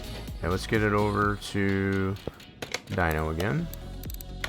And let's do some gearing on this thing. Go to the laptop and check that out. Okay, so we got a 370 gear. That's pretty decent. Okay, so 39 mile an hour.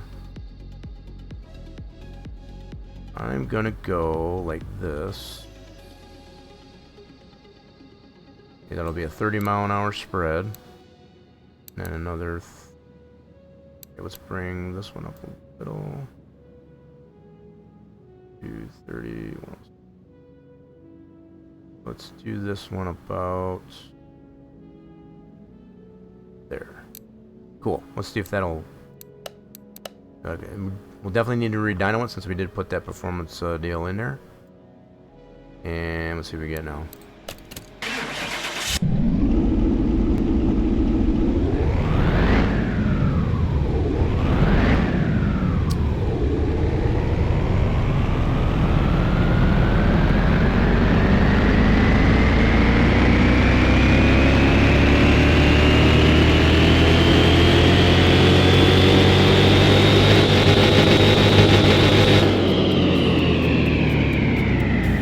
So 12 horsepower game with that, nice.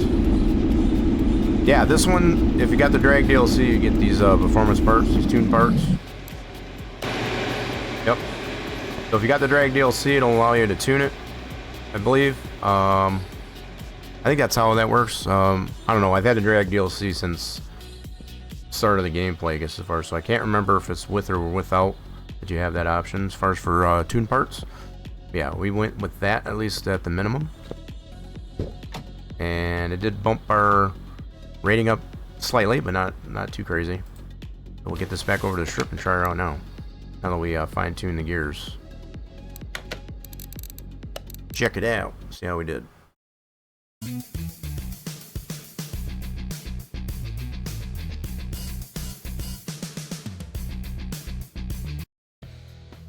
Alright, at the quarter mile. Subaru Legacy, this is the wide boy. Okay. So, inline dual overhead cam, all-wheel drive. 1% with that gearbox, yep. See what we get here.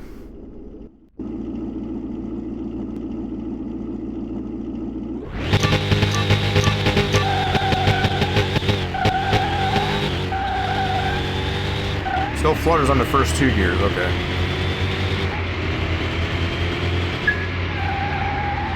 She's a little bit more manageable. Yeah, she's easily a 10-second car. Just like, yeah. There we go. So, first and second gear are still a little bit wonky. See what else we can get here. Try the base Pagani Hyra. Try him out.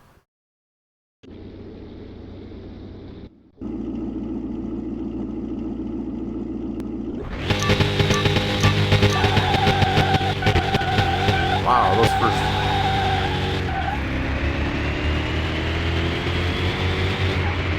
Ooh, baby. Wow, if it wasn't for those first 2 gears, I think I could have beat that Hyra. That's crazy. That was a good race. So yeah, I'm gonna need to fine tune on these first 2 gears a little bit. Okay, so let's go back to the house. Oh, let's try the long tail real quick. That was a close race. I like that. Like that racing like that.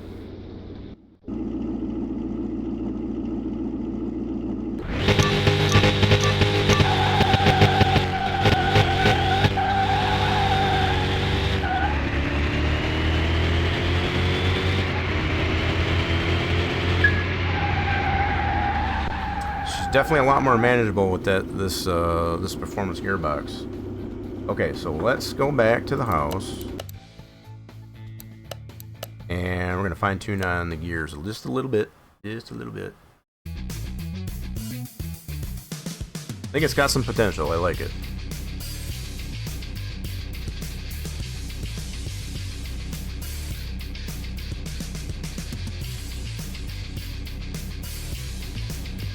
I also feel inclined, I'm still on that frame of mind, I guess, as far as to create a version of a config for this one, I guess, as far as that has a little less base horsepower. Just so we can add the performance parts to it to get to this level. I think that would be a better approach to take. So I think the approach that this creator tried to do, as far as like just have the performance parts in the car, it's not a bad approach, but I think it should leave a little bit of room, I guess, as far as to allow for adding performance parts to it, quite honestly. So what we want to do over here, and let's see, do I need to go this way on it? Yeah, let me bring this closer to here. I need less than a 30-mile-an-hour spread. Let's do about a 20-mile-an-hour spread. That'll make it for a quicker shift. This may or may not work. We're gonna have to try it though. This will be a 40-mile spread. Whoops, wrong way.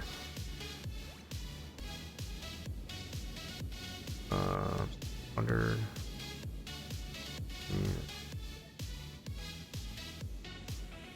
Let's bring this up to 125. No, I think I'm gonna keep it at 115 there. Let's try that. 20-mile-an-hour spread there. Marinate, I have to come up on the final drive. I don't want to make this too short or too tall, I should say, as far as to go up on that. We're gonna try it this way, so we shouldn't need to re-dyno it. Just go take it to the strip and try her out. Try her out that way. We'll get this thing nice and dialed in.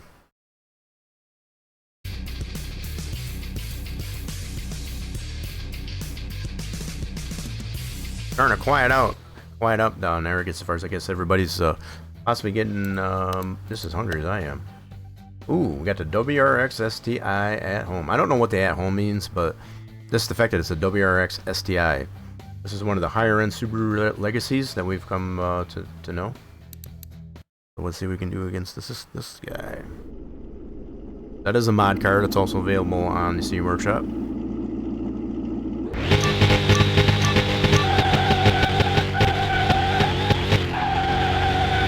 Yeah, she's still a little wonky.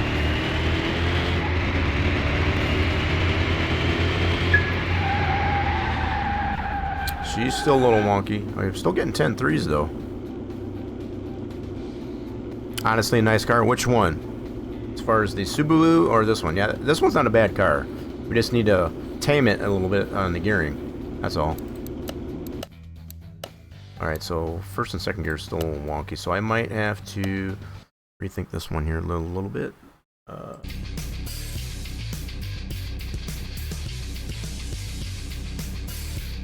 I don't want to change the final drive too much because as far as I kind of like once it gets into that third and fourth gear, that's pretty solid. I want to get the flutter out of the first and second gear. I don't like that flutter. It's kind of a the Subaru, yeah. Yeah, it's not a bad car. I like what they've done with the engine cover to cover up all the default in-game parts, I guess, as far as to make it look like a Subaru when you open the hood. That's pretty slick. Yeah, so let's go back over here and we'll mess around with the gears a little bit more. So 45, so this spread is no good, so I'm gonna go like this. Whoops, wrong way. Let's do like this. I'll do 52. I'm gonna give it a little bit more, so we're gonna go closer to 80. Try that out. So with that final drive, so what I'm trying to accomplish here is not make too quick a shift, but I don't want them too close together to where we get that flutter to where you have to shift, right? we don't want that flutter, because you get these too close together, and that happens in reality too. Get the gears too close together, you get that flutter, because you don't shift and you're going to get it to peg out. We don't want that. We don't want that, so we're trying to eliminate that. Sometimes you got to go shorter on the shift, or stretch it out a little bit. So we stretch it out at the. So in this go, I guess first we're going to stretch it out a little bit more than it was. All right, let's try this out. See what we got.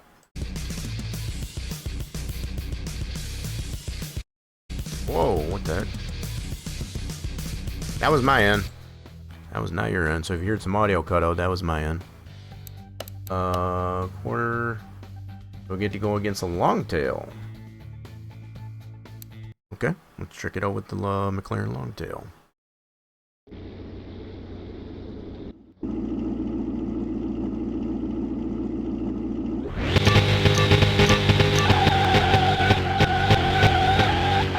Still got that flutter. Oh my goodness. Ooh, it didn't like that. It didn't like that at all. Okay, yikes. Okay. Okay, that is not what I expected there. Let's try that again. Trying to get a feel for what the heck happened there.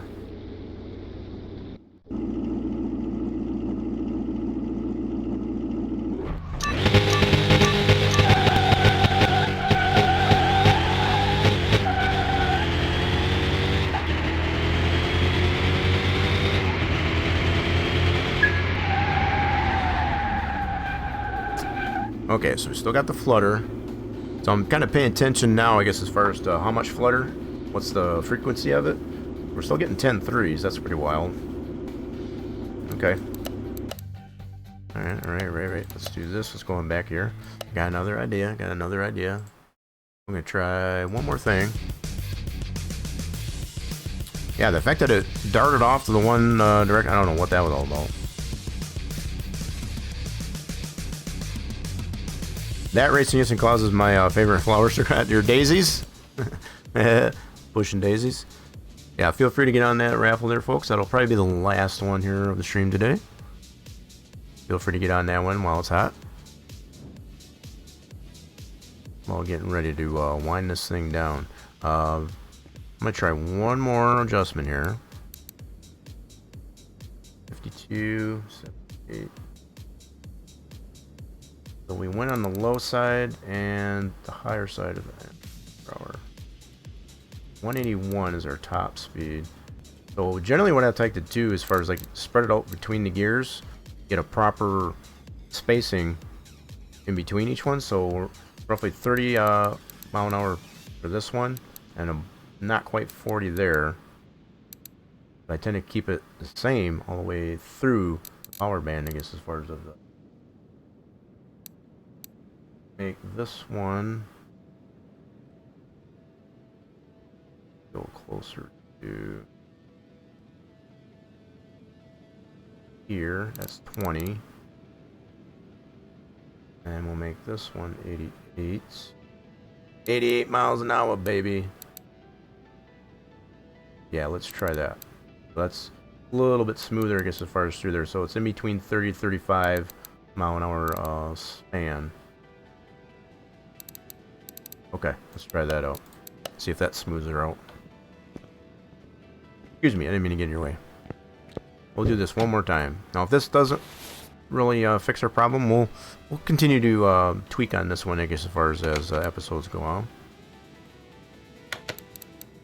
I think it's got some potential, for sure. Definitely got some potential.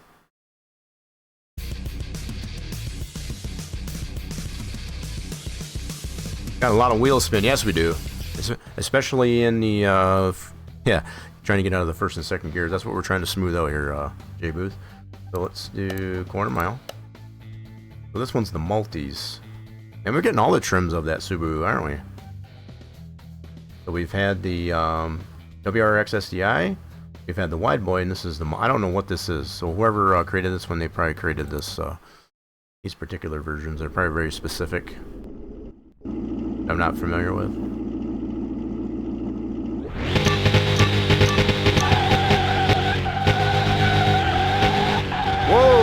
Yeah, didn't like that. She didn't like that. So we might have to put slicks on this thing. That's my next thing. I think I'm going to save this for next week. I think if we put slicks on it, we might be okay. Slicks will give us the better grip. Because that's a lot of horsepower. Especially base horsepower. So I think that's what we'll save up for our Monday. Just to eliminate, I guess, as far as that wheel spin. We'll put the slicks on the back. Because it is rear wheel drive. We'll definitely try that out. Now, I was trying to reserve doing that because we're already pretty high in the Class A there, right at the base, with hardly any tuning to it. So when you put those slicks on there, it tends to boost it even further. And I don't want to get it too high in the Class A. So I think that's going to be our only other solution. Or at least put them in the back to eliminate that. So let's get this back over to the lift. Ah, what the heck? We'll try it right now. I got time. Let's just do this in the back. We'll put the slicks. That should get rid of that wheel spin that we got there, as far as give it a little bit more grip on there. So I think that's probably all it needs. You could weld the gear for better straightening performance, though. Yeah, well, it doesn't allow us to do that. Yeah, as far as to do a locker. Yeah, we don't have that option to do that in here. Now, but that being said, I guess as far as the only gearing that we can really change is this here. We can't change the differential. That's another thing that I would like to see possibly added, I guess, as far as in Car Mechanic 26. Be able to actually change the rear gear. Not just through transmission. Because your transmission and your rear differential are two separate gears. So you got your power band, I guess, as far as in your manual transmission, but also the third member can distinguish. I think the fact that they have that only available in the gearbox, all that adjustment, that's a little unrealistic. So I've just dealt with it the best I can, the way that's designed. So let's put some slicks on these, just for the heck of it. Separate these out.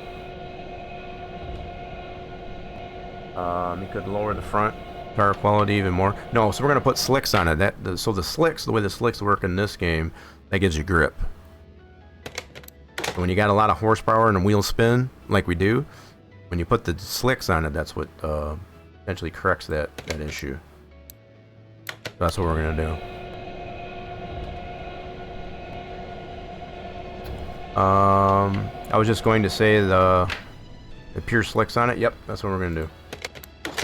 We've had the similar issue with other cars that we've worked on, I guess, as far as one way to fix that, as far as when it veers off like that, all that wheel spin, slap some slicks on it. But the one downside to putting the slicks on it is it bumps, you know, even putting the ones on the back here, it bumps your rating super duper high, I guess, as far as, so I try not to do that if I can avoid it, because I don't like to be too high, especially in the Class A, because it minimizes and limits who you can compete against.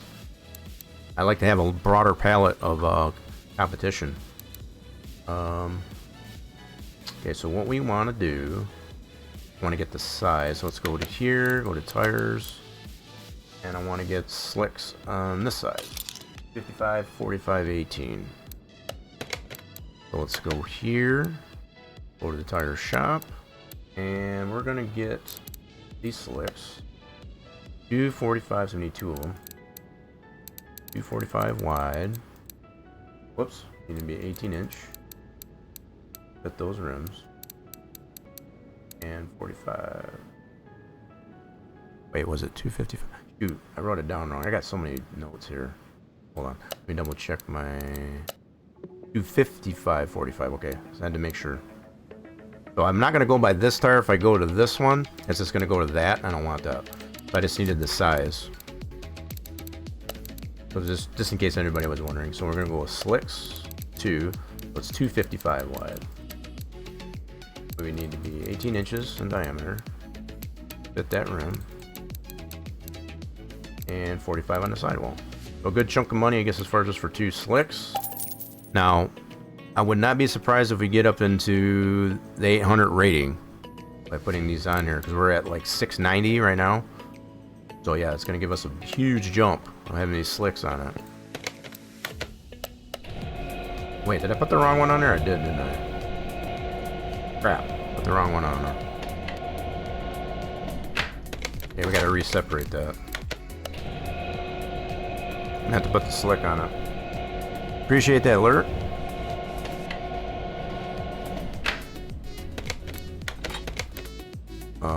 So install this to the slick. Yeah, there we go. Put the slick on it. Alright, that's better.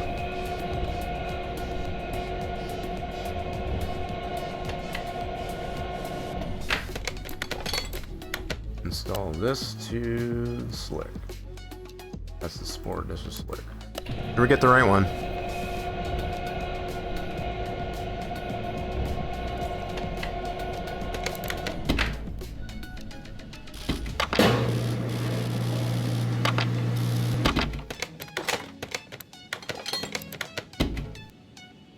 We're just gonna try this one time to see if this tames this beast. And if it don't, then we'll continue to work on this one, I guess, as far as in our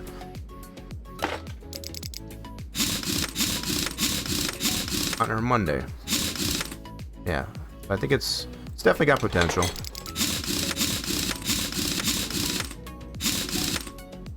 Okay, so now we got our slicks on the back. Let's get that off the rack. Let's go try that out. Now we'll have to re-dyno this, I guess, as far as and see what our rating's at. Now we got the slicks on us. Let's go do that first.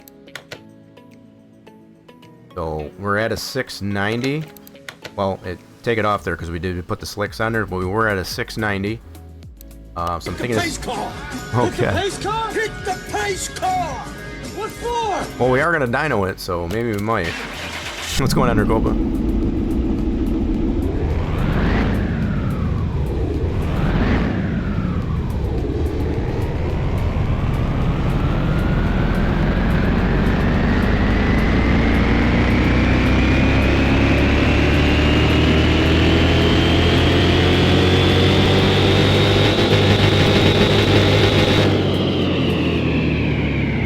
834. I knew it was going to put us in the 800s. See, and I don't know if I want to be that high. It's really going to limit who we can compete against in this class. I would have rather been on the lower side. This is the only downside that we've come to find putting slicks on it. Is it just puts you in such a high class, high rating of that class, and it limits the palette of cars that you can compete against. So anyway, we'll go try this one time and see what it does. Drive, go to strip. Let's see what we got.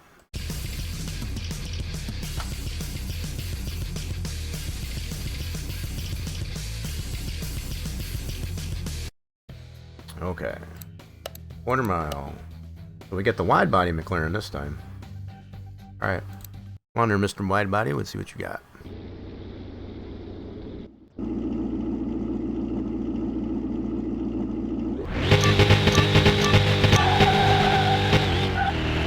Check out how much smoother that is now with the slicks on it. That did exactly what I was thinking it was going to do. Look at that.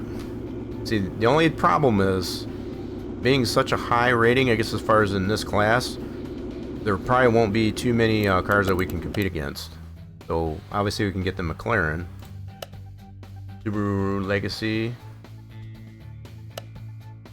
Maltese, yeah, so the Paganis, Ferrari 288 GT. Okay, so this is one that we have not worked on yet, but it is a mod car. It's just the one trim. I'm gonna do this just for giggles. So it is a turbo powered. So this is another mod card that we have not been able to work on today from the Steam Workshop.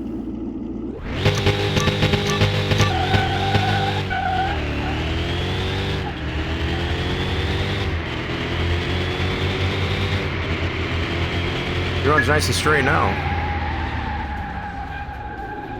So again, I still have it in my frame of mind, I guess, as far as to make one of these, I guess, as far as it has a little bit less horsepower, but allows us, I guess, as far as the ability, because there's really not much more room other than to go even more power than what it's already got. I think that's a little bit unrealistic to go even more than what it's already got in that engine. So if you add performance to that, you know, to get it over 2,000, I think that's a little crazy. Just my own personal take on that. So anyway, so we did get that figured out. That was going to be my last resort to put the slicks on it, but it seems to run pretty good now. So everything we done to it, I guess, as far as was not for nothing. It's a pretty solid car now. Had a lot of fun with that one. I do definitely. I like it a lot, like, as far as the way the car is designed overall. Took a little bit of figuring out, I guess, as far as on certain parts, but for the most part, not too bad. Highly recommended. I guess as far as if you're looking for 57, I guess as far as Restomod, it's got some other trims in there to include the convertible. So get this back over to the lift. I've got some cleanup to do here in the off stream. Got a lot of parts here to scrap out and do that. I'm going to save that in for the off stream. Had a lot of fun here today, folks, I guess, as far as working on this 57 Restomod. So we're looking forward to working on our next project car, which would be this 288 GTO. That's also available on the Steam Workshop, like I mentioned. We got this from auction, I guess, as far as at a 3-star. So that's one car for sure that we'll be able to work on for next week. Okay, so I just want to swap that over there. So if you definitely want to catch that build, I guess, as far as and you haven't done so already, do make sure you hit that follow button to get the notification when the streams are live. Social medias are posted to the channel. I'll put these at your fingertips so you can check that out at your leisure. I do like to let the folks know what's going on in between streams, if the schedule changes or what have you. We're going to send this off to somebody on the outro, so if you can please be so kind, I guess, as far as to stick around for the raid on the outro, I very much appreciate that. Let's see where we can send you off to. I've got an idea.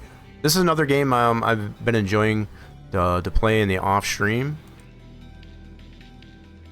And I think, hold on, just making sure he's still on. Yeah, he's doing some Out of Order. There's another game I like to play in the off stream. Been thinking about maybe adding this to the schedule as far as some Out of Order, if there is any interest. So we're gonna go head over to Truck and Jay playing some Out of Order. So again, if you can stick around for the raid, I'd very much appreciate it to go show Truck and Jay some love playing some Out of Order. Hope you all do have a wonderful rest of your, and restful and warm if you're in any of these cold areas dealing with the cold snaps. And hope to see you all again very soon, folks.